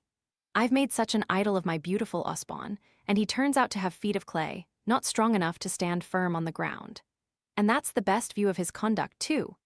What with his anger against his son, and his anxiety about his wife, the difficulty of raising the money immediately required, and his irritation at the scarce concealed inquiries made by strangers as to the value of his property, the poor squire was in a sad state. He was angry and impatient with everyone who came near him, and then was depressed at his own violent temper and unjust words. The old servants, who, perhaps, cheated him in many small things, were beautifully patient under his upbraidings. They could understand bursts of passion, and knew the cause of his variable moods as well as he did himself. The butler, who was accustomed to argue with his master about every fresh direction as to his work, now nudged Molly at dinner-time to make her eat of some dish which she had just been declining, and explained his conduct afterwards as follows. You see, miss, me and cook had planned a dinner as would tempt master to eat. But when you say, no, thank you, when I hand you anything, master never so much as looks at it. But if you takes a thing and eats with a relish, why first he waits, and then he looks, and by and by he smells, and then he finds out as he's hungry, and falls to eating as natural as a kitten takes to mewing. That's the reason, miss, as I gave you a nudge and a wink, which no one knows better nor me was not manners. Osborne's name was never mentioned during these cheerless meals. The squire asked Molly questions about Hollingford people, but did not seem much to attend to her answers. He used also to ask her every day how she thought that his wife was, but if Molly told the truth that every day seemed to make her weaker and weaker, he was almost savage with the girl. He could not bear it, and he would not. Nay, once he was on the point of dismissing Mr. Gibson, because he insisted on a consultation with Dr. Nichols, the great physician of the county. It's nonsense thinking her so ill as that, you know, it's only the delicacy she's had for years. And if you can't do her any good in such a simple case, no, pain only, weakness and nervousness, it is a simple case. Don't look in that puzzled way, man, you'd better give her up altogether, and I'll take her to Bath or Brighton, or somewhere for change. For in my opinion it's only moping and nervousness. But the squire's bluff, florid face was pinched with anxiety, and wan with the effort of being deaf to the footsteps of fate as he said these words which belied his fears. Mr. Gibson replied very quietly, I shall go on coming to see her, and I know you'll not forbid my visits, but I shall bring Dr. Nichols with me the next time I come. I may be mistaken in my treatment, and I wish to God he may say I am mistaken in my apprehensions. Don't tell me them, I cannot bear them. Cried the squire. Of course we must all die, and she must too, but the cleverest doctor in England shan't go about coolly meting out the life of such as her. I dare say I shall die first. I hope I shall, but I'll knock any one down who speaks to me of death sitting within me. And besides, I think all doctors are ignorant quacks, pretending to knowledge they haven't got. You may smile at me, I don't care. Unless you can tell me I shall die first, neither you nor your Dr. Nichols shall come prophesying and croaking about this house. Mr. Gibson went away, heavy at heart from the thought of Mrs. Hamley's approaching death, but thinking little enough of the squire's speeches. He had almost forgotten them, in fact, when about 9 o'clock that evening, a groom rode in from Hamley Hall in hot haste, with a note from the squire. Dear Gibson, for God's sake, forgive me if I was rude today. She is much worse. Come and spend the night here. Write for Nichols and all the physicians you want. Write before you start off. They may give her ease. There were Whitworth doctors much talked of in my youth for curing people given up by the regular doctors. Can't you get one of them? I put myself in your hands. Sometimes I think it is the turning point and she'll rally after this bout. I trust all to you. Yours ever, Hamley. P.S. Molly is a treasure, God help me. Of course, Mr. Gibson went. For the first time since his marriage cutting shot Mrs. Gibson's querulous lamentations over her life, as involved in that of a doctor called out at all hours of day and night. He brought Mrs. Hamley through this attack, and for a day or two the squire's alarm and gratitude made him docile in Mr. Gibson's hands. Then he returned to the idea of its being a crisis through which his wife had passed, and that she was now on the way to recovery. But the day after the consultation with Dr. Nichols, Mr. Gibson said to Molly, "Molly, I've written to Osborne and Roger. Do you know Osborne's address?" "No, Papa, he's in disgrace. I don't know if the squire knows, and she has been too ill to write." "Never mind. I'll enclose it to Roger. Whatever those lads may be to others, there's as strong brotherly love as ever I saw between the two. Roger will know. And Molly, they are sure to come home as soon as they hear my report of their mother's state. I wish you'd tell the squire what I've done. It's not a pleasant piece of work, and I'll tell Madam myself in my own way. I'd have told him if he'd been at home, but you say he was obliged to go to Ashcombe on business." "Quite obliged. He was so sorry to miss you. But Papa, he will be so angry. You don't know how mad he is against Osborne." Molly dreaded the squire's anger when she gave him her father's message. She had seen quite enough of the domestic relations of the Hamley family to understand that, underneath his old-fashioned courtesy and the pleasant hospitality he showed to her as a guest, there was a strong will and a vehement, passionate temper, along with that degree of obstinacy in prejudices, or opinions, as he would have called them, so common to those who have, neither in youth nor in manhood, mixed largely with their kind. She had listened, day after day, to Mrs. Hamley's plaintive murmurs as to the deep disgrace in which Osborne was being held by his father, the prohibition of his coming home, and she hardly knew how to begin to tell him that the letter summoning Osborne had already been sent off. Their dinners were tea. The squire tried to make them pleasant to Molly, feeling deeply grateful to her for the soothing comfort she was to his wife. He made merry speeches, which sank away into silence, and at which they each forgot to smile. He ordered up rare wines, which she did not care for, but tasted out of complacence. He noticed that one day she had eaten some brown beer pears as if she liked them, and as his trees had not produced many this year, he gave directions that this particular kind should be sought for through the neighborhood. Molly felt that in many ways he was full of goodwill towards her, but it did not diminish her dread of touching on the one sore point in the family. However, it had to be done, and that without delay. The great log was placed on the after-dinner fire, the hearth swept up, the ponderous candles snuffed, and then the door was shut and Molly and the squire were left to their dessert. She sat at the side of the table in her old place. That at the head was vacant. Yet, as no orders had been given to the contrary, the plate and glasses and napkin were always arranged as regularly and methodically as if Mrs. Hamley would come in as usual. Indeed, sometimes, when the door by which she used to enter was opened by any chance, Molly caught herself looking round as if she expected to see the tall, languid figure in the elegant draperies of rich silk and soft lace, which Mrs. Hamley was wont to wear of an evening. This evening, it struck her, as a new thought of pain, that into that room she would come no more. She had fixed to give her father's message at this very point of time, but something in her throat choked her, and she hardly knew how to govern her voice. The squire got up and went to the broad fireplace, to strike into the middle of the great log and split it up into blazing, sparkling pieces. His back was towards her. Molly began, "When Papa was here today, he bade me tell you he had written to Mr. Roger Hamley to say that he thought he had better come home, and he enclosed a letter to Mr. Osborne Hamley to say the same thing." The squire put down the poker, but he still kept his back to Molly. "He sent for Osborne and Roger?" he asked at length. Molly answered, "Yes." Then there was a dead silence, which Molly thought would never end. The squire had placed his two hands on the high chimney-piece and stood leaning over the fire. "Roger would have been down from Cambridge on the 18th, said he, "and he has sent for Osborne too. Did he know?" he continued, turning round to Molly with something of the fierceness she had anticipated in voice and look. In another moment he had dropped his voice. "It's right, quite right, I understand. It has come at length. Come. Osborne has brought it on, though," with a fresh access of anger in his tones. She might have, some word Molly could not hear, she thought it sounded like lingered, but for that, I can't forgive him, I cannot. And then he suddenly left the room. While Molly sat there still, very sad in her sympathy with all, he put his we might sit twirling our thumbs and repeating hymns all our lives long if we were to do nothing else when people were dying. I cannot go, repeated Molly. And acting upon impulse and almost to her own surprise, she appealed to her father, who came into the room at this very time. He contracted his dark eyebrows and looked annoyed as both wife and daughter pawed their different sides of the argument into his ears. He sat down in desperation of patience. When his turn came to pronounce a decision, he said, I suppose I can have some lunch? I went away at 6 this morning and there's nothing in the dining room. I have to go off again directly. Molly started to the door. Mrs. Gibson made haste to ring the bell. Where are you going, Molly? Said she sharply. Only to see about Papa's lunch. There are servants to do it, and I don't like your going into the kitchen. Come, Molly, sit down and be quiet, said her father. One comes home wanting peace and quietness and food too.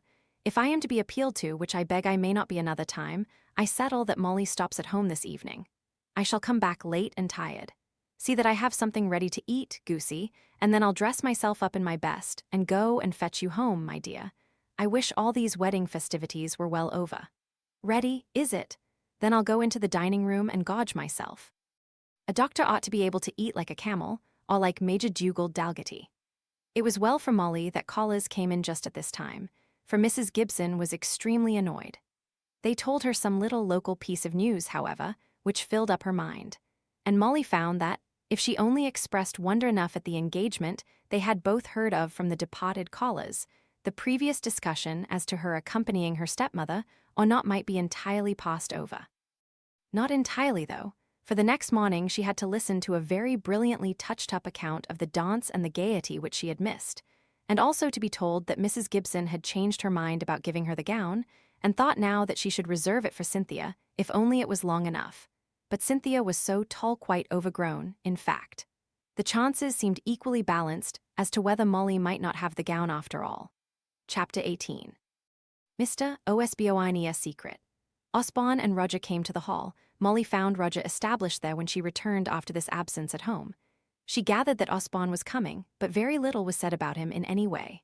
The squire scarcely ever left his wife's room. He sat by her, watching her, and now and then moaning to himself. She was so much under the influence of opiates that she did not often rouse up, but when she did, she almost invariably asked for Molly. On these rare occasions, she would ask after Osborne where he was, if he had been told, and if he was coming. In her weakened and confused state of intellect, she seemed to have retained two strong impressions: one, of the sympathy with which Molly had received her confidence about Osborne; the other, of the anger which her husband entertained against him. Before the squire she never mentioned Osborne's name, nor did she seem at her ease in speaking about him to Roger, while, when she was alone with Molly, she hardly spoke of anyone else. She must have had some sort of wondering idea that Roger blamed his brother, while she remembered Molly's eager defense, which she had thought hopelessly improbable at the time. At any rate, she made Molly her confidant about her firstborn. She sent her to ask Roger how soon he would come, for she seemed to know perfectly well that he was coming. Tell me all Roger says, he will tell you. But it was several days before Molly could ask Roger any questions, and meanwhile Mrs. Hamley's state had materially altered. At length Molly came upon Roger sitting in the library, his head buried in his hands. He did not hear her footstep till she was close beside him. Then he lifted up his face, red and stained with tears, his hair all ruffled up and in disorder. I've been wanting to see you alone, she began. Your mother does so want some news of your brother Osborne. She told me last week to ask you about him, but I did not like to speak of him before your father. She has hardly ever named him to me. I don't know why, for to me she used to talk of him perpetually. I have seen so little of her this week, and I think she forgets a great deal now. Still, if you don't mind, I should like to be able to tell her something if she asks me again. He put his head again between his hands and did not answer her for some time. What does she want to know? Said he at last. Does she know that Osborne is coming soon any day? Yes, but she wants to know where he is. I can't tell you. I don't exactly know. I believe he's abroad, but I'm not sure. But you've sent Papa's letter to him? I've sent it to a friend of his who will know better than I do where he's to be found. You must know that he isn't free from creditors, Molly. You can't have been one of the family, like a child of the house almost, without knowing that much. For that and for other reasons, I don't exactly know where he is. I will tell her so. You are sure he will come? Quite sure. But Molly, I think my mother may live some time yet, don't you? Dr. Nichols said so yesterday when he was here with your father. He said she had rallied more than he had ever expected. You're not afraid of any change that makes you so anxious for Osborne's coming? No, it's only for her that I asked. She did seem so to crave for news of him. I think she dreamed of him, and then when she wakened it was a relief to her to talk about him to me. She always seemed to associate me with him. We used to speak so much of him when we were together. I don't know what we should any of us have done without you. You've been like a daughter to my mother. I do so love her, said Molly softly. Yes, I see. Have you ever noticed that she sometimes calls you Fanny? It was the name of a little sister of ours who died. I think she often takes you for her. It was partly that, and partly that at such a time as this one can't stand on formalities that made me call you Molly. I hope you don't mind it. No, I like it. But will you tell me something more about your brother? She really hungers for news of him. She'd better ask me herself. Yet no, I am so involved by promises of secrecy, Molly, that I couldn't satisfy her if she once began to question me. I believe he's in Belgium, and that he went there about a fortnight ago, partly to avoid his creditors. You know my father has refused to pay his debts? Yes, at least, I knew something like it. I don't believe my father could raise the money all at once without having recourse to steps which he would exceedingly recoil from, yet for the time it places Osborne in a very awkward position. I think what vexes your father a good deal is some mystery as to how the money was spent. If my mother ever says anything about that part of the affair, said Roger hastily, assure her for me that there's nothing of vice or wrongdoing about it. I can't say more, I'm tied. But set her mind at ease on that point. I'm not sure if she remembers all her painful anxiety about this, said Molly. She used to speak a great deal to me about him before you came, when your father seemed so angry. And now, whenever she sees me, she wants to talk on the old subject, but she doesn't remember so clearly. If she were to see him, I don't believe she would recollect why she was uneasy about him while he was absent. He must be here soon. I expect him every day, said Roger uneasily. Do you think your father will be very angry with him? Asked Molly, with as much timidity as if the squire's displeasure might be directed against her. I don't know, said Roger. My mother's illness may alter him, but he didn't easily forgive us formally. I remember once, but that is nothing to the purpose. I can't help fancying that he has put himself under some strong restraint for my mother's sake, and that he won't express much. But it doesn't follow that he will forget it. My father is a man of few affections, but what he has a very strong, he feels anything that touches him on these points deeply and permanently. That unlucky valuing of the property, it has given my father the idea of post-obits. What are they? Asked Molly. Raising money to be paid on my father's death, which of course involves calculations as to the duration of his life. How shocking, said she. I'm as sure as I am of my own life that Osborne never did anything of the kind. But my father expressed his suspicions in language that irritated Osborne, and he doesn't speak out and won't justify himself even as much as he might. And much as he loves me, I've but little influence over him, or else he would tell my father all. Well, we must leave it to time, he added, sighing. My mother would have brought us all right if she'd been what she once was. He turned away, leaving Molly very sad. She knew that every member of the family she cared for so much was in trouble, out of which she saw no exit, and her small power of helping them was diminishing day by day as Mrs. Hamley sank more and more under the influence of opiates and stupefying illness. Her father had spoken to her only this very day of the desirableness of her returning home for good. Mrs. Gibson wanted her for no particular reason, but for many small fragments of reasons. Mrs. Hamley had ceased to want her much, only occasionally appearing to remember her He came straight into the drawing room, where Molly was seated on the rug, reading by firelight, as she did not like to ring for candles merely for her own use. Osborne came in with a kind of hurry, which almost made him appear as if he would trip himself up and fall down. Molly rose. He had not noticed her before. Now he came forwards and took hold of both her hands, leading her into the full flickering light and straining his eyes to look into her face. How is she? You will tell me you must know the truth. I've traveled day and night since I got your father's letter. Before she could frame her answer, he had sate down in the nearest chair, covering his eyes with his hand. She's very ill, said Molly. That you know, but I don't think she suffers much pain. She has wanted you sadly. He groaned aloud. My father forbade me to come. I know, said Molly, anxious to prevent his self-reproach. Your brother was away, too. I think no one knew how ill she was. She had been an invalid for so long. You know, yes, she told you a great deal. She was very fond of you, and God knows how I loved her. If I had not been forbidden to come home, I should have told her all. Does my father know of my coming now? Yes, said Molly. I told him Papa had sent for you." Just at that moment, the squire came in. He had not heard of Osborne's arrival and was seeking Molly to ask her to write a letter for him. Osborne did not stand up when his father entered. He was too much exhausted, too much oppressed by his feelings, and also too much estranged by his father's angry, suspicious letters. If he had come forward with any manifestation of feeling at this moment, everything might have been different. But he waited for his father to see him before he uttered a word. All that the squire said when his eye fell upon him at last was, "You hear, sir." And breaking off in the directions he was giving to Molly, he abruptly left the room. All the time his heart was yearning after his firstborn, but mutual pride kept them asunder.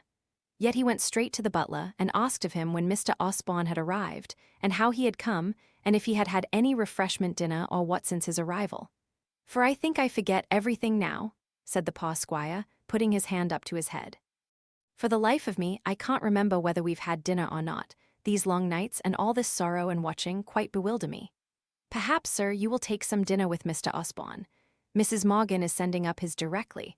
You hardly sate down at dinner time, sir. You thought my mistress wanted something." "Aye, I remember now. No, I won't have any more. Give Mr. Osborne what wine he chooses. Perhaps he can eat and drink." So the squire went away upstairs with bitterness as well as sorrow in his heart. When lights were brought, Molly was struck with the change in Osborne. He looked haggard and wan, perhaps with travelling and anxiety. Not quite such a dainty gentleman either as Molly had thought him when she had last seen him calling on her stepmother 2 months before, but she liked him better now. The tone of his remarks pleased her more. He was simpler and less ashamed of showing his feelings. He asked after Roger in a warm, longing kind of way. Roger was out. He had ridden to Ashcombe to transact some business for the squire. Osborne evidently wished for his return and hung about restlessly in the drawing-room after he had dined. "You're sure I mayn't see her tonight?" he asked Molly for the 3rd or 4th time. "No, indeed. I will go up again if you like it. But Mrs. Jones, the nurse Dr. Nichols sent, is a very decided person. I went up while you were at dinner, and Mrs. Hamley had just taken her drops and was on no account to be disturbed by seeing anyone, much less by any excitement." Osborne kept walking up and down the long drawing-room, half talking to himself, half to Molly. "I wish Roger would come. He seems to be the only one to give me a welcome. Does my father always live upstairs in my mother's rooms, Miss Gibson?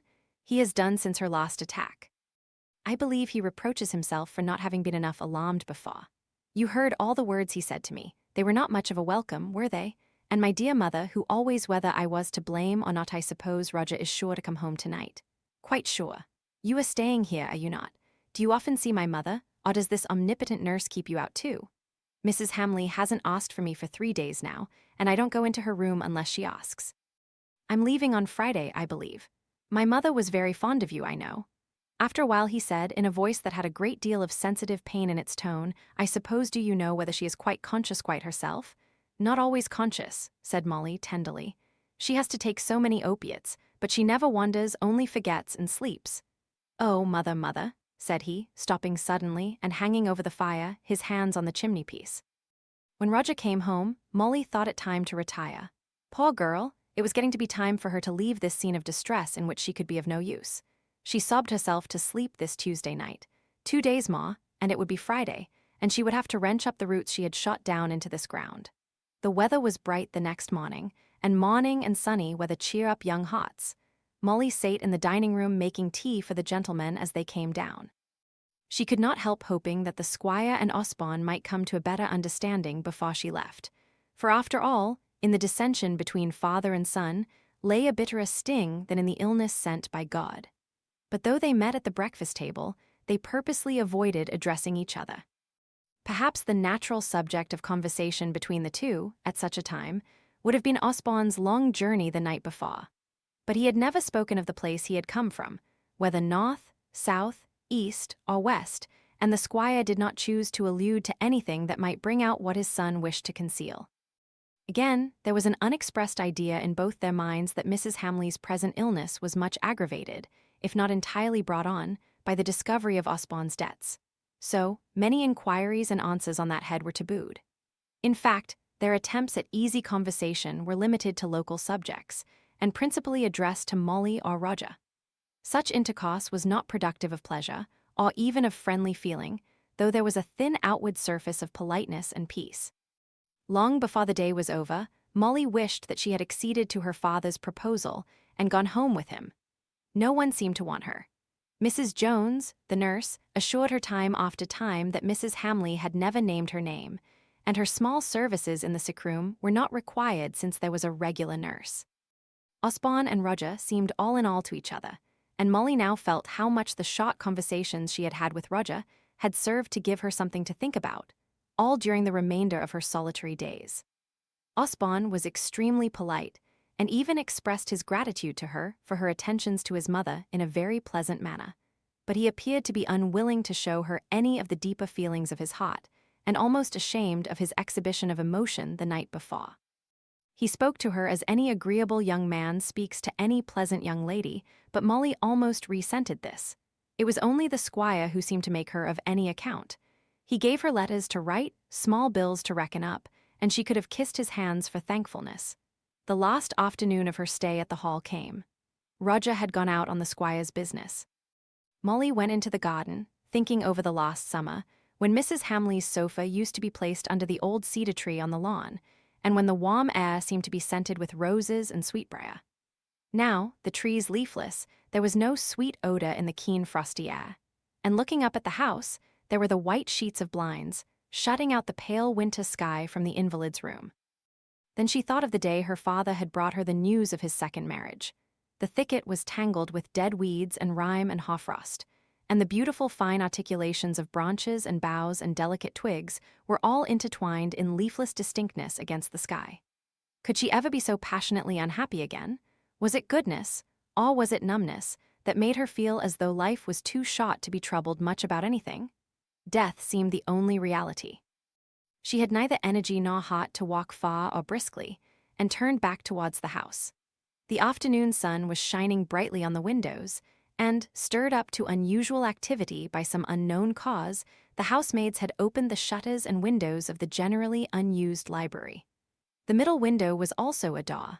The white-painted wood went halfway up. Molly turned along the little flag-paved path that led past the library windows to the gate in the white railings at the front of the house, and went in at the open door. She had had leave given to choose out any books she wished to read, and to take them home with her, and it was just the sort of half-dawdling employment suited to her taste this afternoon. She mounted on the ladder to get to a particular shelf high up in a dark corner of the room, and finding there some volume that looked interesting, she sat down on the step. "I'm more vexed with myself than you can conceive, not but what I'm as sure of you as of myself," continued he, turning to Molly. "Yes, but," said Osborne, "you see how many chances there are that even the best-meaning persons may let out what it is of such consequence to me to keep secret." "I know you think it so," said Roger. "Well, don't let us begin that old discussion again at any rate, before a third person." Molly had had hard work all this time to keep from crying. Now that she was alluded to as the third person before whom conversation was to be restrained, she said, "I'm going away. Perhaps I ought not to have been here. I'm very sorry, but I'll try and forget what I've heard." "You can't do that," said Osborne, still ungraciously. "But will you promise me never to speak about it to anyone, not even to me, or to Roger? Will you try to act and speak as if you had never heard it? I'm sure, from what Roger has told me about you, that if you give me this promise, I may rely upon it." "Yes, I will promise," said Molly, putting out her hand as a kind of pledge. Osborne took it, but rather as if the action was superfluous. She added, "I think I should have done so, even without a promise. But it is, perhaps, better to bind oneself. I will go away now. I wish I'd never come into this room." She put down her book on the table very softly, and turned to leave the room, choking down her tears until she was in the solitude of her own chamber. But Roger was at the door before her, holding it open for her, and reading she felt that he was reading her face. He held out his hand for hers, and his firm grasp expressed both sympathy and regret for what had occurred. She could hardly keep back her sobs till she reached her bedroom. Her feelings had been overwrought for some time past, without finding the natural vent in action. The leaving Hamley Hall had seemed so sad before, and now she was troubled with having to bear away a secret which she ought never to have known, and the knowledge of which had brought out a very uncomfortable responsibility. Then there would arise a very natural wonder as to who Osborne's wife was. Molly had not stayed so long and so intimately in the Hamley family without being well aware of the manner in which the future Lady of Hamley was planned for. The squire, for instance, partly in order to show that Osborne, his heir, was above the reach of Molly Gibson. The doctor's daughter, in the early days before he knew Molly well, had often alluded to the grand, the high, and the wealthy marriage which Hamley of Hamley, as represented by his clever, brilliant, handsome son Osborne, might be expected to make. Mrs. Hamley, too, unconsciously on her part, showed the projects that she was constantly devising for the reception of the unknown daughter-in-law that was to be. The drawing-room must be refurnished when Osborne marries, or Osborne's wife will like to have the west suite of rooms to herself. It will perhaps be a trial to her to live with the old couple, but we must arrange it so that she will feel it as little as possible. Of course, when Mrs. Osborne comes, we must try and give her a new carriage. The old one does well enough for us. These and similar speeches had given Molly the impression of the future Mrs. Osborne as of some beautiful grand young lady, whose very presence would make the old hall into a stately, formal mansion, instead of the pleasant, unceremonious home that it was at present. Osborne, too, who had spoken with such languid criticism to Mrs. Gibson about various country belles, and even in his own home was apt to give himself airs only at home his airs were poetically fastidious, while with Mrs. Gibson they had been socially fastidious. What unspeakably elegant beauty had he chosen for his wife, who had satisfied him, and yet satisfying him, had to have her marriage kept in concealment from his parents. At length Molly tore herself up from her wonderings. It was of no use, she could not find out, she might not even try. The blank wall of her promise blocked up the way. Perhaps it was not even right to wonder, and endeavor to remember slight speeches, casual mentions of a name, so as to piece them together into something coherent. Molly dreaded seeing either of the brothers again, but they all met at dinner time as if nothing had happened. The squire was taciturn, either from melancholy or displeasure. He had never spoken to Osborne since his return, excepting about the commonest trifles when intercourse could not be avoided, and his wife's state oppressed him like a heavy cloud coming over the light of his day. Osborne put on an indifferent manner to his father, which Molly felt sure was assumed, but it was not conciliatory for all that. Roger, quiet, steady, and natural, talked more than all the others, but he too was uneasy and in distress on many accounts. Today he principally addressed himself to Molly, entering into rather long narrations of late discoveries in natural history, which kept up the current of talk without requiring much reply from anyone. Molly had expected Osborne to look something different from usual, conscious, or ashamed, or resentful, or even married. But he was exactly the Osborne of the morning, handsome, elegant, languid in manner and in look, cordial with his brother, polite towards her, secretly uneasy at the state of things between his father and himself. She would never have guessed the concealed romance which lay perdu under that everyday behavior. She had always wished to come into direct contact with a love story. Here she had, and she only found it very uncomfortable.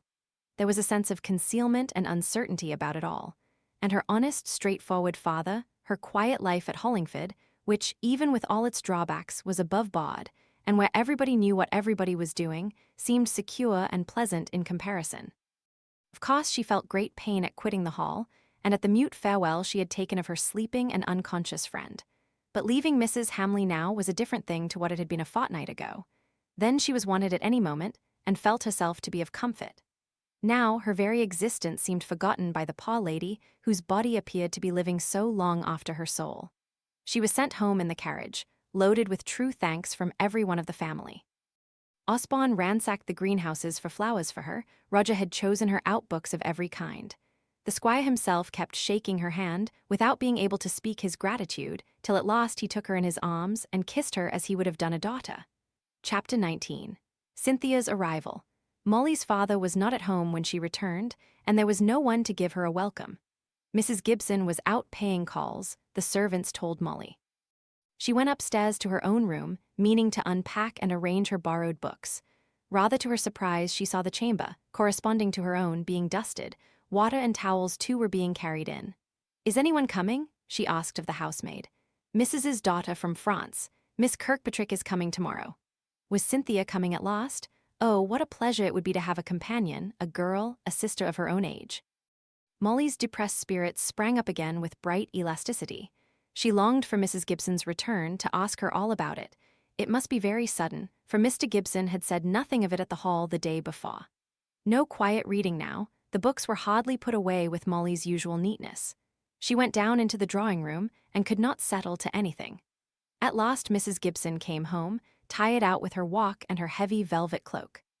Until that was taken off, and she had rested herself for a few minutes, she seemed quite unable to attend to Molly's questions. "Oh, yes, Cynthia is coming home tomorrow by the umpire, which passes through at 10 o'clock. What an oppressive day it is for the time of the year. I really am almost ready to faint. Cynthia heard of some opportunity, I believe, and was only too glad to leave school a fortnight earlier than we planned. She never gave me the chance of writing to say I did or did not like her coming so much before the time, and I shall have to pay for her just the same as if she had stopped. And I meant to have asked her to bring me a French bonnet, and then you could have had one made after mine, but I'm very glad she's coming, pa dear." "Is anything the matter with her?" asked Molly. "Oh no, why should there be? You called her pa dear, and it made me afraid lest she might be ill." "Oh no. It's only a way I got into when Mr. Kirkpatrick died. A fatherless girl, you know, one always does call them pa dears. Oh no, Cynthia never is ill, she's as strong as a hoss. She never would have felt today as I have done. Could you get me a glass of wine and a biscuit, my dear? I'm really quite faint." Mr. Gibson was much more excited about Cynthia's arrival than her own mother was. He anticipated her coming as a great pleasure to Molly, on whom, in spite of his recent marriage and his new wife, his interests principally centered. He even found time to run upstairs and see the bedrooms of the two girls, for the furniture of which he had paid a pretty round sum. "Well, I suppose young ladies like their bedrooms decked out in this way. It's very pretty certainly, but I liked my own old room better." Mrs. Gibson said, "Why, how you are grown, darling, you look quite a woman." "And so I am," said Cynthia. "I was before I went away. I've hardly grown since, except it is always to be hoped in wisdom." "Yes, that we will hope," said Mrs. Gibson, in rather a meaning way. Indeed, there were evidently hidden allusions in their seeming commonplace speeches. When they all came into the full light and repose of the drawing-room, Molly was absorbed in the contemplation of Cynthia's beauty. Perhaps her features were not regular, but the changes in her expressive countenance gave one no time to think of that. Her smile was perfect, her pouting charming, the play of the face was in the mouth. Her eyes were beautifully shaped, but their expression hardly seemed to vary. In coloring she was not unlike her mother, only she had not so much of the red-head tints in her complexion, and her long-shaped, serious gray eyes were fringed with dark lashes instead of her mother's insipid flaxen ones. Molly fell in love with her, so to speak, on the instant. She sat there warming her feet and hands, as much at her ease as if she had been there all her life, not particularly attending to her mother who, all the time, was studying either her or her dress-measuring Molly and Mr. Gibson with grave, observant looks, as if guessing how she should like them. "There's hot breakfast ready for you in the dining-room, when you are ready for it," said Mr. Gibson. "I'm sure you must want it after your night journey." He looked round at his wife, at Cynthia's mother, but she did not seem inclined to leave the warm room again. "Molly will take you to your room, darling," said she. "It is near hers, and she has got her things to take off. I'll come down and sit in the dining-room while you are having your breakfast, but I really am afraid of the cold now." Cynthia rose and followed Molly upstairs. "I'm so sorry there isn't a fire for you," said Molly, "but I suppose it wasn't ordered, and of course I don't give any orders. Here's some hot water, though." "Stop a minute," said Cynthia, getting hold of both Molly's hands and looking steadily into her face, but in such a manner that she did not dislike the inspection. "I think I shall like you. I am so glad. I was afraid I should not. We're all in a very awkward position together, aren't we? I like your father's looks, though." Molly could not help smiling at the way this was said. Cynthia replied to her smile. "Ah, you may laugh, but I don't know that I am easy to get on with. Mamma and I didn't suit when we were lost together, but perhaps we are each of us wiser now. Now, please leave me for a quarter of an hour. I don't want anything more." Molly went into her own room, waiting to show Cynthia down to the dining room. Not that in the moderate-sized house there was any difficulty in finding the way. A very little trouble in conjecturing would enable a stranger to discover any room. But Cynthia had so captivated Molly that she wanted to devote herself to the newcomer's service.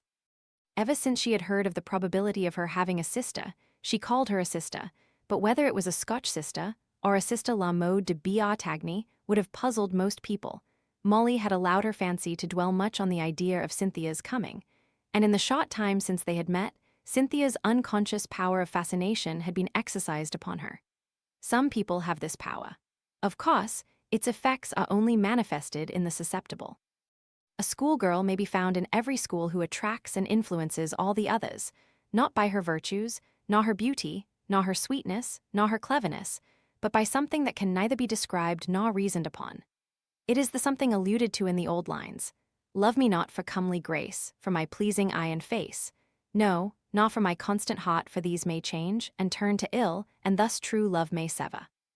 But love me on, and know not why, so hast thou the same reason still to dote upon me ever.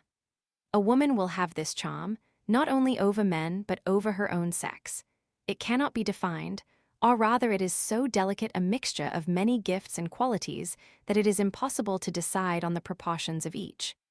Perhaps it is incompatible with very high principle, as its essence seems to consist in the most exquisite power of adaptation to varying people and still more various moods, being all things to all men. At any rate, Molly might soon have been aware that Cynthia was not remarkable for unflinching morality, but the glamour thrown over her would have prevented Molly from any attempt at penetrating into and judging her companion's character, even had such processes been the least in accordance with her own disposition. Cynthia was very beautiful, and was so well aware of this fact that she had forgotten to care about it. No one with such loveliness ever appeared so little conscious of it. Molly would watch her perpetually as she moved about the room, with the free stately step of some wild animal of the forest moving almost, as it were, to the continual sound of music. Her dress, too, though now to our ideas it would be considered ugly and disfiguring, was suited to her complexion and figure, and the fashion of it subdued within due bounds by her exquisite taste. It was inexpensive enough, and the changes in it were but few. Mrs. Gibson professed herself shocked to find that Cynthia had but 4 gowns, when she might have stocked herself so well, and brought over so many useful French patterns, if she had but patiently waited for her mother's answer to the letter which she had sent, announcing her return by the opportunity Madame had found for her. Molly was hurt for Cynthia at all these speeches. She thought they implied that the pleasure which her mother felt in seeing her a fortnight sooner, after her 2 years' absence, was inferior to that which she would have received from a bundle of silver paper patterns. But Cynthia took no apparent notice of the frequent recurrence of these small complaints. Indeed, she received much of what her mother said with a kind of complete indifference that made Mrs. Gibson hold her rather in awe, and she was much more communicative to Molly than to her own child. With regard to dress, however, Cynthia soon showed that she was her mother's own daughter in the manner in which she could use her deft and nimble fingers. She was a capital workwoman, and, unlike Molly, who excelled in plain sewing but had no notion of dressmaking or millinery, she could repeat the fashions she had only seen in passing along the streets of Boulogne, with 1 or 2 pretty rapid movements of her hands, as she turned and twisted the ribbons and gauze her mother furnished her with. So she refurbished Mrs. Gibson's wardrobe, doing it all in a sort of contemptuous manner, the sauce of which Molly could not quite make out. Day after day, the course of these small frivolities was broken in upon by the news Mr. Gibson brought of Mrs. Hamley's nearer approach to death. Molly very often sitting by Cynthia, and surrounded by ribbon and wire, and net heard the bulletins like the toll of a funeral bell at a marriage feast. Her father sympathized with her. It was the loss of a dear friend to him, too, but he was so accustomed to death that it seemed to him, but as it was, the natural end of all things human. To Molly, the death of someone she had known so well and loved so much was a sad and gloomy phenomenon. She loathed the small vanities with which she was surrounded, and would wander out into the frosty garden and pace the walk, which was both sheltered and concealed by evergreens. At length, and yet it was not so long, not a fortnight since Molly had left the hall, the end came. Mrs. Hamley had sunk out of life as gradually as she had sunk out of consciousness and her place in this world. The quiet waves closed over her, and her place knew her no more. "They all sent their love to you, Molly," said her father. "Roger said he knew how you would feel it." Mr. Gibson had come in very late and was having a solitary dinner in the dining-room. Molly was sitting near him to keep him company. Cynthia and her mother were upstairs. The latter was trying on a head-dress which Cynthia had made for her. Molly remained downstairs after her father had gone out afresh on his final round among his town patients. The fire was growing very low, and the lights were waning.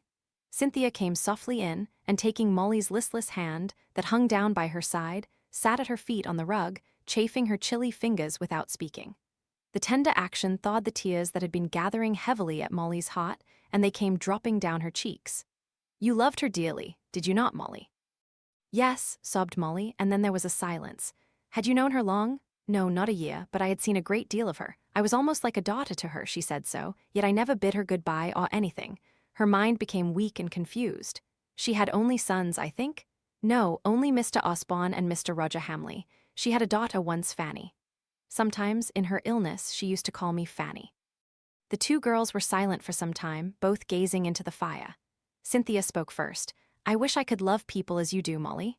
Don't you? Said the other in surprise. No, a good number of people love me, I believe, or at least they think they do, but I never seem to care much for anyone. I do believe I love you, little Molly, whom I have only known for 10 days, better than anyone. Not than your mother, said Molly in grave astonishment. Yes, than my mother. I wonder how the squire and Mr. Osborne Hamley will get on together. He's the eldest son, is he not? Why shouldn't he and his father get on well together? Oh, I don't know. That is to say, I do know, but I think I ought not to tell. Don't be so pedantically truthful, Molly. Besides, your manner shows when you speak truth and when you speak falsehood without troubling yourself to use words. I knew exactly what your I don't know meant. I never consider myself bound to be truthful, so I beg we may be on equal terms. Cynthia might well say she did not consider herself bound to be truthful. She literally said what came uppermost, without caring very much whether it was accurate or not. But there was no ill nature, and in a general way, no attempt at procuring any advantage for herself in all her deviations, and there was often such a latent sense of fun in them that Molly could not help being amused with them in fact, though she condemned them in theory.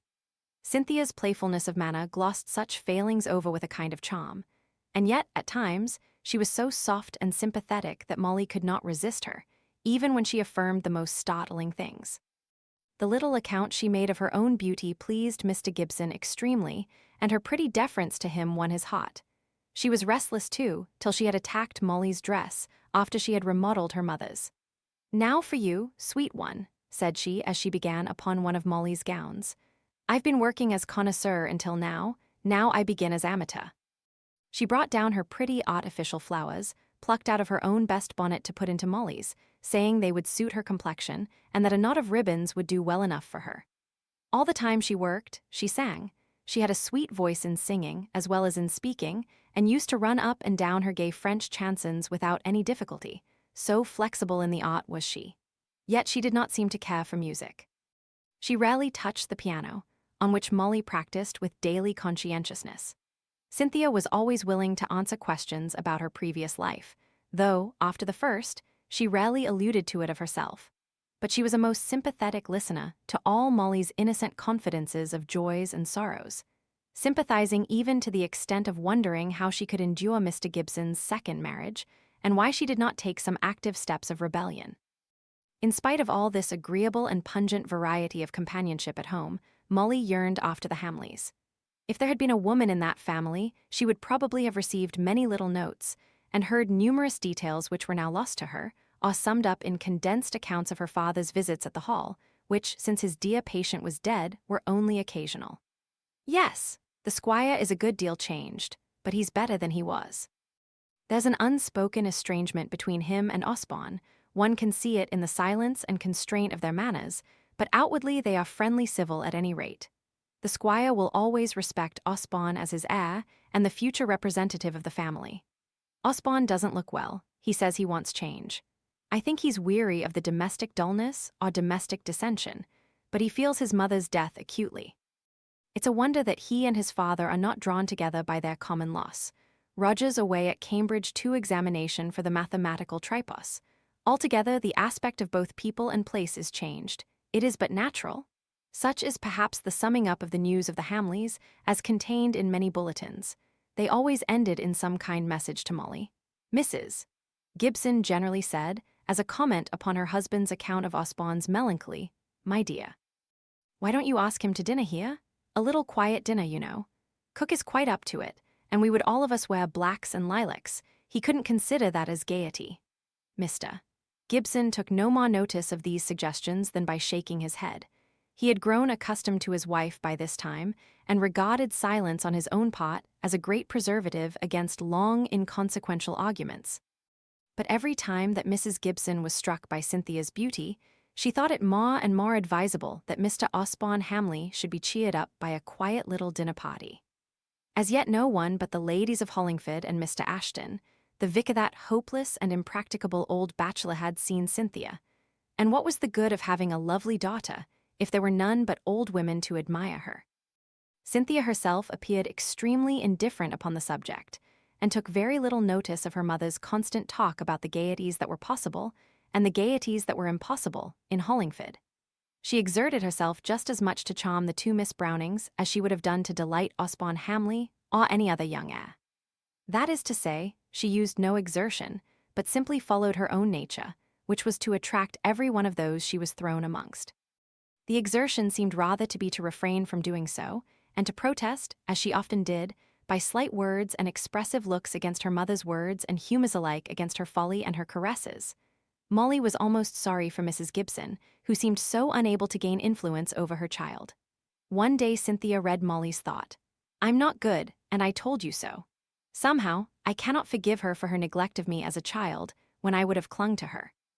Besides, I hardly ever heard from her when I was at school, and I know she put a stop to my coming over to her wedding. I saw the letter she wrote to Madame Lefebvre. A child should be brought up with its parents if it is to think them infallible when it grows up. But though it may know that there must be faults," replied Molly, "it ought to cover them over and try to forget their existence." "It ought. But don't you see one have grown up outside the pale of duty and oughts? Love me as one am, sweet one, for one shall never be better."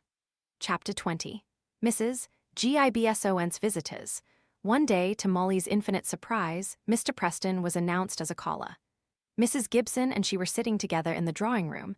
Cynthia was outgone into the town a-shopping when the door was opened, the name given, and in walked the young man. His entrance seemed to cause more confusion than Molly could well account for. He came in with the same air of easy assurance with which he had received her and her father at Ashcombe Manor House. He looked remarkably handsome in his riding dress, and with the open-air exercise he had just had. But Mrs. Gibson's smooth brows contracted a little at the sight of him, and her reception of him was much cooler than that which she usually gave to visitors. Yet there was a degree of agitation in it, which surprised Molly a little. Mrs. Gibson was at her everlasting worsted-work frame when Mr. Preston entered the room.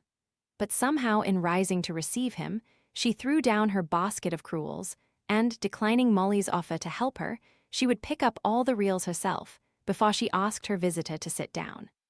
He stood there, hat in hand, affecting an interest in the recovery of the worsted which Molly was sure he did not feel, for all the time his eyes were glancing round the room and taking note of the details in the arrangement.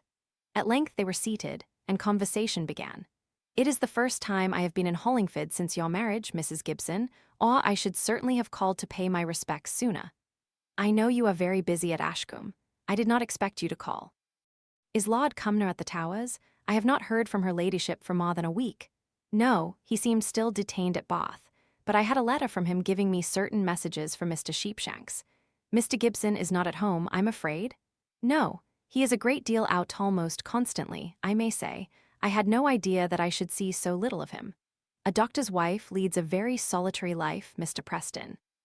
"You can hardly call it solitary, I should think, when you have such a companion as Miss Gibson always at hand," said he, bowing to Molly.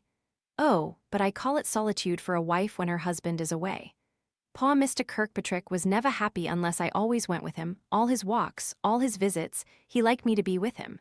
But somehow, Mr. Gibson feels as if I should be rather in his way." "I don't think you could ride pillion behind him on Black Bess, mamma," said Molly. "And unless you could do that, you could hardly go with him in his rounds up and down all the rough lanes." "Oh, but he might keep a brougham, I've often said so, and then I could use it for visiting in the evenings. Really, it was one reason why I didn't go to the Hollingford charity ball. I couldn't bring myself to use the dirty fly from the George. We really must stir Papa up against next winter, Molly. It will never do for you, and—" She pulled herself up suddenly and looked furtively at Mr. Preston to see if he had taken any notice of her abruptness. Of course he had, but he was not going to show it. He turned to Molly and said, "Have you ever been to a public ball yet, Miss Gibson?" "No," said Molly. "It will be a great pleasure to you when the time comes." "I'm not sure. I shall like it if I have plenty of partners." In the course of the conversation between them, the Hamleys came up.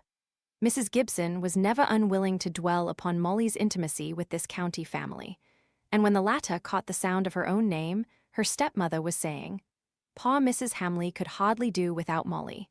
She quite looked upon her as a daughter, especially towards the last, when, I am afraid, she had a good deal of anxiety. Mr. Osborne Hamley, I dare say you have heard he did not do so well at college, and they had expected so much parents will, you know, but what did it signify? For he had not to earn his living. I call it a very foolish kind of ambition when a young man has not to go into a profession. Well, at any rate, the squire must be satisfied now. I saw this morning's Times, with the Cambridge examination lists in it. Isn't the second son called off to his father, Roger? Yes, said Molly, starting up and coming nearer. He's senior wrangler, that's all, said Mr. Preston, almost as though he were vexed with himself for having anything to say that could give her pleasure. Molly went back to her seat by Cynthia. "Poor Mrs. Hamley," said she, very softly, as if to herself. Cynthia took her hand, in sympathy with Molly's sad and tender look, rather than because she understood all that was passing in her mind, nor did she quite understand it herself. A death that had come out of time, a wonder whether the dead knew what passed upon the earth they had left the brilliant Osborne's failure, Roger's success, the vanity of human wishes, all these thoughts, and what they suggested, were inextricably mingled up in her mind. She came to herself in a few minutes. Mr. Preston was saying all the unpleasant things he could think of about the Hamleys in a tone of false sympathy. The poor old squire, not the wisest of men, has woefully mismanaged his estate. And Osborne Hamley is too fine a gentleman to understand the means by which to improve the value of the land, even if he had the capital. A man who had practical knowledge of agriculture and some thousands of ready money might bring the rental up to 8,000 or so. Of course, Osborne will try and marry someone with money. The family is old and well established, and he mustn't object to commercial descent, though I dare say the squire will for him. But then the young fellow himself is not the man for the work. No, the family's going down fast, and it's a pity when these old Saxon houses vanish off the land, but it is kismet with the Hamleys. Even the senior wrangler, if it is, that Roger Hamley, he will have spent all his brains in one effort. You never hear of a senior wrangler being worth anything afterwards. He'll be a fellow of his college, of course that will be a livelihood for him at any rate. I believe in senior wranglers, said Cynthia, her clear high voice ringing through the room. And from all I've ever heard of Mr. Roger Hamley, I believe he will keep up the distinction he has earned. And I don't believe that the house of Hamley is so near extinction in wealth and fame and good name. They are fortunate in having Miss Kirkpatrick's good word, said Mr. Preston, rising to take his leave. Dear Molly, said Cynthia in a whisper, I know nothing about your friends the Hamleys, except that they are your friends and what you have told me about them. But I won't have that man speaking of them so and your eyes filling with tears all the time. I'd sooner swear to their having all the talents and good fortune under the sun. The only person of whom Cynthia appeared to be wholesomely afraid was Mr. Gibson. When he was present, she was more careful in speaking, and showed more deference to her mother. Her evident respect for him and desire to win his good opinion made her curb herself before him, and in this manner she earned his favor as a lively, sensible girl, with just so much knowledge of the world as made her a very desirable companion to Molly.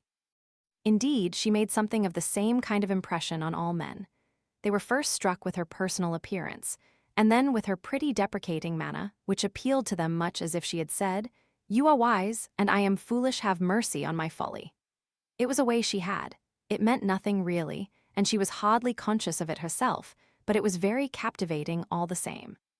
Even old Williams, the gardener, felt it. He said to his confidante, Molly, miss, but that be a rare young lady? She do have such pretty coaxing ways. I be to teach her to bud roses come the season end, I'll warrant ye shall learn sharp enough, for all she says she be's so stupid. If Molly had not had the sweetest disposition in the world, she might have become jealous of all the allegiance laid at Cynthia's feet, but she never thought of comparing the amount of admiration and love which they each received. Yet once she did feel a little, as if Cynthia were poaching on her manna. The invitation to the quiet dinner had been sent to Osborne Hamley and declined by him, but he thought it right to call soon afterwards. It was the first time Molly had seen any of the family since she left the hall, just before Mrs. Hamley's death, and there was so much that she wanted to ask. She tried to wait patiently till Mrs. Gibson had exhausted the first gush of her infinite nothings, and then Molly came in with her modest questions. How was the squire? Had he returned to his old habits? Had his health suffered? Putting each inquiry with as light and delicate a touch as if she had been dressing a wound. She hesitated a very little, before speaking of Roger.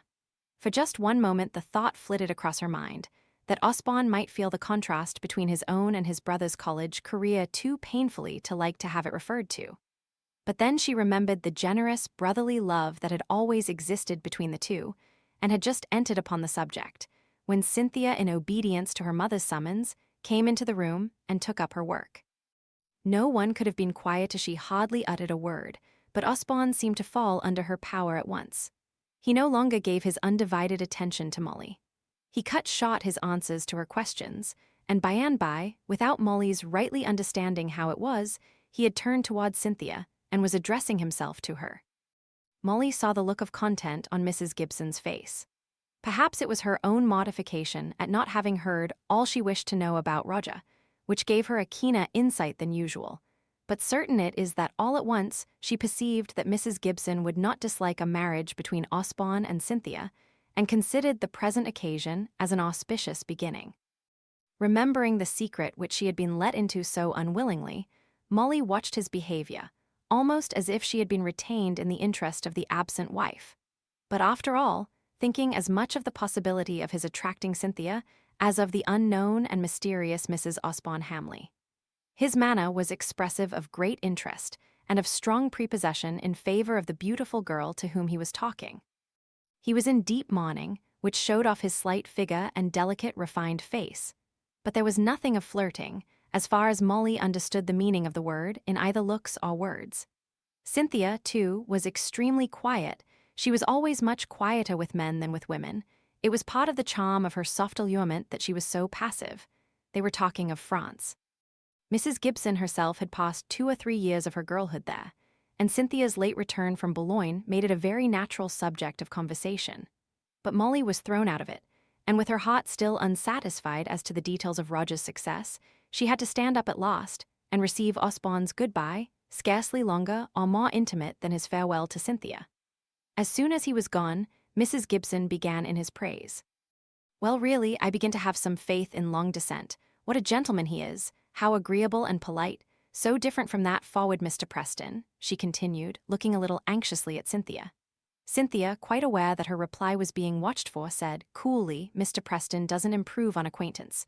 There was a time, mamma, when I think both you and I thought him very agreeable."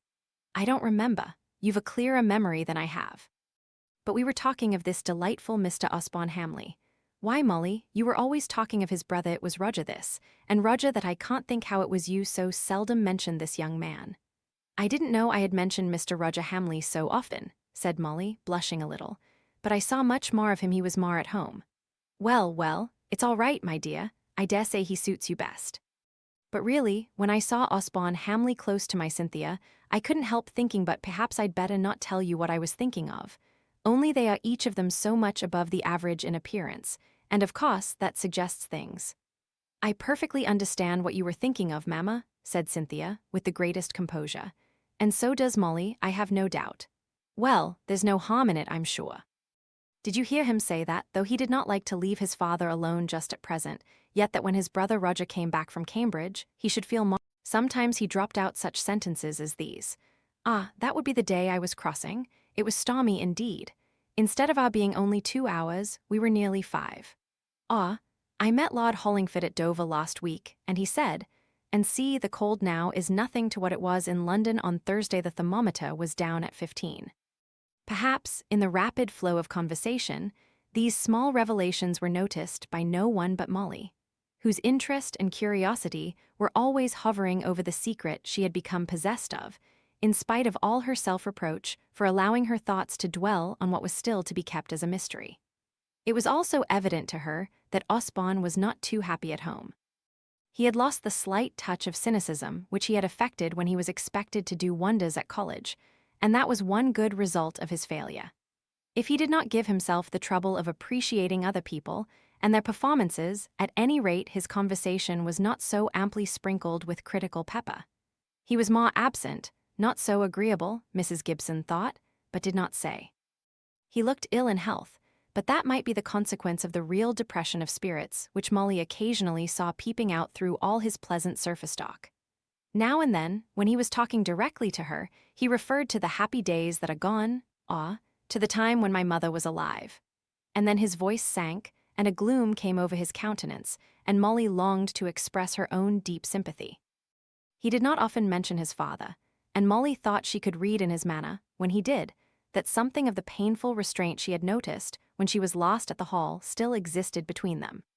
Nearly every particular she knew of the family interior she had heard from Mrs. Hamley, and she was uncertain how far her father was acquainted with them, so she did not like to question him too closely, nor was he a man to be so questioned as to the domestic affairs of his patients. Sometimes she wondered if it was a dream that shot half-hour in the library at Hamley Hall when she had learned a fact which seemed so all-important to Osborne, yet which made so little difference in his way of life either in speech or action. During the 12 or 14 hours that she had remained at the Hall afterwards, no further allusion had been made to his marriage, either by himself or by Roger. It was, indeed, very like a dream. Probably Molly would have been rendered much more uncomfortable in the possession of her secret if Osborne had struck her as particularly attentive in his devotion to Cynthia. She evidently amused and attracted him, but not in any lively or passionate kind of way. He admired her beauty and seemed to feel her charm, but he would leave her side and come to sit near Molly if anything reminded him of his mother, about which he could talk to her, and to her alone. Yet he came so often to the Gibsons that Mrs. Gibson might be excused for the fancy she had taken into her head, that it was for Cynthia's sake. He liked the lounge, the friendliness, the company of two intelligent girls of beauty and manners above the average, one of whom stood in a peculiar relation to him, as having been especially beloved by the mother whose memory he cherished so fondly. Knowing himself to be out of the category of bachelors, he was, perhaps, too indifferent as to other people's ignorance and its possible consequences. Somehow, Molly did not like to be the first to introduce Roger's name into the conversation, so she lost many an opportunity of hearing intelligence about him. Osborne was often so languid or so absent that he only followed the lead of talk, and as an awkward fellow who had paid her no particular attention, and as a second son, Roger was not preeminent in Mrs. Gibson's thoughts. Cynthia had never seen him, and the freak did not take her often to speak about him. He had not come home since he had obtained his high place in the mathematical lists, that Molly knew, and she knew, too, that he was working hard for something she supposed a fellowship, and that was all. Osborne's tone in speaking of him was always the same. Every word, every inflection of the voice breathed out affection and respect, nay, even admiration. And this from the nil admirari brother, who seldom carried his exertions so far. "Ah, Roger," he said one day. Molly caught the name in an instant, though she had not heard what had gone before. "He is a fellow in 1,000 indeed. I don't believe there is his match anywhere for goodness and real solid power combined." "Molly," said Cynthia, after Mr. Osborne Hamley had gone, "what sort of a man is this Roger Hamley? One can't tell how much to believe of his brother's praises, for it is the one subject on which Osborne Hamley becomes enthusiastic. I've noticed it once or twice before." While Molly hesitated on which point of the large round to begin her description, Mrs. Gibson struck in. "It just shows what a sweet disposition Osborne Hamley is of that he should praise his brother as he does. I dare say he is a senior wrangler, and much good may it do him. I don't deny that, but as for conversation, he's as heavy can be. A great awkward fellow to boot, who looks as if he did not know 2 and 2 made for all he is such a mathematical genius. You would hardly believe he was Osborne Hamley's brother to see him. I should not think he has a profile at all. What do you think of him, Molly?" said the persevering Cynthia. "I like him," said Molly. "He has been very kind to me. I know he isn't handsome like Osborne." It was rather difficult to say all this quietly, but Molly managed to do it, quite aware that Cynthia would not rest till she had extracted some kind of an opinion out of her. "I suppose he will come home at Easter," said Cynthia, "and then I shall see him for myself. It's a great pity that their being in mourning will prevent their going to the Easter charity ball," said Mrs. Gibson, plaintively. "I shan't like to take you 2 girls, if you are not to have any partners. It will put me in such an awkward position. I wish we could join on to the Towers party." "That would secure you partners, for they always bring a number of dancing men, who might dance with you after they had done their duty by the ladies of the house. But really everything is so changed since dear Lady Cumnor has been an invalid that, perhaps, they won't go at all." This Easter ball was a great subject of conversation with Mrs. Gibson. She sometimes spoke of it as her first appearance in society as a bride, though she had been visiting once or twice a week all winter long. Then she shifted her ground, and said she felt so much interest in it, because she would then have the responsibility of introducing both her own and Mr. Gibson's daughter to public notice. Though the fact was that pretty nearly everyone who was going to this ball had seen the two young ladies, though not their ball dresses before. But aping the manners of the aristocracy as far as she knew them, she intended to bring out Molly and Cynthia on this occasion, which she regarded in something of the light of a presentation at court. "They are not out yet," was her favorite excuse when either of them was invited to any house to which she did not wish them to go, or they were invited without her. She even made a difficulty about their not being out, when Miss Browning, that old friend of the Gibson family, came in one morning to ask the two girls to come to a friendly tea and a round game afterwards. This mild piece of gaiety being designed as an attention to three of Mrs. Goodenough's grandchildren, two young ladies, and their schoolboy brother who were staying on a visit to their grandmamma. "You are very kind, Miss Browning, but, you see, I hardly like to let them go. They are not out, you know, till after the Easter ball." "Till when we are invisible," said Cynthia, always ready with her mockery to exaggerate any pretension of her mother's. "We are so high in rank that our sovereign must give us her sanction before we can play a round game at your house." Cynthia enjoyed the idea of her own full-grown size and stately gait, as contrasted with that of a meek, half-fledged girl in the nursery, but Miss Browning was half puzzled and half affronted. "I don't understand it at all. In my days, girls went wherever it pleased people to ask them, without this fuss of bursting out in all their new fine clothes at some public place. I don't mean but what the gentry took their daughters to York, or Matlock, or Bath, to give them a taste of gay society when they were growing up. And the quality went up to London, and the young ladies were presented to Queen Charlotte, and went to a birthday ball, perhaps. But for us little Hollingford people, why, we knew every child amongst us from the day of its birth, and many a girl of 12 or 14 have I seen go out to a card party, and sit quiet at her work, and know how to behave as well as any lady there. There was no talk of coming out in those days for anyone under the daughter of a squire. After Easter, Molly and I shall know how to behave at a card party, but not before," said Cynthia demurely.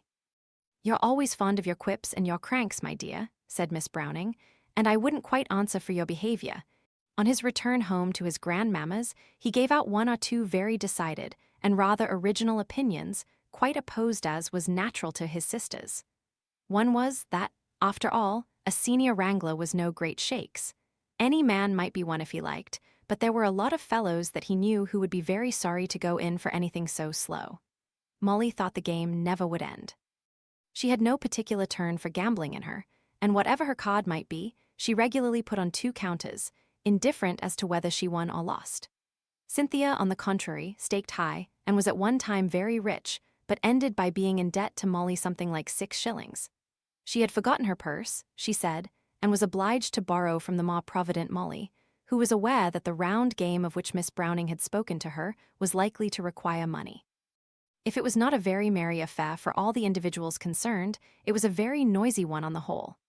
Molly thought it was going to last till midnight, but punctually, as the clock struck 9, the little maid-servant staggered in under the weight of a tray loaded with sandwiches, cakes, and jelly. This brought on a general move, and Roger, who appeared to have been on the watch for something of the kind, came and took a chair by Molly. "I am so glad to see you again. It seems such a long time since Christmas," said he, dropping his voice, and not alluding more exactly to the day when she had left the hall. "It is a long time," she replied. "We are close to Easter now. I have so wanted to tell you how glad I was to hear about your honours at Cambridge. I once thought of sending you a message through your brother, but then I thought it might be making too much fuss because I know nothing of mathematics or of the value of a senior wranglership, and you were sure to have so many congratulations from people who did know. I missed yours though, Molly," said he kindly, "but I felt sure you were glad for me." "Glad and proud too," said she. "I should so like to hear something more about it. I heard you telling Cynthia." "Yes." "What a charming person she is. I should think you must be happier than we expected long ago. But tell me something about the senior wranglership, please," said Molly. "It's a long story, and I ought to be helping the Miss Brownings to hand sandwiches besides. You wouldn't find it very interesting. It's so full of technical details." Cynthia looked very much interested, said Molly. "Well, then I refer you to her, for I must go now. I can't for shame go on sitting here and letting those good ladies have all the trouble, but I shall come and call on Mrs. Gibson soon. Are you walking home tonight?" Yes, I think so, replied Molly, eagerly foreseeing what was to come. Then I shall walk home with you. I left my horse at the George, and that's halfway. I suppose old Betty will allow me to accompany you and your sister. You used to describe her as something of a dragon. Betty has left us, said Molly sadly. She's gone to live at a place at Ashcombe. He made a face of dismay, and then went off to his duties. The short conversation had been very pleasant, and his manner had had just the brotherly kindness of old times, but it was not quite the manner he had to Cynthia, and Molly half thought she would have preferred the latter. He was now hovering about Cynthia, who had declined the offer of refreshments from Willie Offord. Roger was tempting her, and with playful entreaties urging her to take something from him. Every word they said could be heard by the whole room, yet every word was said, on Roger's part at least, as if he could not have spoken it in that peculiar manner to anyone else. At length, and rather more because she was weary of being entreated than because it was his wish, Cynthia took a macaroon, and Roger seemed as happy as though she had crowned him with flowers. The whole affair was as trifling and commonplace as could be in itself, hardly worth noticing, and yet Molly did notice it and felt uneasy. She could not tell why. As it turned out, it was a rainy night, and Mrs. Gibson sent a fly for the two girls instead of old Betty's substitute. Both Cynthia and Molly thought of the possibility of their taking the two Offord girls back to their grandmother's and so saving them a wet walk, but Cynthia got the start in speaking about it, and the thanks and the implied praise for thoughtfulness were hers. When they got home, Mr. and Mrs. Gibson were sitting in the drawing room, quite ready to be amused by any details of the evening. Cynthia began, "Oh, it wasn't very entertaining. One didn't expect that," and she yawned wearily. "Who were there?" asked Mr. Gibson. "Quite a young party, wasn't it? They'd only asked Lizzie and Fanny Offord and their brother, but Mr. Roger Hamley had ridden over and called on Miss Brownings, and they kept him to tea. No one else." "Roger Hamley there?" said Mr. Gibson. "He's come home then. I must make time to ride over and see him." "You'd much better ask him here," said Mrs. Gibson. "Suppose you invite him and his brother to dine here on Friday, my dear. It would be a very pretty attention, I think." "My dear, these young Cambridge men have a very good taste in wine and don't spare it. My cellar won't stand many of their attacks." "I didn't think you were so inhospitable, Mr. Gibson." "I'm not inhospitable, I'm sure. If you'll put bitter beer in the corner of your notes of invitation, just as the smart people put quadrilles, as a sign of the entertainment offered, we'll have Osborne and Roger to dinner any day you like." "And what did you think of my favorite, Cynthia? You hadn't seen him before, I think?" "Oh, he's nothing like so handsome as his brother, nor so polished, nor so easy to talk to. He entertained me for more than an hour with a long account of some examination or other, but there's something one likes about him." "Well, and Molly," said Mrs. Gibson, who piqued herself on being an impartial stepmother and who always tried hard to make Molly talk as much as Cynthia, "what sort of an evening have you had?" "Very pleasant, thank you." Her heart a little belied her as she said this. She had not cared for the round game, and she would have cared for Roger's conversation. She had had what she was indifferent to, and not had what she would have liked. "We've had our unexpected visitor, too," said Mr. Gibson. "Just after dinner, who should come in but Mr. Preston. I fancy he's having more of the management of the Hollingford property than formerly. Sheepshanks is getting an old man, and if so, I suspect we shall see a good deal of Preston. He's no blate, as they used to say in Scotland, and made himself quite at home tonight. If I'd asked him to stay, or, indeed, if I'd done anything but yawn, he'd have been here now. But I defy any man to stay when I've a fit of yawning." "Do you like Mr. Preston, Papa?" asked Molly. "About as much as I do half the men I meet. He talks well, and has seen a good deal. I know very little of him, though, except that he's my Lord's steward, which is a guarantee for a good deal. Lady Harriet spoke pretty strongly against him that day I was with her at the Manor House." "Lady Harriet's always full of fancies. She likes persons today and dislikes them tomorrow," said Mrs. Gibson, who was touched on her saw point whenever Molly quoted Lady Harriet, or said anything to imply ever so transitory an intimacy with her. "You must know a good deal about Mr. Preston, my dear. I suppose you saw a good deal of him at Ashcombe?" Mrs. Gibson colored and looked at Cynthia before she replied. Cynthia's face was set into a determination not to speak, however much she might be referred to. "Yes, we saw a good deal of him at one time, I mean. He's changeable, I think, but he always sent us game and sometimes fruit. There were some stories against him, but I never believed them."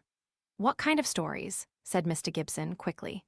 "Oh, vague stories, you know. Scandal, I dare say. No one ever believed them. He could be so agreeable if he chose, and my lord, who is so very particular, would never have kept him as agent if they were true, not that I ever knew what they were, for I consider all scandal as abominable gossip." "I'm very glad I yawned in his face," said Mr. Gibson. "I hope he'll take the hint." "If it was one of your giant gapes, Papa, I should call it more than a hint," said Molly. "And if you want a yawning chorus the next time he comes, I'll join in, won't you, Cynthia?" "I don't know," replied the latter, shortly, as she lighted her bed candle. The two girls had usually some nightly conversation in one or other of their bedrooms, but tonight Cynthia said something or other about being terribly tired and hastily shut her door. The very next day, Roger came to pay his promised call. Molly was out in the garden with Williams, planning the arrangement of some new flower beds, and deep in her employment of placing pegs upon the lawn to mark out the different situations, when, standing up to mark the effect, her eye was caught by the figure of a gentleman, sitting with his back to the light, leaning forwards and talking, or listening, eagerly. Molly knew the shape of the head perfectly, and hastily began to put off her brown holland gardening apron, emptying the pockets as she spoke to Williams. "You can finish it now, I think," said she. "You know about the bright-colored flowers being against the privet hedge, and where the new rose-bed is to be?" "I can't justly say as I do," said he. "Meb, you'll just go o'er it all once again, Miss Molly." "I'm not so young as I onct was, and my head is not so but how quickly you have found out her virtues." "I didn't say virtues, did I?" asked he, reddening, but putting the question in all good faith. "Yet I don't think one could be deceived in that face, and Mrs. Gibson appears to be a very friendly person. She has asked Osborne and me to dine here on Friday." Bitter beer came into Molly's mind, but what she said was, "And are you coming?" "Certainly, I am, unless my father wants me, and I've given Mrs. Gibson a conditional promise for Osborne too, so I shall see you all very soon again, but I must go now. I have to keep an appointment 7 miles from here in half an hour's time. Good luck to your flower garden, Molly." Chapter 22. The Old Squire's Troubles. Affairs were going on worse at the Hall than Roger had liked to tell. Moreover, very much of the discomfort there arose from mere manner, as people express it, which is always indescribable and indefinable. Quiet and passive as Mrs. Hamley had always been in appearance, she was the ruling spirit of the house as long as she lived. The directions to the servants, down to the most minute particulars, came from her sitting room or from the sofa on which she lay. Her children always knew where to find her, and to find her was to find love and sympathy. Her husband, who was often restless and angry from one cause or another, always came to her to be smoothed down and put right. He was conscious of her pleasant influence over him and became at peace with himself when in her presence, just as a child is at ease when with someone who is both firm and gentle. But the keystone of the family arch was gone, and the stones of which it was composed began to fall apart. It is always sad when a sorrow of this kind seems to injure the character of the mourning survivors. Yet, perhaps, this injury may be only temporary or superficial. The judgments so constantly passed upon the way in which people bear the loss of those whom they have deeply loved appear to be even more cruel and wrongly meted out than human judgments generally are. To careless observers, for instance, it would seem as though the squire was rendered more capricious and exacting, more passionate and authoritative, by his wife's death. The truth was that it occurred at a time when many things came to harass him, and some to bitterly disappoint him, and she was no longer there to whom he used to carry his saw-heart for the gentle balm of her sweet words. So the saw-heart ached and smarted intensely, and often, when he saw how his violent conduct affected others, he could have cried out for their pity instead of their anger and resentment. "Have mercy upon me, for I am very miserable." How often have such dumb thoughts gone up from the hearts of those who have taken hold of their sorrow by the wrong end, as prayers against sin? And when the squire saw that his servants were learning to dread him, and his firstborn to avoid him, he did not blame them. He knew he was becoming a domestic tyrant. It seemed as if all circumstances conspired against him, and as if he was too weak to struggle with them. Else, why did everything indoors and out of doors go so wrong just now, when all he could have done, had things been prosperous, was to have submitted in very imperfect patience to the loss of his wife? But just when he needed ready money to pacify Osborne's creditors, the harvest had turned out remarkably plentiful, and the price of corn had sunk down to a level it had not touched for years. The squire had insured his life at the time of his marriage for a pretty large sum. It was to be a provision for his wife, if she survived him, and for their younger children. Roger was the only representative of these interests now, but the squire was unwilling to lose the insurance by ceasing to pay the annual sum. He would not, if he could, have sold any part of the estate which he inherited from his father, and besides, it was strictly entailed. He had sometimes thought how wise a step it would have been could he have sold a portion of it, and with the purchase money have drained and reclaimed the remainder. And at length, learning from some neighbor that government would make certain advances for drainage, and see, at a very low rate of interest, on condition that the work was done, and the money repaid within a given time, his wife had urged him to take advantage of the proffered loan. But now that she was no longer there to encourage him and take an interest in the progress of the work, he grew indifferent to it himself, and cared no more to go out on his stout roan cob and sit square on his seat, watching the labourers on the marshy land all overgrown with rushes, speaking to them from time to time in their own strong nervous country dialect. But the interest to government had to be paid all the same, whether the men worked well or ill. Then the roof of the hall let in the melted snow water this winter, and on examination, it turned out that a new roof was absolutely required. The men who had come about the advances made to Osborne by the London moneylender had spoken disparagingly of the timber on the estate. Very fine trees sound, perhaps 50 years ago, but gone to rot now, had wanted lopping and clearing. Was there no woodranger or forester? They were nothing like the value young Mr. Hamley had represented them to be. The remarks had come round to the squire's ears. He loved the trees he had played under as a boy as if they were living creatures. That was on the romantic side of his nature. Merely looking at them as representing so many pounds sterling, he had esteemed them highly, and had, until now, no opinion of another by which to correct his own judgment. So these words of the valuers cut him sharp, although he affected to disbelieve them and tried to persuade himself that he did so. But after all, these cares and disappointments did not touch the root of his deep resentment against Osborne. There is nothing like wounded affection for giving poignancy to anger. And the squire believed that Osborne and his advisers had been making calculations based upon his own death. He hated the idea so much it made him so miserable that he would not face it and define it and meet it with full inquiry and investigation.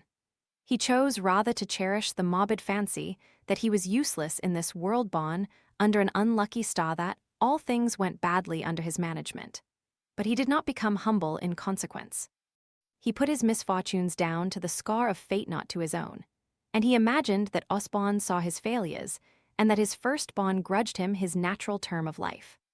All these fancies would have been set to rights could he have talked them over with his wife, or even had he been accustomed to mingle much in the society of those whom he esteemed his equals. But, as has been stated, he was inferior in education to those who should have been his mates. And perhaps the jealousy and mauvaise honte that this inferiority had called out long ago extended itself in some measure to the feelings he entertained towards his sons less to Roger than to Osborne, though the former was turning out by far the most distinguished man. But Roger was practical, interested in all out-of-doors things, and he enjoyed the details, homely enough, which his father sometimes gave him of the everyday occurrences which the latter had noticed in the woods and the fields. Osborne, on the contrary, was what is commonly called fine, delicate almost to effeminacy in dress and in manner, careful in small observances. All this his father had been rather proud of in the days when he looked forward to a brilliant career at Cambridge for his son.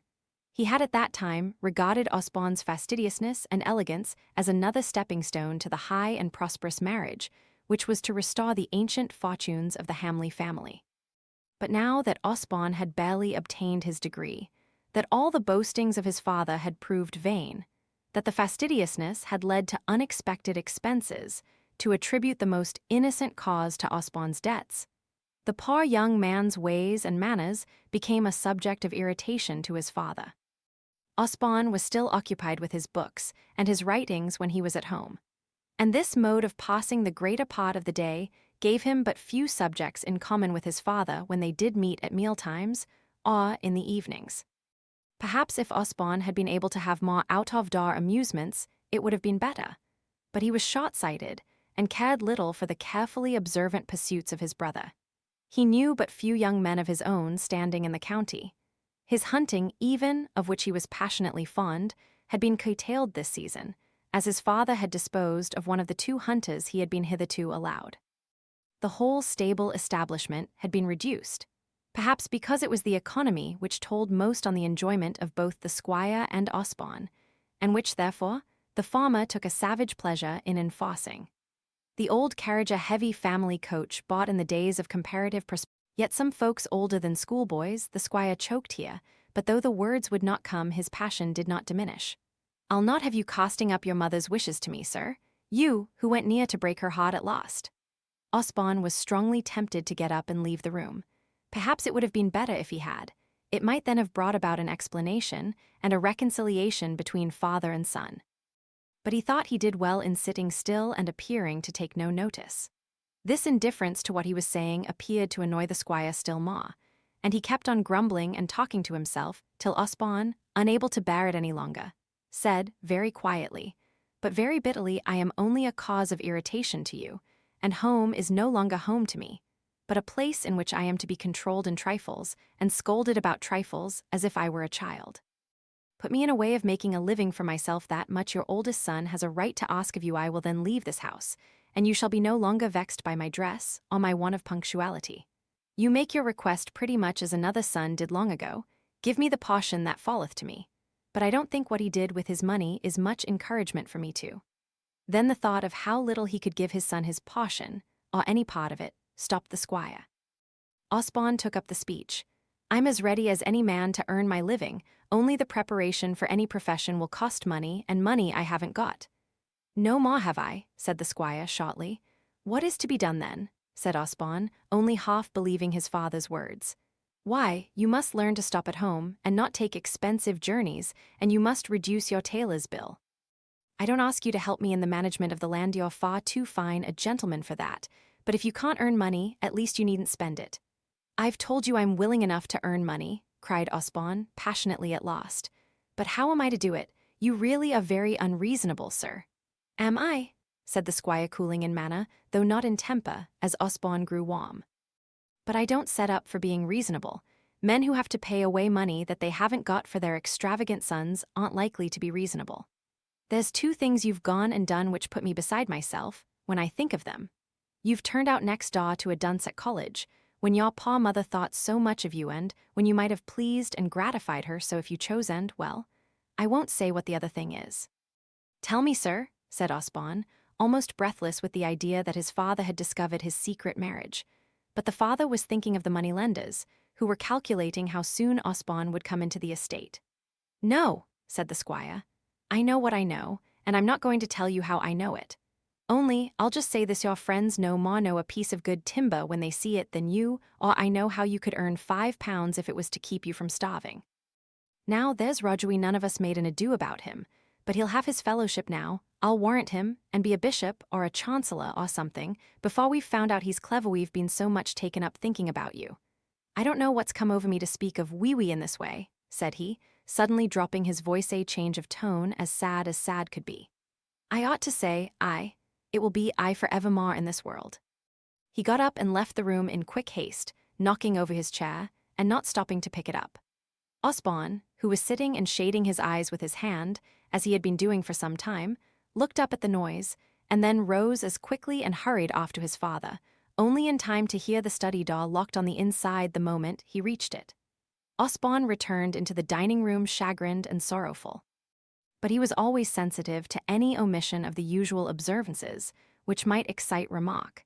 And even with his heavy heart, he was careful to pick up the fallen chair and restore it to its place near the bottom of the table, and afterwards so to disturb the dishes as to make it appear that they had been touched, before ringing for Robinson.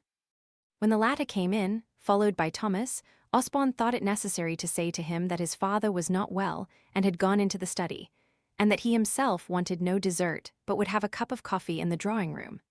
The old butler sent Thomas out of the room and came up confidentially to Osborne. "I thought master wasn't justly himself, Mr. Osborne, before dinner, and therefore I made excuses for him, I did. He spoke to Thomas about the fire, sir, which is a thing I could in no wise put up with, unless by reason of sickness, which I am always ready to make allowances for." "Why shouldn't my father speak to Thomas?" said Osborne. "But perhaps he spoke angrily, I dare say, for I'm sure he's not well." "No, Mr. Osborne, it wasn't that. I myself am given to anger, and I'm blessed with as good health as any man in my years. Besides, anger's a good thing for Thomas. He needs a deal of it. But it should come from the right quat-an that is me, myself, Mr. Osborne. I know my place, and I know my rights and duties as well as any butler that lives. And it's my duty to scold Thomas, and not master's. Master ought to have said, "Robinson, you must speak to Thomas about letting out the fire," and I'd ha given it him well as I shall do now, for that matter. But as I said before, I make excuses for master, as being in mental distress and bodily ill health, so I've brought myself round not to give warning as I should ha done, for certain, under happier circumstances. "Really, Robinson, I think it's all great nonsense," said Osborne, weary of the long story the butler had told him, and to which he had not half attended. "What in the world does it signify whether my father speaks to you or to Thomas? Bring me coffee in the drawing-room, and don't trouble your head any more about scolding Thomas." Robinson went away offended at his grievance being called nonsense. He kept muttering to himself in the intervals of scolding Thomas, and saying, "Things is a deal changed since poor missus went. I don't wonder master feels it, for I'm sure I do." She was a lady who had always a becoming respect for a butler's position, and could have understood how he might be hurt in his mind. She'd never called his delicacies of feelings nonsense, not she, no more would Mr. Roger. He's a merry young gentleman, and over fond of bringing dirty, slimy creatures into the house, but he's always a kind word for a man who is hurt in his mind. He'd cheer up the squire, and keep him from getting so cross and wilful. I wish Mr. Roger was here, I do. The poor squire, shut up with his grief, and his ill temper as well, in the dingy, dreary study where he daily spent more and more of his indoors life, turned over his cares and troubles till he was as bewildered with the process as a squirrel must be in going round in a cage. He had out day books and ledgers, and was calculating up back rents, and every time the sum totals came to different amounts. He could have cried like a child over his sums. He was worn out and weary, angry and disappointed. He closed his books at last with a bang. "I'm getting old," he said, "and my head's less clear than it used to be.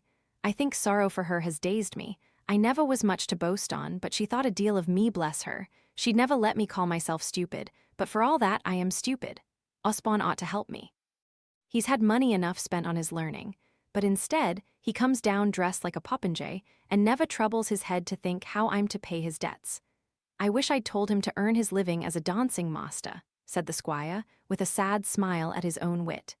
"He's dressed for all the world like one, and how he spent the money no one knows. Perhaps Roger will turn up some day with a heap of creditors at his heels." "No, he won't, not Roger. He may be slow, but he's steady, is old Roger. I wish he was here. He's not the eldest son, but he'd take an interest in the estate, and he'd do up these weary accounts for me. I wish Roger was here." Chapter 23. Osborne Hamley reviews his position. Osborne had his solitary cup of coffee in the drawing-room. He was very unhappy too, after his fashion. He stood on the hearthrug pondering over his situation. He was not exactly aware how hardly his father was pressed for ready money. The squire had never spoken to him on the subject without being angry, and many of his loose contradictory statements, all of which, however contradictory they might appear, had their basis in truth were set down by his son to the exaggeration of passion.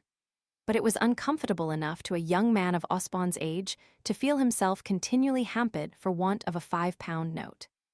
The principal supplies for the liberal, almost luxurious table at the hall came off the estate, so that there was no appearance of poverty as far as the household went, and as long as Osborne was content at home, he had everything he could wish for.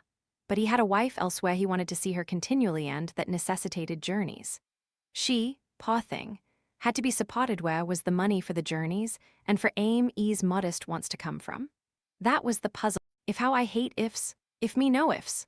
My life has been based on whens, and first they have turned to ifs, and then they have vanished away. It was when Osborne gets honours, and then if Osborne, and then a failure altogether. I said to Amy, "When my mother sees you," and now it is if my father saw her, with a very faint prospect of its ever coming to pass. So he let the evening hours flow on and disappear in reveries like these, winding up with a sudden determination to try the fate of his poems with a publisher, with the direct expectation of getting money for them, and an ulterior fancy that, if successful, they might work wonders with his father. When Roger came home, Osborne did not let a day pass before telling his brother of his plans. He never did conceal anything long from Roger. The feminine part of his character made him always desirous of a confidant and as sweet sympathy as he could extract. But Roger's opinion had no effect on Osborne's actions, and Roger knew this full well. So when Osborne began with, "I want your advice on a plan I have got in my head," Roger replied, "Someone told me that the Duke of Wellington's maxim was never to give advice unless he could enforce its being carried into effect. Now I can't do that, and you know, old boy, you don't follow out my advice when you've got it." "Not always, I know. Not when it doesn't agree with my own opinion. You're thinking about this concealment of my marriage, but you're not up in all the circumstances. You know how fully I meant to have done it if there hadn't been that row about my debts, and then my mother's illness and death. And now you've no conception how my father is changed, how irritable he has become. Wait till you've been at home a week. Robinson, Morganet's the same with them all, but worst of all with me." "Poor fellow," said Roger. "I thought he looked terribly changed, shrunken, and his ruddiness of complexion altered. Why, he hardly takes half the exercise he used to do, so it's no wonder. He has turned away all the men off the new works, which used to be such an interest to him, and because the roan cob stumbled with him one day and nearly threw him, he won't ride it. And yet he won't sell it and buy another, which would be the sensible plan, so there are two old horses eating their heads off, while he is constantly talking about money and expense. And that brings me to what I was going to say. I'm desperately hard up for money, and so I've been collecting my poems, reading them well, you know, going over them quite critically, in fact, and I want to know if you think Dayton would publish them. You've a name in Cambridge, you know, and I dare say he would look at them if you offered them to him." "I can but try," said Roger, "but I'm afraid you won't get much by them." "I don't expect much. I'm a new man and must make my name. I should be content with 100. If I'd £100, I'd set myself to do something. I might keep myself an aim by my writings while I studied for the bar, or, if the worst came to the worst, £100 would take us to Australia." "Australia? Why, Osborne, what could you do there? And leave my father? I hope you'll never get your £100 if that's the use you're to make of it. Why, you'd break the squire's heart." "It might have done once," said Osborne gloomily, "but it wouldn't now. He looks at me askance and shies away from conversation with me. Let me alone for noticing and feeling this kind of thing. It's this very susceptibility to outward things that gives me what faculty I have, and it seems to me as if my bread, and my wife's too, were to depend upon it. You'll soon see for yourself the terms which I am on with my father." Roger did soon see. His father had slipped into a habit of silence at mealtimes, a habit which Osborne, who was troubled and anxious enough for his own part, had not striven to break. Father and son sate together, and exchanged all the necessary speeches connected with the occasion civilly enough. But it was a relief to them when their intercourse was over, and they separated, the father to brood over his sorrow and his disappointment, which were real and deep enough, and the injury he had received from his boy, which was exaggerated in his mind by his ignorance of the actual steps Osborne had taken to raise money. If the moneylenders had calculated the chances of his father's life or death in making their bargain, Osborne himself had thought only of how soon and how easily he could get the money requisite for clearing him from all imperious claims at Cambridge, and for enabling him to follow Ame to her home in Alsace, and for the subsequent marriage. As yet, Roger had never seen his brother's wife. Indeed, he had only been taken into Osborne's full confidence after all was decided in which his advice could have been useful. And now, in the enforced separation, Osborne's whole thought, both the poetical and practical sides of his mind, ran upon the little wife who was passing her lonely days in farmhouse lodgings, wondering when her bridegroom husband would come to her next.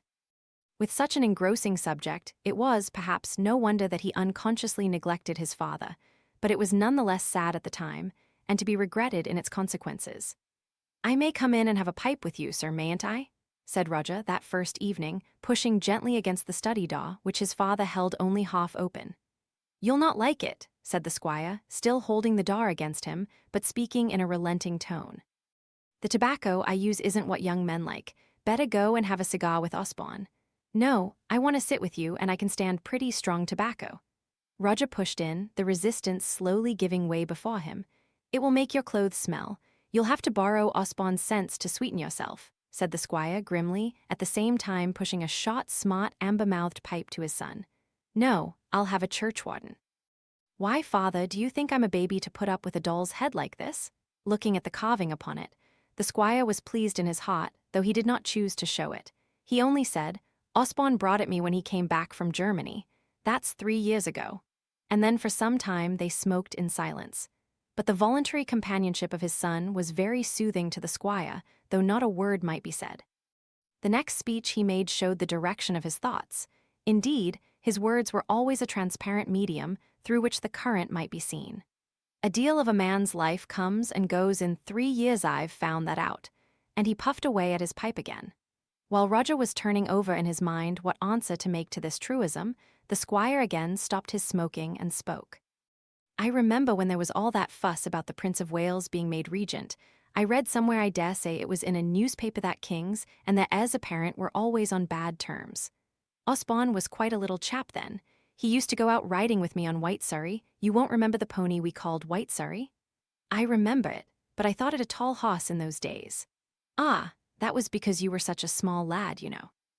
I'd 7 hosses in the stable then, not counting the farm hosses. I don't recollect having a care then, except she was always delicate, you know. But what a beautiful boy Osborne was. He was always dressed in black velvet. It was a foppery, but it wasn't my doing, and it was all right, I'm sure. He's a handsome fellow now, but the sunshine has gone out of his face. He's a good deal troubled about this money and the anxiety he has given you, said Roger, rather taking his brother's feelings for granted. Not he, said the squire, taking the pipe out of his mouth and hitting the bowl so sharply against the hob that it broke in pieces. There, but never mind, I say, not he, Roger. He's none troubled about the money. It's easy getting money from Jews if you're the eldest son and the heir. They just ask, how old is your father, and has he had a stroke or a fit? And it's settled out of hand, and then they come prowling about a place, and running down the timber and land let us speak of him. It's no good, Roger. He and I are out of tune, and it seems to me as if only God Almighty could put us to rights. It's thinking of how he grieved her at last that makes me so bitter with him. And yet there's a deal of good in him, and he's so quick and clever, if only he'd give his mind to things. Now you were always slow, Roger, all your masters used to say so. Roger laughed a little. Yes, I'd many a nickname at school for my slowness, said he. Never mind, said the squire consolingly. I'm sure I don't. If you were a clever fellow like Osborne yonder, you'd be all for caring for books and writing, and you'd perhaps find it as dull as he does to keep company with a bumpkin Squire Jones like me. Yet I dare say they think a deal of you at Cambridge, said he after a pause. Since you've got this fine wranglership, I'd nearly forgotten that the news came at such a miserable time. Well, yes, they're always proud of the senior wrangler of the year up at Cambridge. Next year I must abdicate. The squire sat and gazed into the embers, still holding his useless pipe stem. At last he said in a low voice, as if scarcely aware he had got a listener, I used to write to her when she was away in London and tell her the home news. But no letter will reach her now. Nothing reaches her. Roger started up. Where's the tobacco box, father? Let me fill you another pipe. Mr. Gibson, I have found out before now that you have no soul for poetry, and Molly there is your own child. She reads such deep books all about facts and figures. She'll be quite a bluestocking by and by. Mamma, said Molly, reddening, you think it was a deep book because there were the shapes of the different cells of bees in it, but it was not at all deep. It was very interesting. Never mind, Molly, said Osborne. I stand up for bluestockings. And I object to the distinction implied in what you say, said Roger. It was not deep, ergo, it was very interesting. Now, a book may be both deep and interesting. Oh, if you are going to chop logic and use Latin words, I think it is time for us to leave the room, said Mrs. Gibson. Don't let us run away as if we were beaten, mamma, said Cynthia. Though it may be logic, I, for one, can understand what Mr. Roger Hamley said just now, and I read some of Molly's books, and whether it was deep or not I found it very interesting, ma, so then I should think The Prisoner of Chillon nowadays. I've displaced The Prisoner to make room for Johnny Gilpin as my favorite poem. How could you talk such nonsense, Cynthia? Said Mrs. Gibson, as the girls followed her upstairs. You know you are not a dunce. It is all very well not to be a bluestocking, because gentle people don't like that kind of woman, but running yourself down and contradicting all I said about your liking for Byron and poets and poetry to Osborne Hamley of all men too, Mrs. Gibson spoke quite crossly for her. But mamma, Cynthia replied, I am either a dunce or I am not. If I am, I did right to own it. If I am not, he's a dunce if he doesn't find out I was joking. Well, said Mrs. Gibson, a little puzzled by this speech and wanting some elucidatory addition, only that if he's a dunce his opinion of me is worth nothing, so anyway it doesn't signify. You really bewilder me with your nonsense, child. Molly is worth 20 of you. I quite agree with you, Mamma, said Cynthia, turning round to take Molly's hand. Yes, but she ought not to be, said Mrs. Gibson, still irritated. Think of the advantages you've had. I'm afraid I had rather be a dunce than a blue stocking, said Molly, for the term had a little annoyed her, and the annoyance was rankling still. Hush, here they are coming. I hear the dining-room door. I never meant you were a blue stocking, dear, so don't look vexed. Cynthia, my love, where did you get those lovely flowers anemones, are they? They suit your complexion so exactly. Come, Molly, don't look so grave and thoughtful, exclaimed Cynthia. Don't you perceive Mamma wants us to be smiling and amiable? Mr. Gibson had had to go out to his evening round, and the young men were all too glad to come up into the pretty drawing-room, the bright little wood fire, the comfortable easy chairs which with so small a party might be drawn round the hearth, the good-natured hostess, the pretty, agreeable girls. Roger sauntered up to the corner where Cynthia was standing, playing with a hand-screen. There is a charity ball in Hollingford soon, isn't there? Asked he. Yes, on Easter Tuesday, she replied. Are you going? I suppose you are. Yes, Mamma is going to take Molly and me. You will enjoy it very much going together. For the first time during this little conversation, she glanced up at him, real honest pleasure shining out of her eyes. Yes, going together will make the enjoyment of the thing. It would be dull without her. You are great friends, then? He asked. I never thought I should like anyone so much, any girl, I mean. She put in the final reservation in all simplicity of heart, and in all simplicity did he understand it. He came ever so little nearer and dropped his voice a little. I was so anxious to know. I am so glad. I have often wondered how you two were getting on. Have you? Said she, looking up again. At Cambridge, you must be very fond of Molly. Yes, I am. She was with us so long, and at such a time. I look upon her almost as a sister.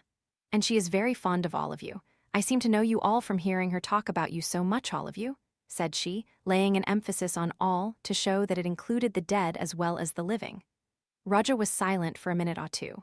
I didn't know you, even by hearsay, so you mustn't wonder that I was a little afraid, but as soon as I saw you I knew how it must be, and it was such a relief. Cynthia, said Mrs. Gibson, who thought that the younger son had had quite his share of low, confidential conversation, come here and sing that little French ballad to Mr. Osborne Hamley. Which do you mean, Mamma? Two tea and repentiras, Colin? Yes, such a pretty, playful little warning to young men, said Mrs. Gibson, smiling up at Osborne. The refrain is two tea and repentiras, Colin, two tea and repentiras, casi tu prends une femme, Colin, two tea and repentiras. The advice may apply very well when there is a French wife in the case, but not, I am sure, to an Englishman who is thinking of an English wife. This choice of a song was exceedingly mal-propos, had Mrs. Gibson but known it. Osborne and Roger, knowing that the wife of the farmer was a Frenchwoman, and, conscious of each other's knowledge, felt doubly awkward, while Molly was as much confused as though she herself were secretly married. However, Cynthia caroled the saucy ditty out, and her mother smiled at it, in total ignorance of any application it might have. Osborne had instinctively gone to stand behind Cynthia, as she sate at the piano, so as to be ready to turn over the leaves of her music if she required it. He kept his hands in his pockets and his eyes fixed on her fingers, his countenance clouded with gravity at all the merry quips which she so playfully sang. Roger looked grave as well, but was much more at his ease than his brother. Indeed, he was half amused by the awkwardness of the situation. He caught Molly's troubled eyes and heightened color, and he saw that she was feeling this contretemps more seriously than she needed to do. He moved to a seat by her, and half whispered, "Too late a warning, is it not?" Molly looked up at him as he leant towards her, and replied in the same tone, "Oh, I am so sorry. You need not be. He won't mind it long, and a man must take the consequences when he puts himself in a false position." Molly could not tell what to reply to this, so she hung her head and kept silence. Yet she could see that Roger did not change his attitude or remove his hand from the back of his chair, and, impelled by curiosity to find out the cause of his stillness, she looked up at him at length and saw his gaze fixed on the two who were near the piano. Osborne was saying something eagerly to Cynthia, whose grave eyes were upturned to him with soft intentness of expression, and her pretty mouth half open, with a sort of impatience for him to cease speaking, that she might reply.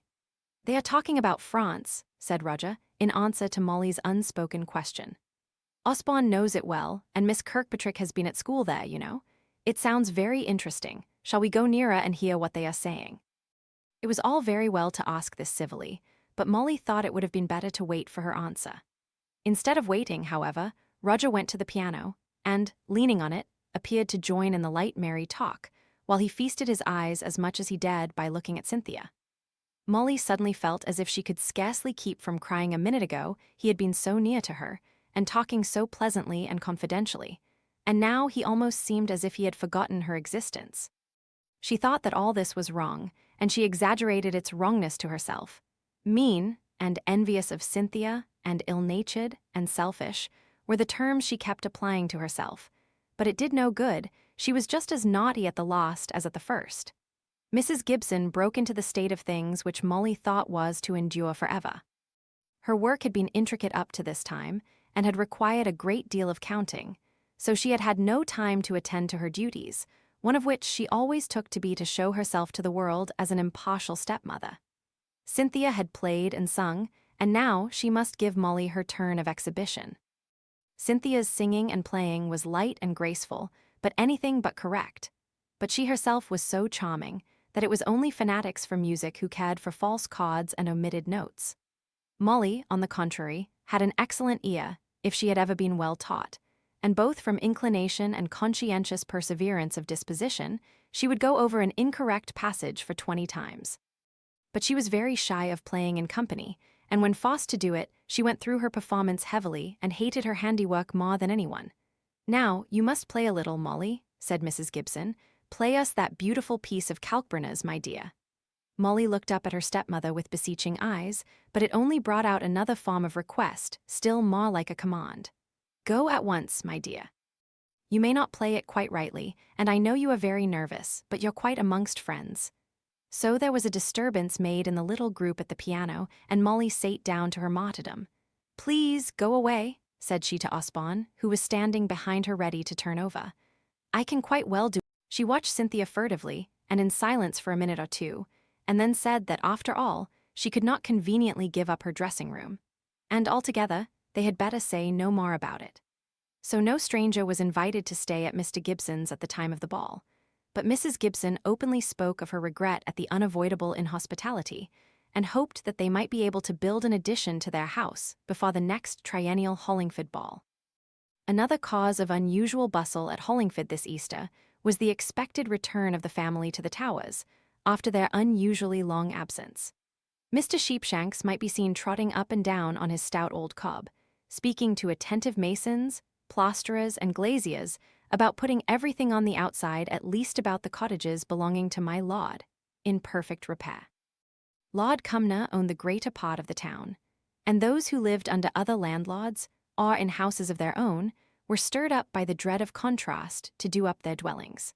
So the ladders of whitewashers and painters were sadly in the way of the ladies tripping daintily along to make their purchases, and holding their gowns up in a bunch behind, after a fashion quite gone out in these days.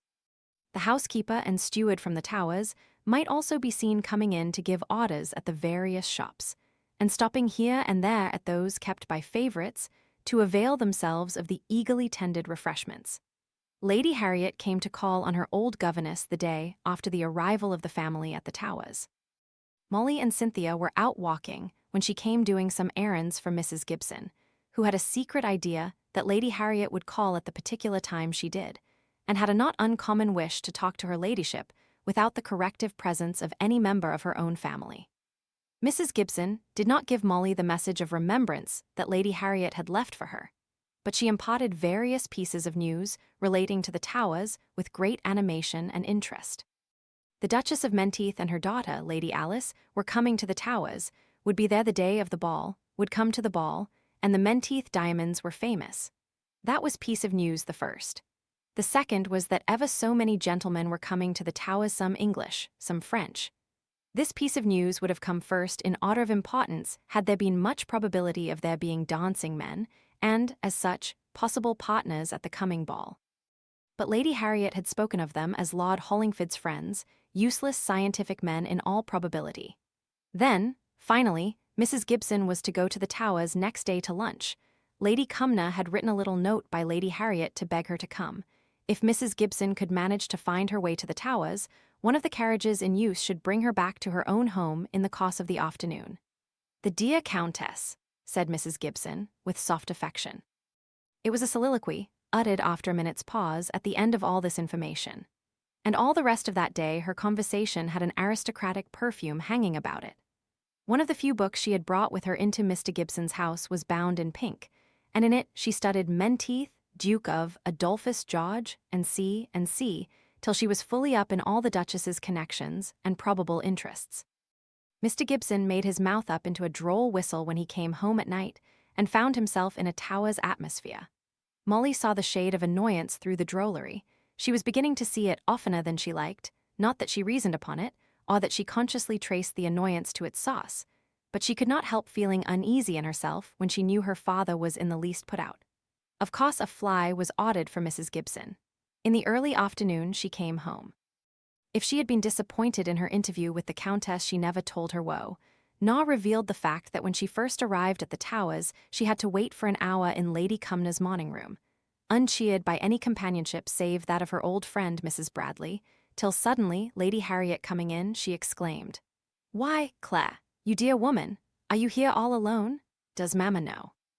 And after a little more affectionate conversation, she rushed to find her ladyship, who was perfectly aware of the fact, but too deep in giving the Duchess the benefit of her wisdom and experience in trousseau to be at all aware of the length of time Mrs. Gibson had been passing in patient solitude. At lunch, Mrs. Gibson was secretly hurt by my lord's supposing it to be her dinner, and calling out his urgent hospitality from the very bottom of the table, giving as a reason for it that she must remember it was her dinner. In vain, she piped out in her soft, high voice, "Oh, my lord, I never eat meat in the middle of the day. I can hardly eat anything at lunch." Her voice was lost, and the Duchess might go away with the idea that the Hollingford doctor's wife dined early. That is to say, if her Grace ever condescended to have any idea on the subject at all. Which presupposes that she was cognizant of the fact of there being a doctor at Hollingford, and that he had a wife, and that his wife was the pretty, faded, elegant-looking woman sending away her plate of untasted food which she longed to eat, for she was really desperately hungry after her drive and her solitude. And then after lunch, there did come a tea with Lady Cumnor, which was conducted after this wise. "Well, Claire, I am really glad to see you. I once thought I should never get back to the Towers, but here I am. There was such a clever man at Bath, Dr. Snape, he cured me at last, quite set me up. I really think if ever I am ill again, I shall send for him. It is such a thing to find a really clever medical man. Oh, by the way, I always forget you've married Mr. Gibson, of course he is very clever, and all that. The carriage to the door in 10 minutes, Brown, and desire Bradley to bring my things down.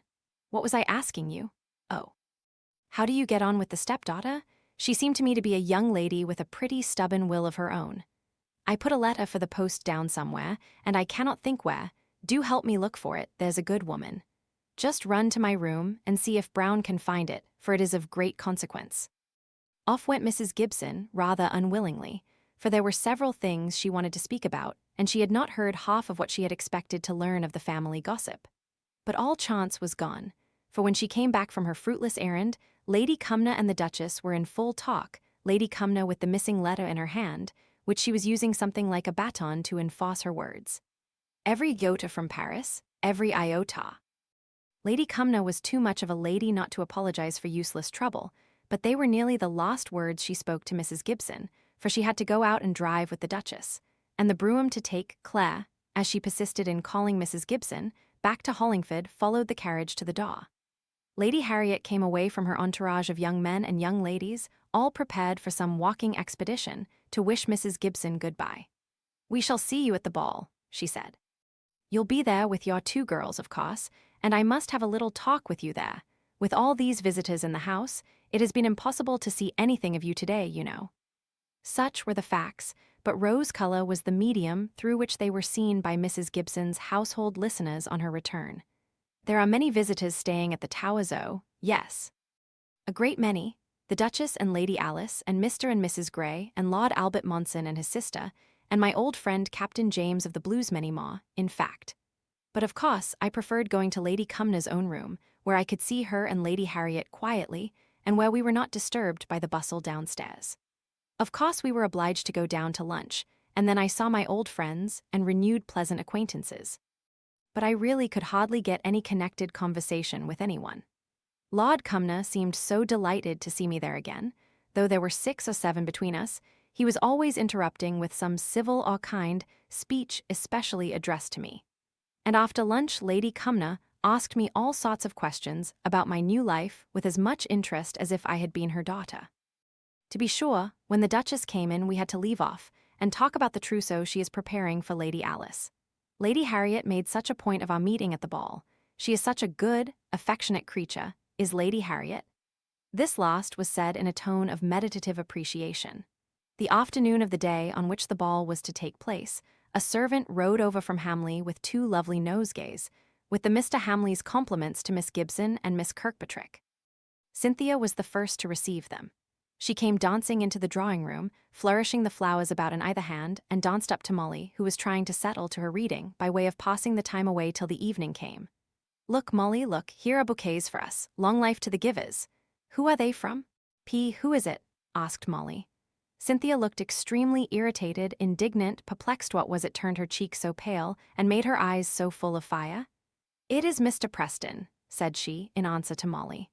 "I shall not dance with him, and here go his flowers into the very middle of the embers, which she immediately stirred down upon the beautiful shriveling petals as if she wished to annihilate them as soon as possible." Her voice had never been raised. It was as sweet as usual, nor though her movements were prompt enough were they hasty or violent. "Oh," said Molly, "those beautiful flowers, we might have put them in water." "No," said Cynthia, "it's best to destroy them. We don't want them, and I can't bear to be reminded of that man." "It was an impertinent familiar note," said Molly. "What right had he to express himself in that way? No beginning, no end, and only initials?"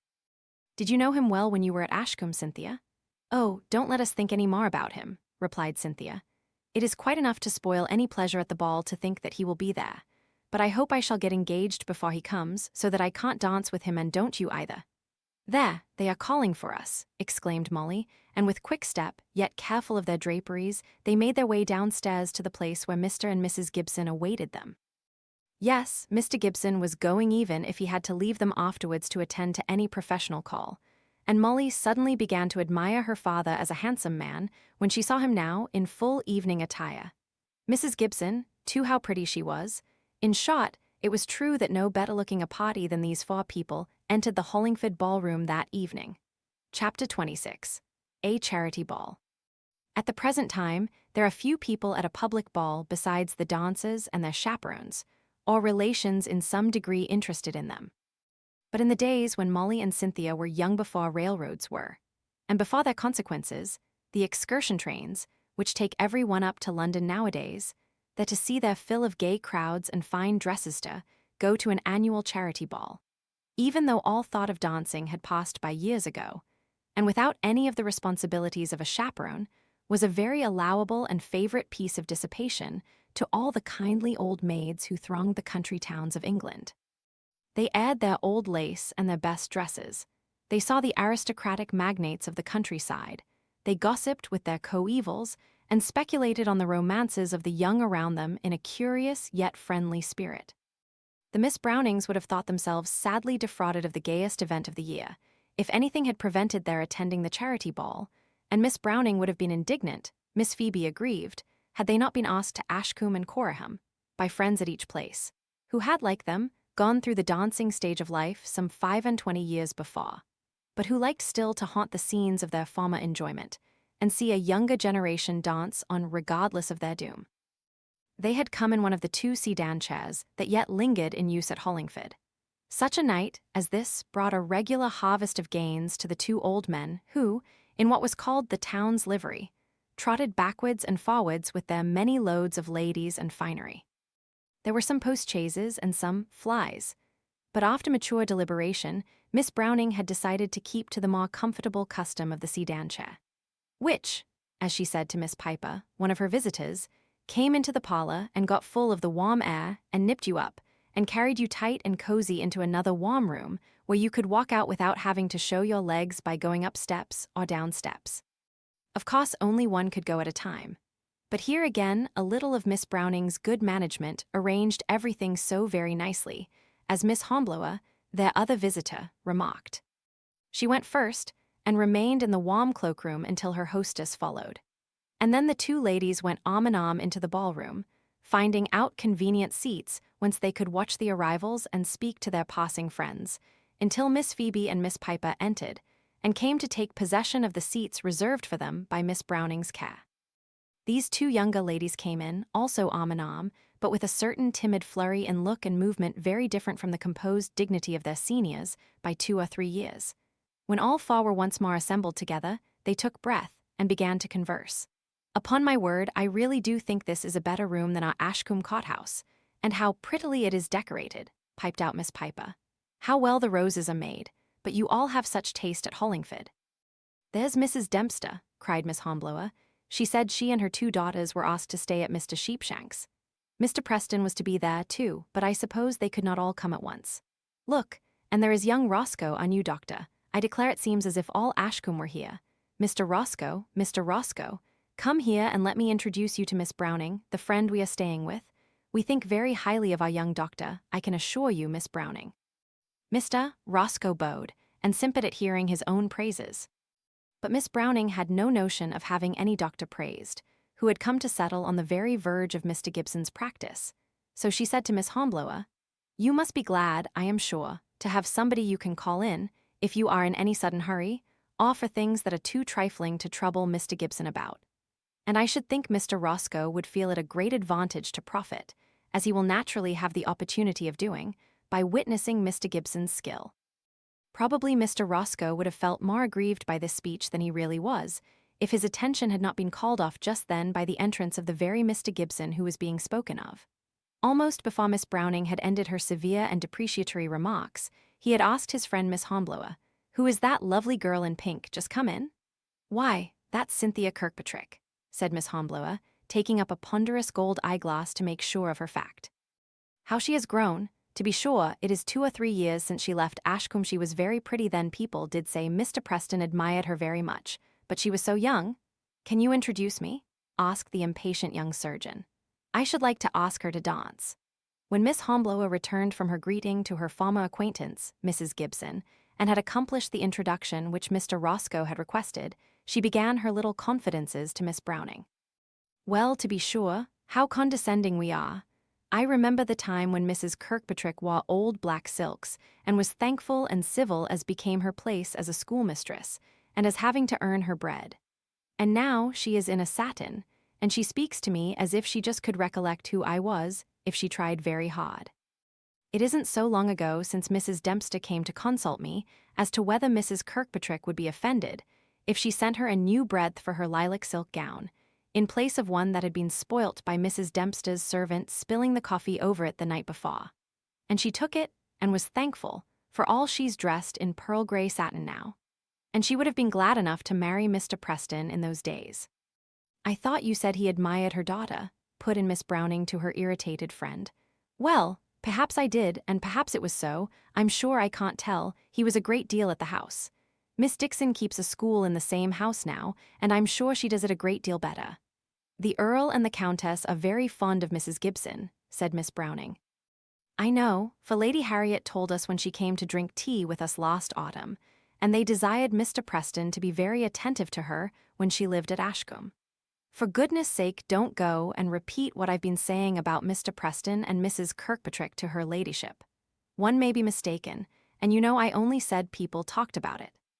Miss Hornblower was evidently alarmed lest her gossip should be repeated to the Lady Harriet, who appeared to be on such an intimate footing with her Hollingford friends.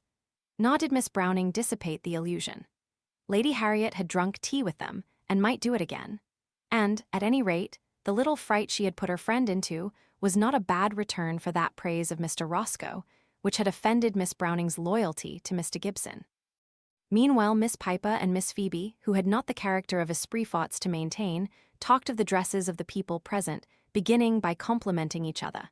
"What a lovely turban you have got on, Miss Piper, if I may be allowed to say so becoming to your complexion."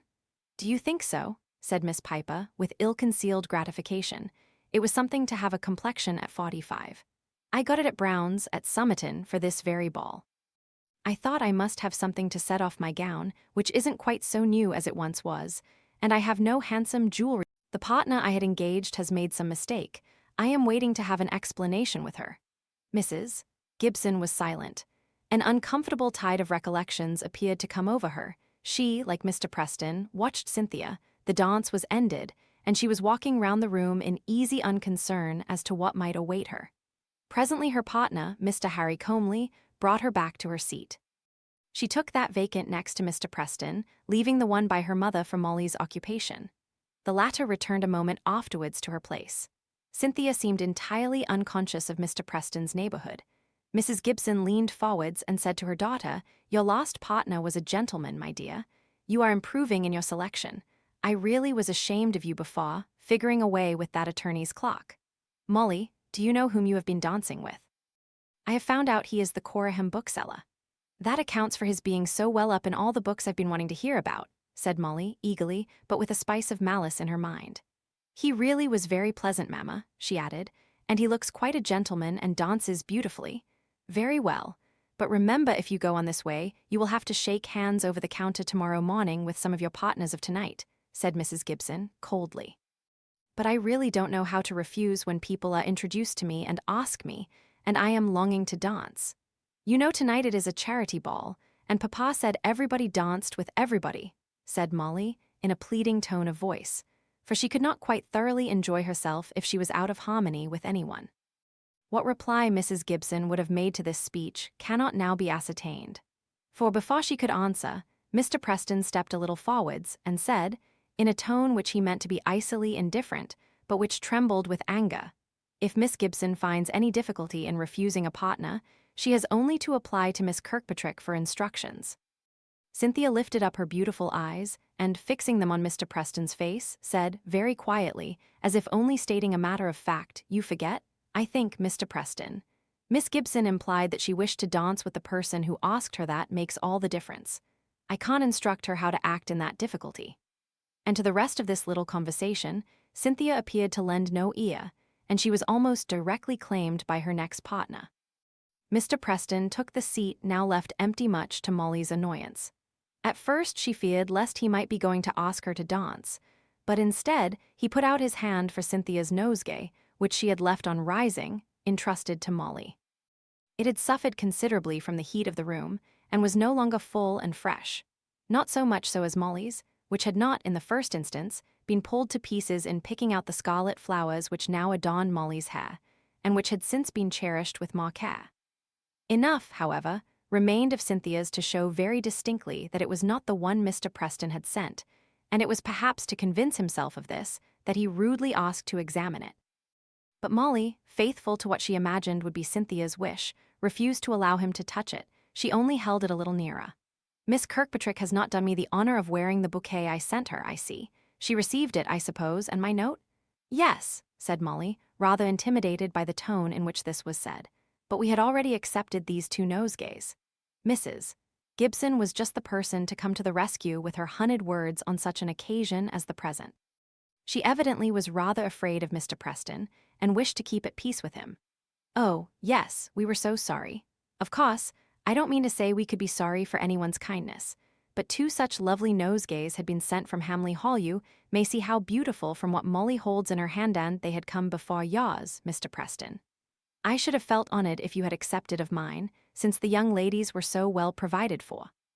I was at some pains in selecting the flowers at Green's.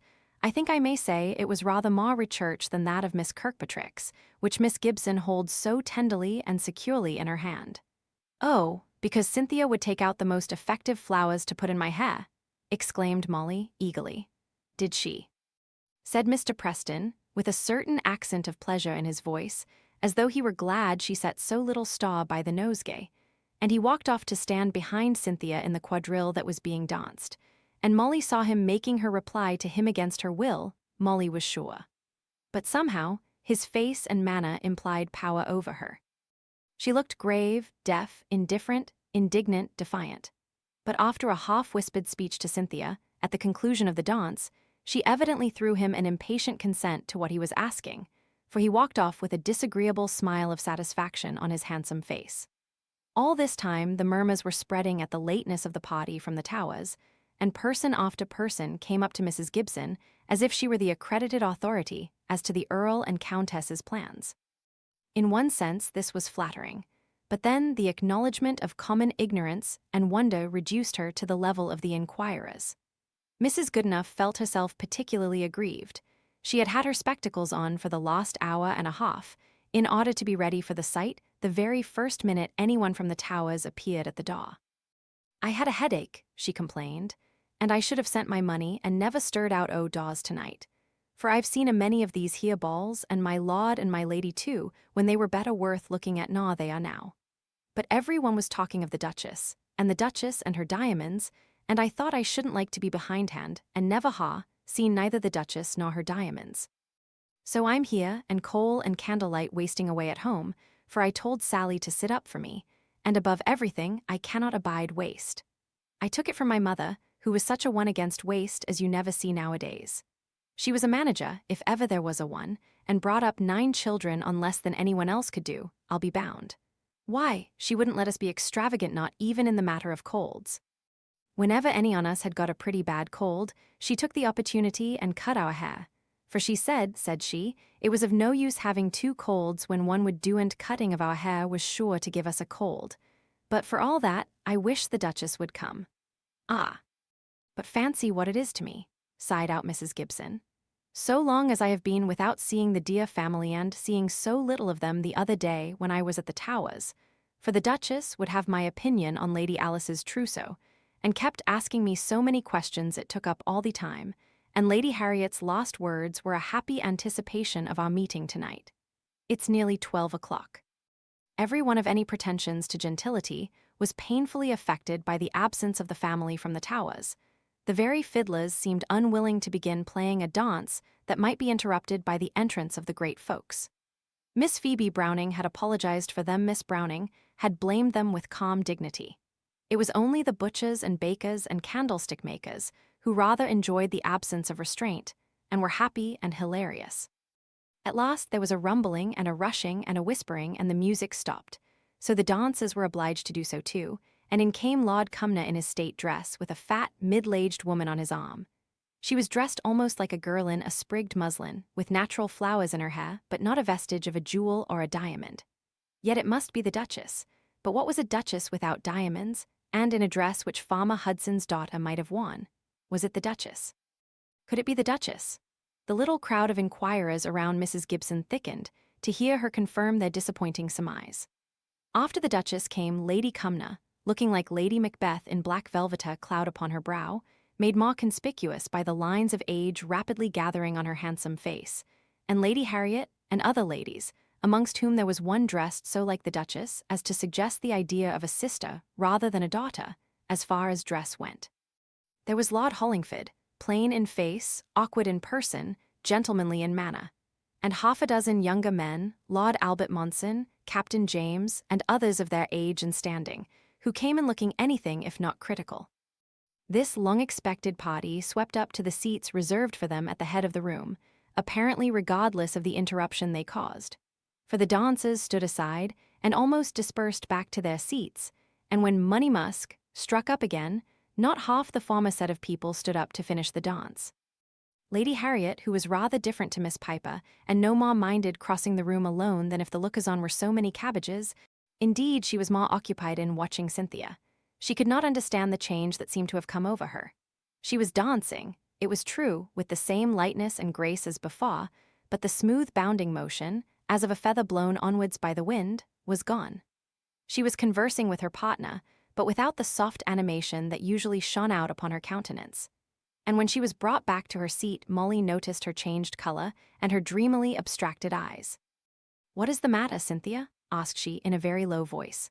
"Nothing," said Cynthia, suddenly looking up and in an accent of what in her was sharpness.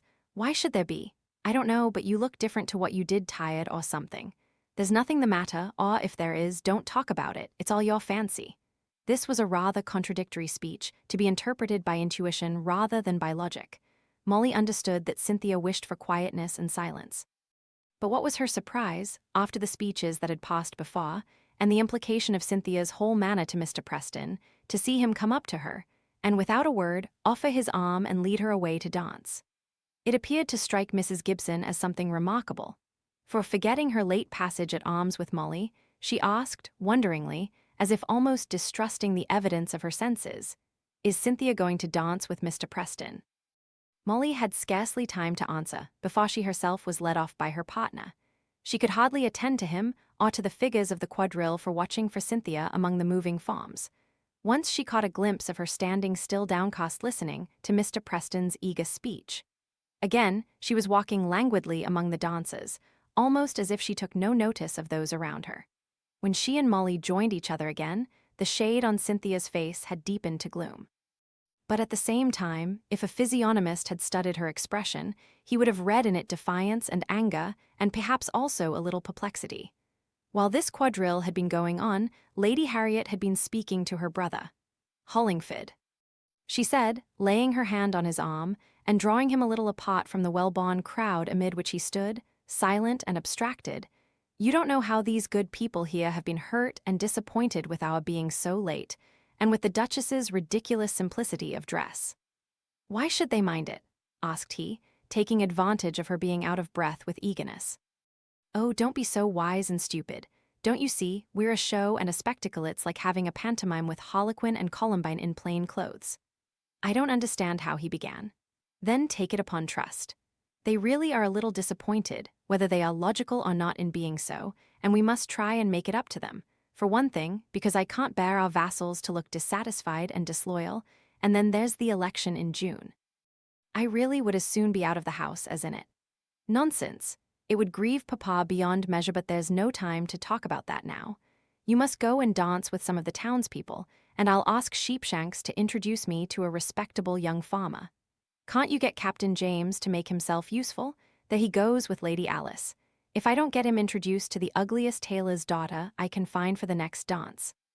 She put her arm in her brother's as she spoke, as if to lead him to some partner. He resisted, however resisted piteously.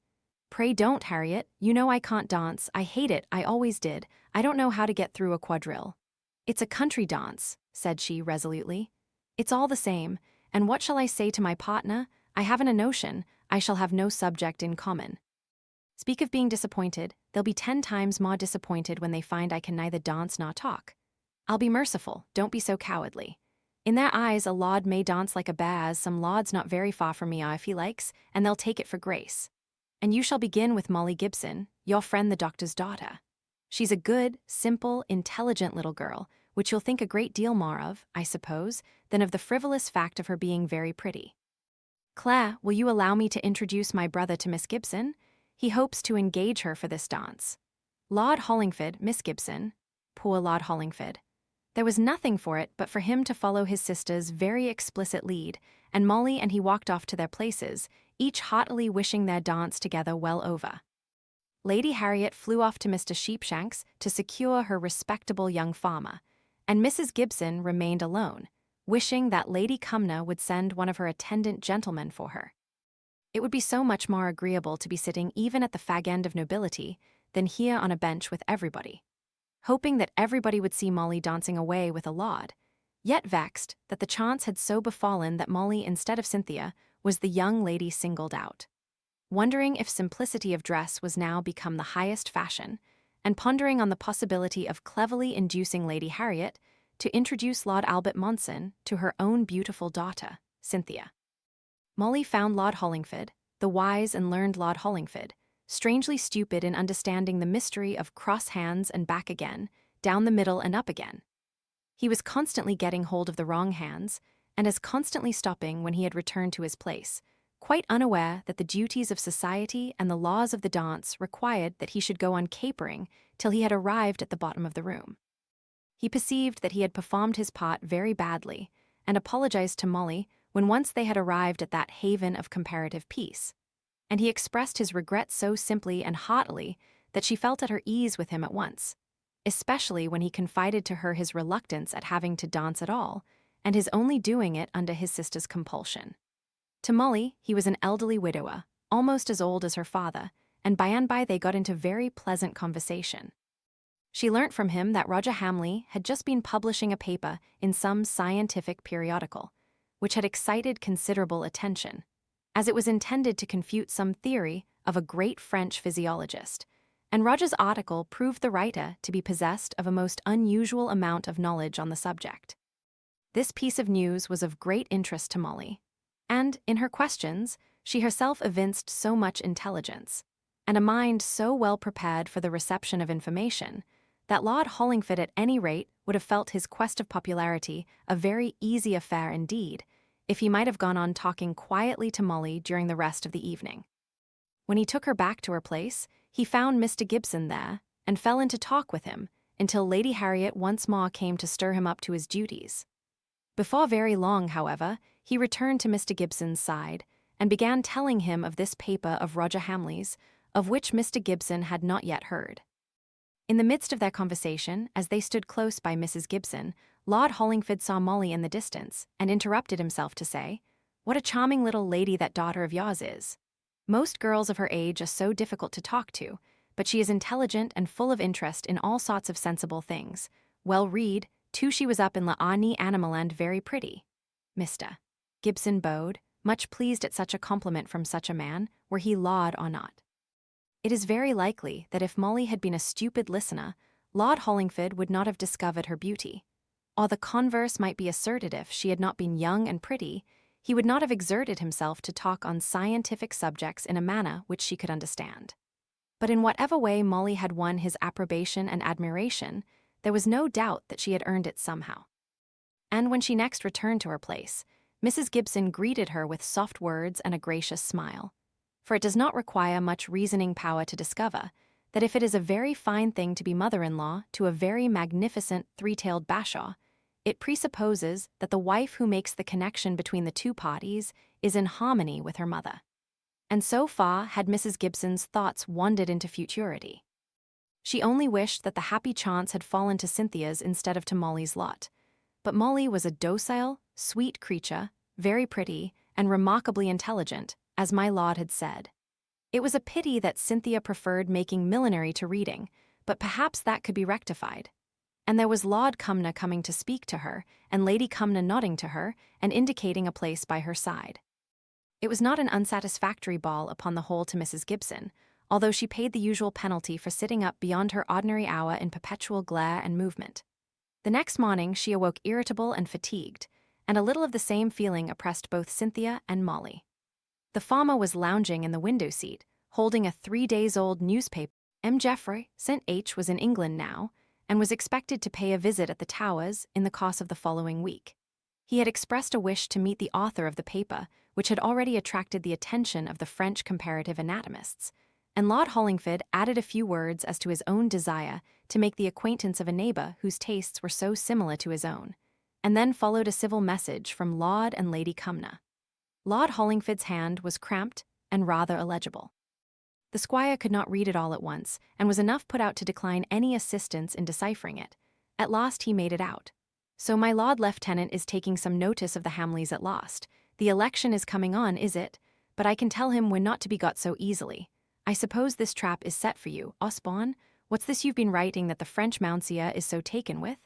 "It is not me, sir," said Osborne. "Both note and call are for Roger." "I don't understand it," said the squire. "These Whig fellows have never done their duty by me, not that I want it of them. The Duke of Debenham used to pay the Hamleys a respect due to him, the oldest landowners in the county but since he died, and this shabby Whig lord has succeeded him. I've never dined at the Lord Lieutenant's, no, not once. But I think, sir, I've heard you say Lord Cumnor used to invite you only you did not choose to go," said Roger. "Yes, what do you mean by that?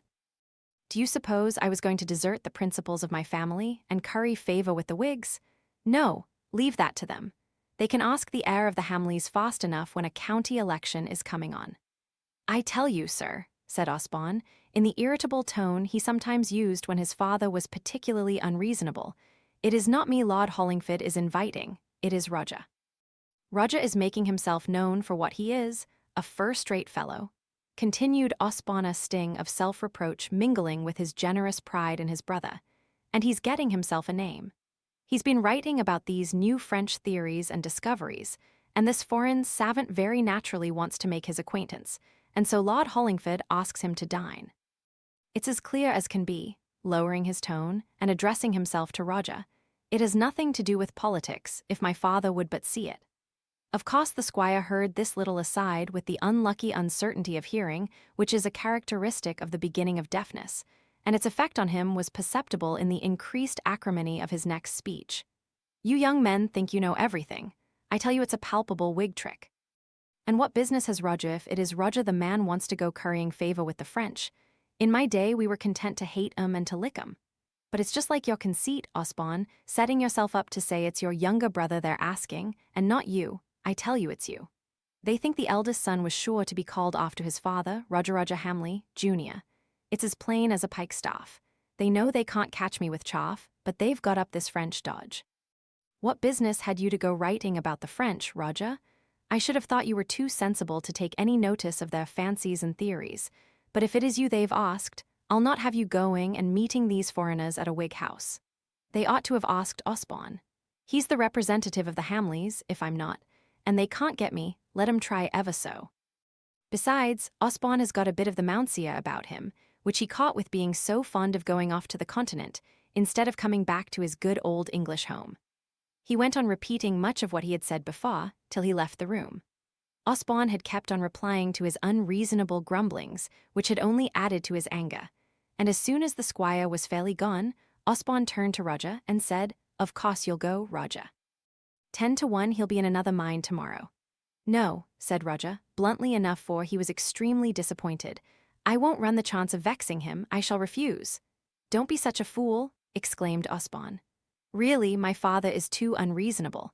You heard how he kept contradicting himself, and such a man as you to be kept under like a child by— Don't let us talk any more about it, Osborne," said Roger, writing away fast.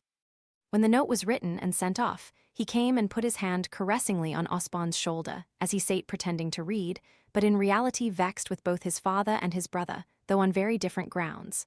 "How go the poems, old fellow? I hope they're nearly ready to bring out." "No, they're not, and if it weren't for the money, I shouldn't care if they were never published. What's the use of fame, if one mayn't reap the fruits of it? Come, now, we'll have no more of that. Let's talk about the money. I shall be going up for my fellowship examination next week, and then we'll have a purse in common, for they'll never think of not giving me a fellowship now I'm senior wrangler.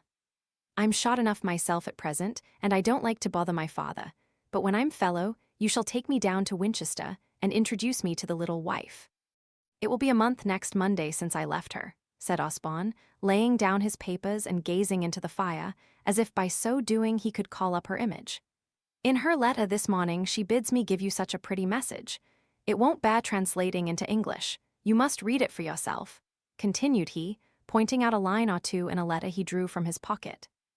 Roger suspected that one or two of the words were wrongly spelt, but their purport was so gentle and loving, and had such a touch of simple, respectful gratitude in them, that he could not help being drawn afresh to the little unseen sister-in-law, whose acquaintance Osborne had made by helping her to look for some missing article of the children's, whom she was taking for their daily walk in Hyde Park.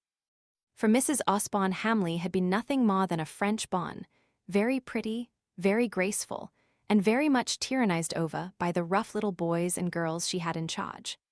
She was a little orphan girl, who had charmed the heads of a traveling English family, as she had brought Madame some articles of lingerie at an hotel, and she had been hastily engaged by them as bonne to their children, partly as a pet and plaything herself, partly because it would be so good for the children to learn French from a native of Alsace.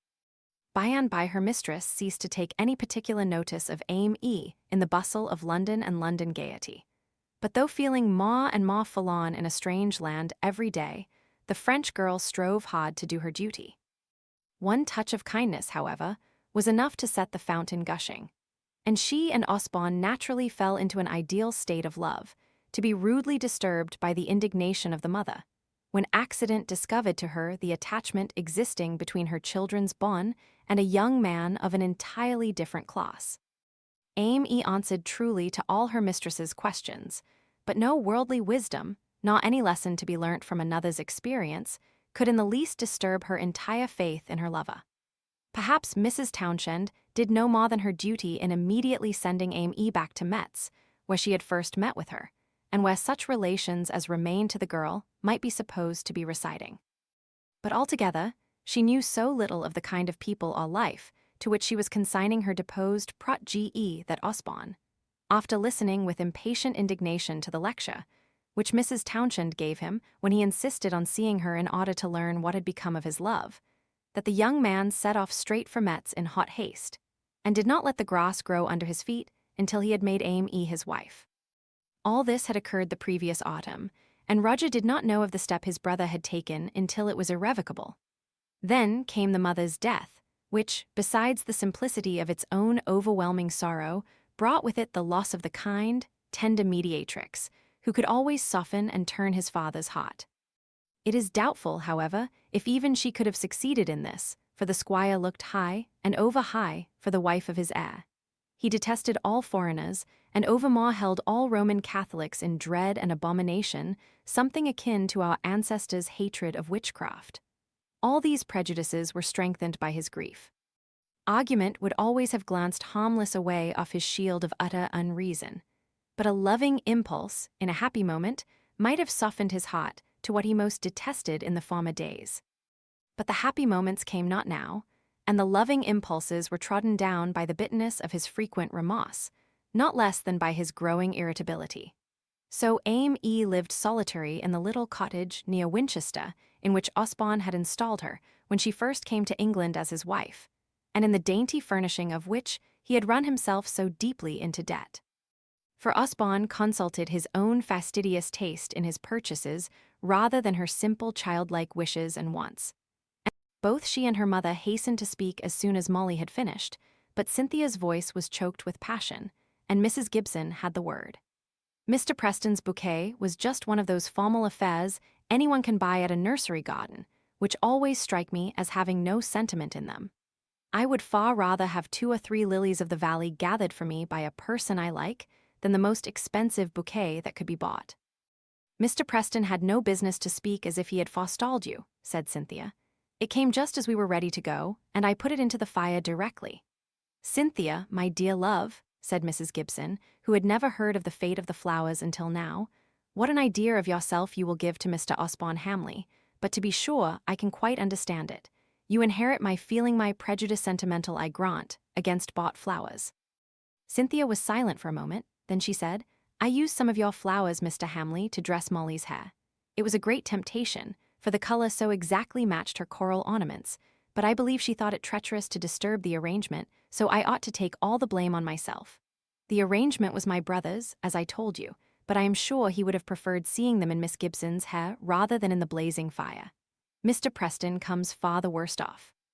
Osborne was rather amused at the whole affair, and would have liked to probe Cynthia's motives a little farther. He did not hear Molly saying in as soft a voice as if she were talking to herself, I wore mine just as they were sent, for Mrs. Gibson came in with a total change of subject.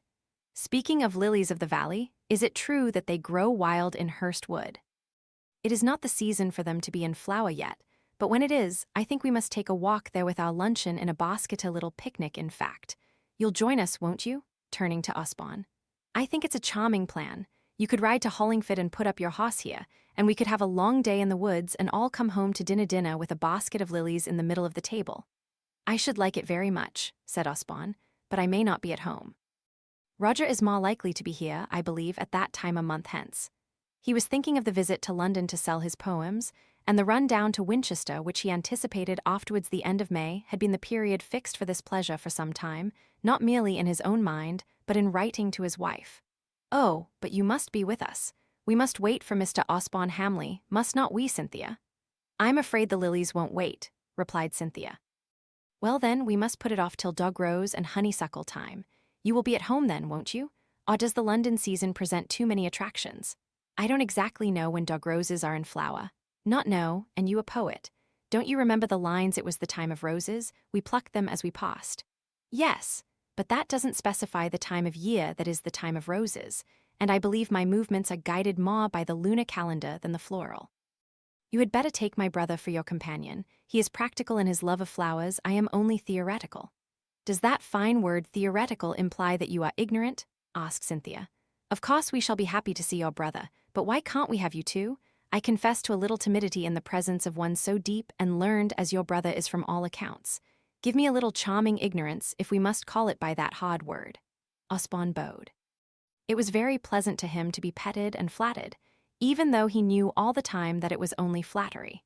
It was an agreeable contrast to the home that was so dismal to him to come to this house, where the society of 2 agreeable girls and the soothing syrup of their mother's speeches awaited him whenever he liked to come. To say nothing of the difference that struck upon his senses, poetical though he might esteem himself, of a sitting room full of flowers and tokens of women's presence, where all the chairs were easy and all the tables well covered with pretty things, to the great drawing-room at home, where the draperies were threadbare and the seats uncomfortable, and no sign of feminine presence ever now lent a grace to the stiff arrangement of the furniture. Then the meals, light and well-cooked, suited his taste and delicate appetite so much better than the rich and heavy viands prepared by the servants at the hall. Osborne was becoming a little afraid of falling into the habit of paying too frequent visits to the Gibsons, and that, not because he feared the consequences of his intercourse with the two young ladies, for he never thought of them excepting as friends. The fact of his marriage was constantly present to his mind, and aim too securely enthroned in his heart, for him to remember that he might be looked upon by others in the light of a possible husband. But the reflection forced itself upon him occasionally, whether he was not trespassing too often on hospitality, which he had at present no means of returning. But Mrs. Gibson, in her ignorance of the true state of affairs, was secretly exultant in the attraction which made him come so often and lounge away the hours in her house and garden. She had no doubt that it was Cynthia who drew him thither, and if the latter had been a little more amenable to reason, her mother would have made more frequent allusions than she did to the crisis which she thought was approaching.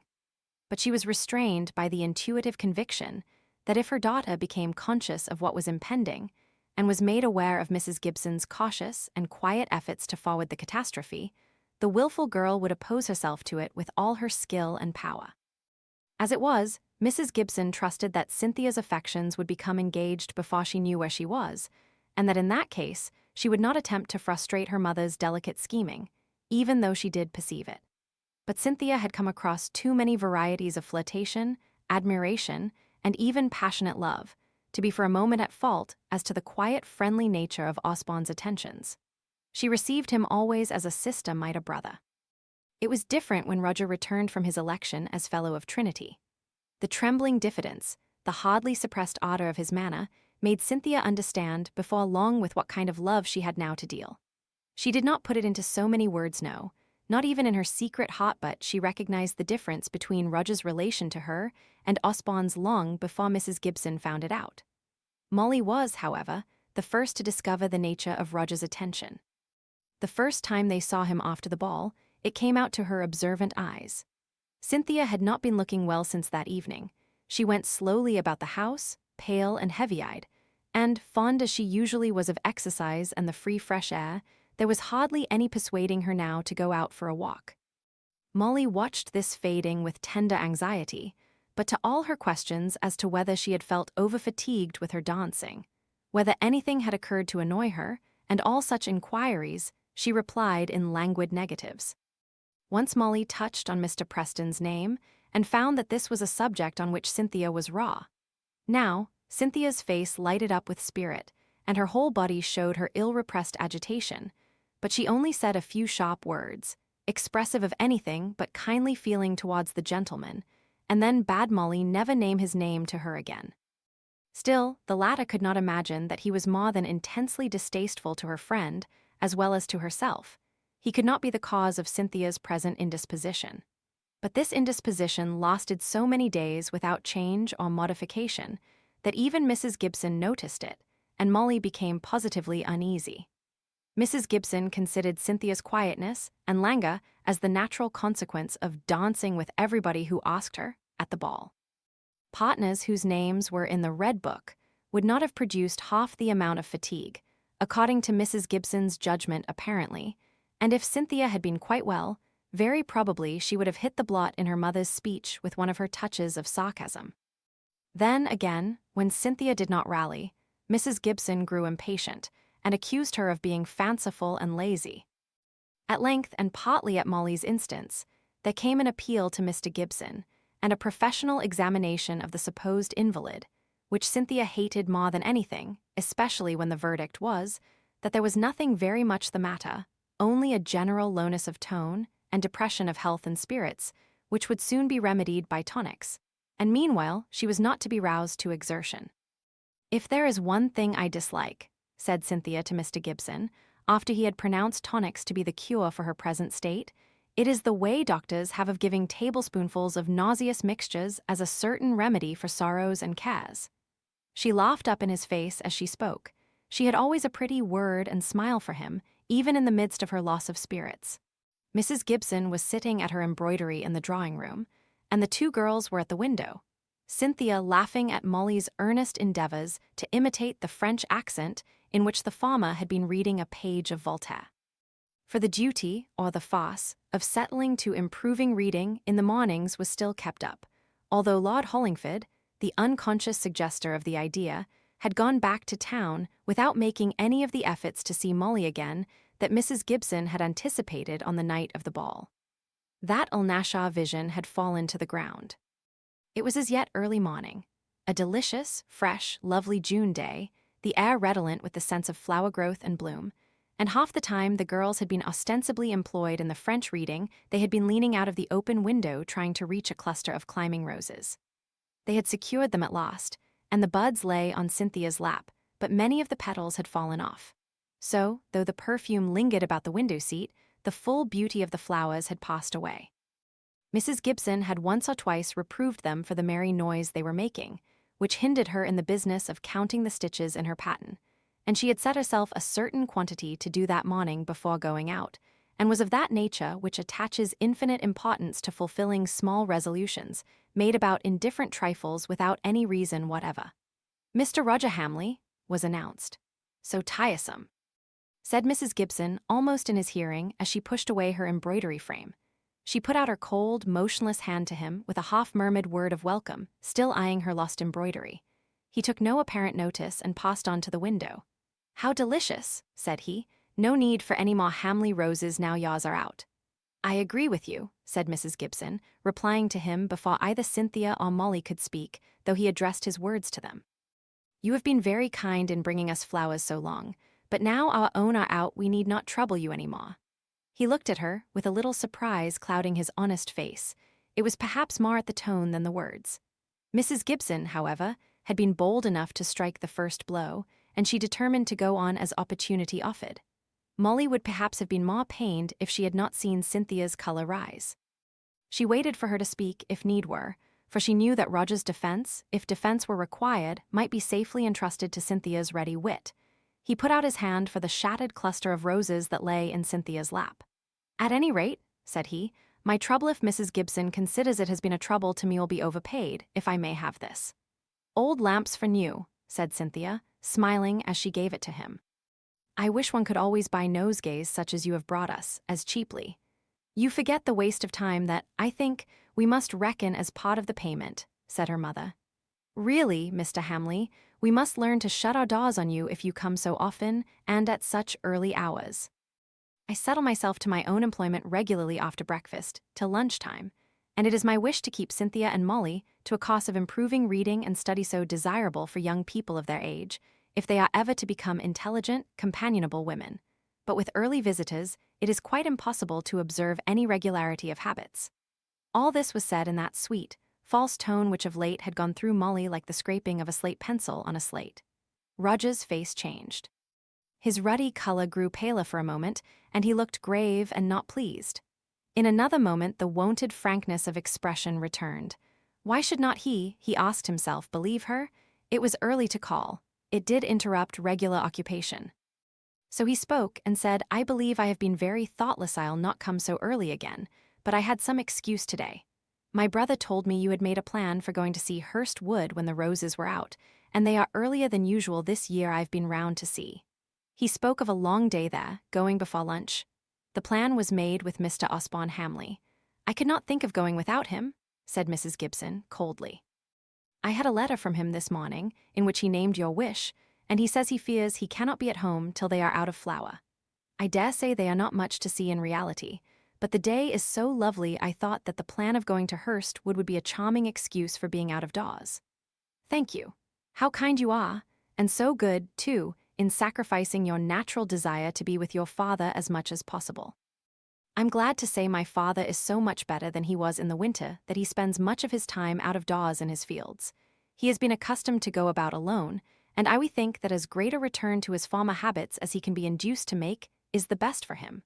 "And when do you return to Cambridge?" There was some hesitation in Roger's manner as he replied, "It is uncertain. You probably know that I am a fellow of Trinity now. I hardly yet know what my future plans may be. I am thinking of going up to London soon." "Ah, London is the true place for a young man," said Mrs. Gibson, with decision, as if she had reflected a good deal on the question. "If it were not that we really are so busy this morning, I should have been tempted to make an exception to our general rule. One more exception, for your early visits have made us make too many already. Perhaps, however, we may see you again before you go." "Certainly I shall come," replied he, rising to take his leave and still holding the demolished roses in his hand. Then, addressing himself more especially to Cynthia, he added, "My stay in London will not exceed a fortnight or so. Is there anything I can do for you, are you?" turning a little to Molly. "No, thank you very much," said Cynthia very sweetly, and then, acting on a sudden impulse, she leant out of the window and gathered him some half-opened roses. "You deserve these. Do throw that poor shabby bunch away." His eyes brightened, his cheeks glowed. He took the offered buds but did not throw away the other bunch. "At any rate, I may come after lunch is over, and the afternoons and evenings will be the most delicious time of day a month hence." He said this to both Molly and Cynthia, but in his heart he addressed it to the latter. Mrs. Gibson affected not to hear what he was saying, but held out her limp hand once more to him. "I suppose we shall see you when you return, and pray tell your brother how we are longing to have a visit from him again." When he had left the room, Molly's heart was quite full. She had watched his face, and read something of his feelings. His disappointment at their non-acquiescence in his plan of a day's pleasure in Hurst Wood, the delayed conviction that his presence was not welcome to the wife of his old friend, which had come so slowly upon him perhaps. After all, these things touched Molly more keenly than they did him. His bright look, when Cynthia gave him, the rosebuds indicated a gush of sudden delight more vivid than the pain he had shown by his previous increase of gravity. "I can't think why he will come at such untimely hours," said Mrs. Gibson, as soon as she heard him fairly out of the house. "It's different from Osborne. We are so much more intimate with him. He came and made friends with us all the time. This stupid brother of his was muddling his brains with mathematics at Cambridge. Fellow of Trinity, indeed. I wish he would learn to stay there, and not come intruding here, and assuming that because I asked Osborne to join in a picnic, it was all the same to me which brother came. In short, mamma, one man may steal a horse, but another must not look over the hedge," said Cynthia, pouting a little. "And the two brothers have always been treated so exactly alike by their friends, and there has been such a strong friendship between them, that it is no wonder Roger thinks he may be welcome where Osborne is allowed to come at all hours," continued Molly in high dudgeon. "Roger's muddled brains, indeed. Roger, stupid. Oh, very well, my dears. When I was young, it wouldn't have been thought becoming for girls of your age to fly out, because a little restraint was exercised as to the hours at which they should receive the young men's calls. And they would have supposed that there might be good reasons why their parents disapproved of the visits of certain gentlemen, even while they were proud and pleased to see some members of the same family." "But that was what I said, mamma," said Cynthia, looking at her mother with an expression of innocent bewilderment on her face. "One man may be quiet, child. All proverbs are vulgar, and I do believe that is the vulgarest of all. You are really catching Roger Hamley's coarseness, Cynthia." "Mamma," said Cynthia, roused to anger, "I don't mind your abusing me, but Mr. Roger Hamley has been very kind to me while I've not been well. I can't bear to hear him disparaged. If he's coarse, I've no objection to be coarse as well, for it seems to me it must mean kindliness and pleasantness, and the bringing of pretty flowers and presents." Molly's tears were brimming over at these words. She could have kissed Cynthia for her warm partisanship, but afraid of betraying emotion, Gibson was moderately sensible and not over-sentimental, he mentally added, and then he checked himself, for he would not allow himself to become more aware of her faults and foibles by defining them. At any rate, she was harmless, and wonderfully just to Molly for a stepmother. She piqued herself upon this indeed, and would often call attention to the fact of her being unlike other women in this respect. Just then sudden tears came into Mr. Gibson's eyes, as he remembered how quiet and undemonstrative his little Molly had become in her general behavior to him. But how once or twice, when they had met upon the stairs, or were otherwise unwitnessed, she had caught him and kissed him hand or cheek in a sad passionateness of affection. But in a moment he began to whistle an old Scotch air he had heard in his childhood, and which had never recurred to his memory since. and 5 minutes afterwards, he was too busily treating a case of white swelling in the knee of a little boy, and thinking how to relieve the poor mother, who went out charring all day, and had to listen to the moans of her child all night, to have any thought for his own cares, which, if they really existed, were of so trifling a nature compared to the hard reality of this hopeless woe. Osborne came home first. He returned, in fact, not long after Roger had gone away, but he was languid and unwell, and though he did not complain, he felt unequal to any exertion. Thus a week or more elapsed before any of the Gibsons knew that he was at the Hall, and then it was only by chance that they became aware of it. Mr. Gibson met him in one of the lanes near Hamley. The acute surgeon noticed the gait of the man as he came near, before he recognized who it was. When he overtook him, he said, "Why, Osborne, is it you? I thought it was an old man of 50 loitering before me. I didn't know you had come back." "Yes," said Osborne, "I've been at home nearly 10 days. I dare say I ought to have called on your people, for I made a half promise to Mrs. Gibson to let her know as soon as I returned. But the fact is, I'm feeling very good for nothing. This air oppresses me. I could hardly breathe in the house, and yet I'm already tired with this short walk. You'd better get home at once, and I'll call and see you as I come back from Rose." "No, you mustn't on any account," said Osborne hastily. "My father is annoyed enough about my going from home, so often, he says, though I hadn't been from it for 6 weeks. He puts down all my languor to my having been away. He keeps the purse strings, you know," he added, with a faint smile. "And I'm in the unlucky position of a penniless heir, and I've been brought up so. In fact, I must leave home from time to time, and, if my father gets confirmed in this notion of his that my health is worse for my absences, he'll stop the supplies altogether. May I ask where you do spend your time when you are not at Hamley Hall?"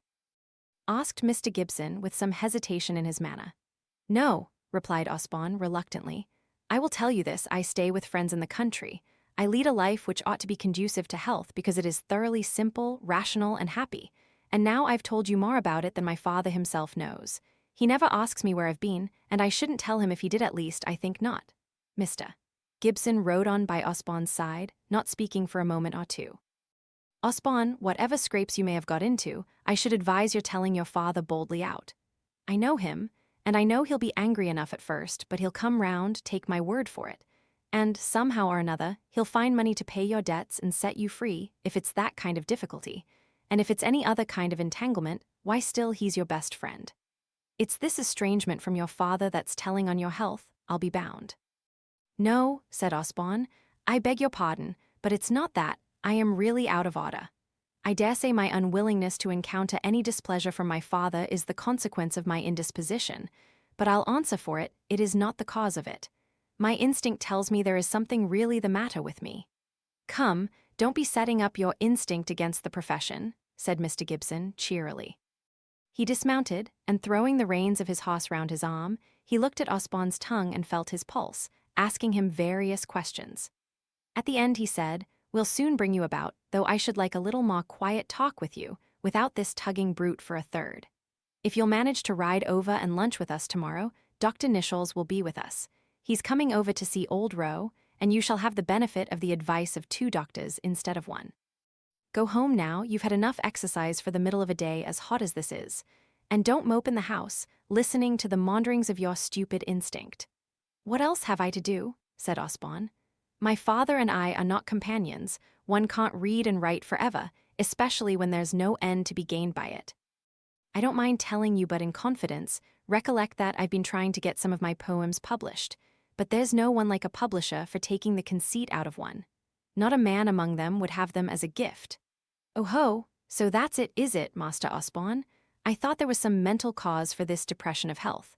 I wouldn't trouble my head about it if I were you, though that's always very easily said, I know. Try your hand at prose if you can't manage to please the publishers with poetry, but at any rate don't go on fretting over spilt milk. But I mustn't lose my time here. Come over to us tomorrow, as I said, and what with the wisdom of 2 doctors and the wit and folly of 3 women, I think we shall cheer you up a bit." So saying, Mr. Gibson remounted and rode away at the long, slinging trot so well known to the country people as the doctor's pace. "I don't like his looks," thought Mr. Gibson to himself at night, as over his daybooks he reviewed the events of the day. And then his pulse.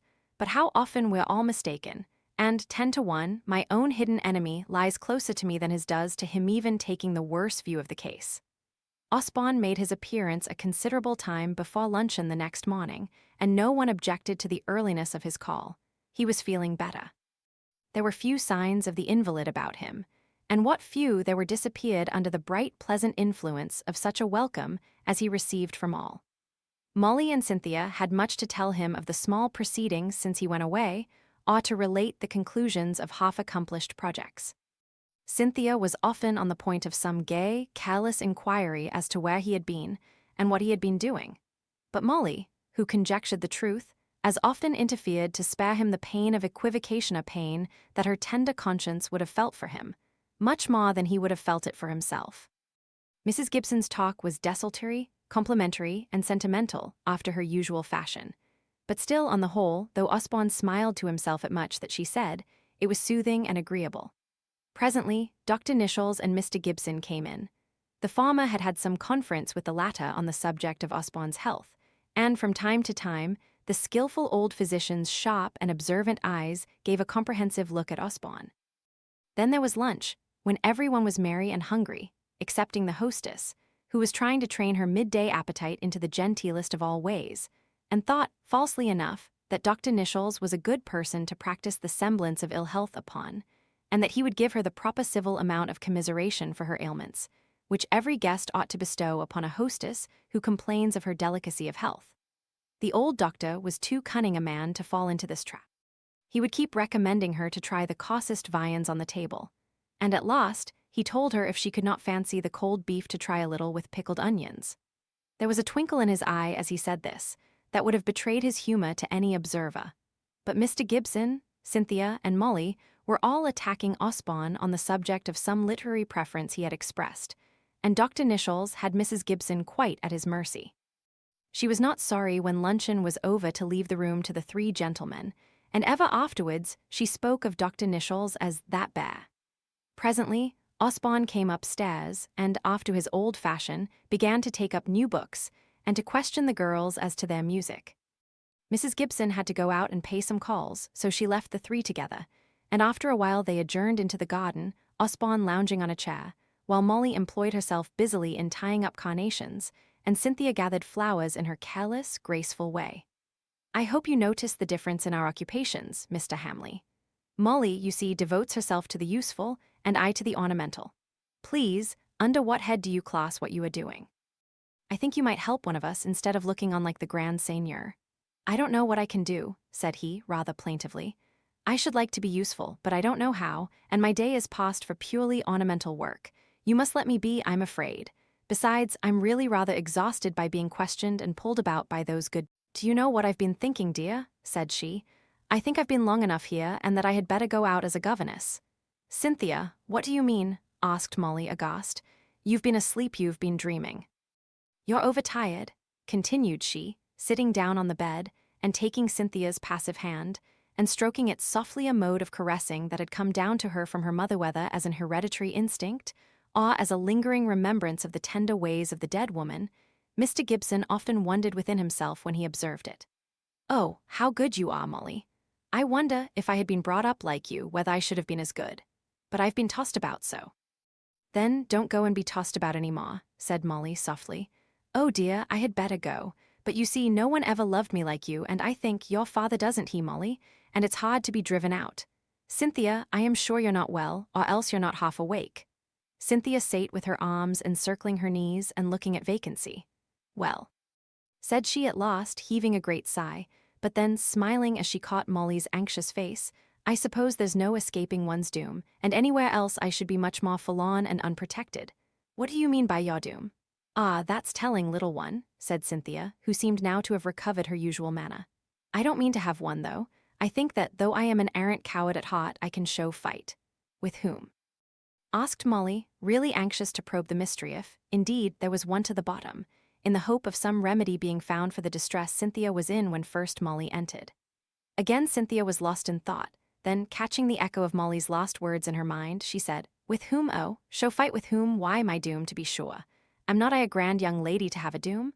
Why, Molly, child, how pale and grave you look," said she, kissing her all of a sudden. "You ought not to care so much for me. I'm not good enough for you to worry yourself about me. I've given myself up a long time ago as a heartless baggage. Nonsense, I wish you wouldn't talk so, Cynthia. And I wish you wouldn't always take me at the foot of the letter, as an English girl at school used to translate it. Oh, how hot it is. Is it never going to get cool again, my child? What dirty hands you've got, and face too, and I've been kissing you. I dare say I'm dirty with it too. Now, isn't that like one of Mamma's speeches? But for all that, you look more like a delving Adam than a spinning Eve. This had the effect that Cynthia intended. The daintily clean Molly became conscious of her soiled condition, which she had forgotten while she had been attending to Cynthia, and she hastily withdrew to her own room. When she had gone, Cynthia noiselessly locked the door, and taking her purse out of her desk, she began to count over her money. She counted it once, she counted it twice, as if desirous of finding out some mistake which should prove it to be more than it was, but the end of it all was a sigh. What a fool I was, said she, at length. But even if I don't go out as a governess, I shall make it up in time. Some weeks after the time he had anticipated when he had spoken of his departure to the Gibsons, Roger returned back to the Hall. One morning when he called, Osborne told them that his brother had been at home for 2 or 3 days. "And why has he not come here, then?" said Mrs. Gibson. "It is not kind of him not to come and see us as soon as he can. Tell him I say so, pray do." Osborne had gained 1 or 2 ideas as to her treatment of Roger the last time he had called. Roger had not complained of it, or even mentioned it, till that very morning. When Osborne was on the point of starting, and had urged Roger to accompany him, the latter had told him something of what Mrs. Gibson had said. He spoke rather as if he was more amused than annoyed, but Osborne could read that he was chagrined at those restrictions placed upon calls which were the greatest pleasure of his life. Neither of them let out the suspicion which had entered both their minds, the well-grounded suspicion arising from the fact that Osborne's visits, be they paid early or late, had never yet been met with a repulse. Osborne now reproached himself with having done Mrs. Gibson injustice. She was evidently a weak, but probably a disinterested, woman, and it was only a little bit of ill temper on her part which had caused her to speak to Roger as she had done.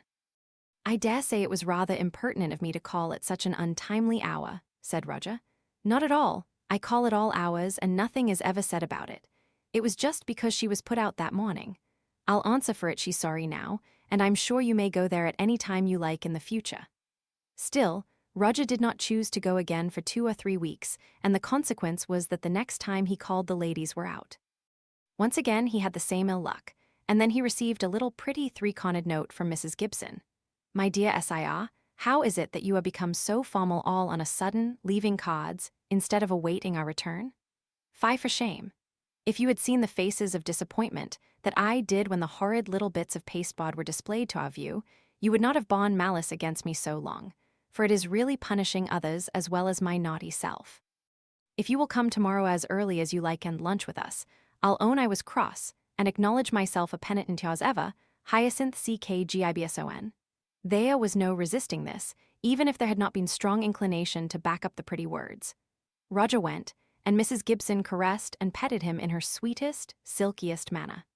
Cynthia looked lovelier than ever to him for the slight restriction that had been laid for a time on their intercourse. She might be gay and sparkling with Osborne. With Roger she was soft and grave. Instinctively she knew her men. She saw that Osborne was only interested in her because of her position in a family with whom he was intimate, that his friendship was without the least touch of sentiment, and that his admiration was only the warm criticism of an artist for unusual beauty. But she felt how different Roger's relation to her was. To him, she was the one, alone, peerless. If his love was prohibited, it would be long years before he could sink down into tepid friendship. And to him, her personal loveliness was only one of the many charms that made him tremble into passion. Cynthia was not capable of returning such feelings. She had had too little true love in her life, and perhaps too much admiration to do so. But she appreciated this honest ardor, this loyal worship that was new to her experience. Such appreciation and such respect for his true and affectionate nature gave a serious tenderness to her manner to Roger, which allured him with a fresh and separate grace. Molly sate by and wondered how it would all end, or rather, how soon it would all end, for she thought that no girl could resist such reverent passion. And on Roger's side there could be no doubt, alas. There could be no doubt. An older spectator might have looked far ahead and thought of the question of pounds, shillings, and pence. Where was the necessary income for a marriage to come from? Roger had his fellowship now, it is true, but the income of that would be lost if he married. He had no profession, and the life interest of the £2,000 or £3,000 that he inherited from his mother belonged to his father. This older spectator might have been a little surprised at the empressement of Mrs. Gibson's manner to a younger son, always supposing this said spectator to have read to the depths of her worldly heart. Never had she tried to be more agreeable to Osborne, and though her attempt was a great failure when practiced upon Roger, and he did not know what to say in reply to the delicate flatteries which he felt to be insincere, he saw that she intended him to consider himself henceforward free of the house, and he was too glad to avail himself of this privilege to examine over closely into what might be her motives for her change of manner. He shut his eyes and chose to believe that she was now desirous of making up for her little burst of temper on his previous visit. The result of Osborne's conference with the two doctors had been certain prescriptions which appeared to have done him much good, and which would in all probability have done him yet more, could he have been free of the recollection of the little patient wife in her solitude near Winchester. He went to her whenever he could, and, thanks to Roger, money was far more plentiful with him now than it had been. But he still shrank, and perhaps even more and more, from telling his father of his marriage. Some bodily instinct made him dread all agitation inexpressibly. If he had not had this money from Roger, he might have been compelled to tell his father all, and to ask for the necessary funds to provide for the wife and the coming child. But with enough in hand, and a secret, though remorseful, conviction that as long as Roger had a penny his brother was sure to have half of it, made him more reluctant than ever to irritate his father by a revelation of his secret. Not just yet, not just at present, he kept saying both to Roger and to himself. By and by, if we have a boy, I will call it Roger. And then visions of poetical and romantic reconciliations brought about between father and son, through the medium of a child, the offspring of a forbidden marriage, became still more vividly possible to him, and at any rate it was a staving off of an unpleasant thing. He atoned to himself for taking so much of Roger's fellowship money by reflecting that, if Roger married, he would lose this source of revenue. Yet Osborne was throwing no impediment in the way of this event, rather forwarding it by promoting every possible means of his brother's seeing the lady of his love. Osborne ended his reflections by convincing himself of his own generosity.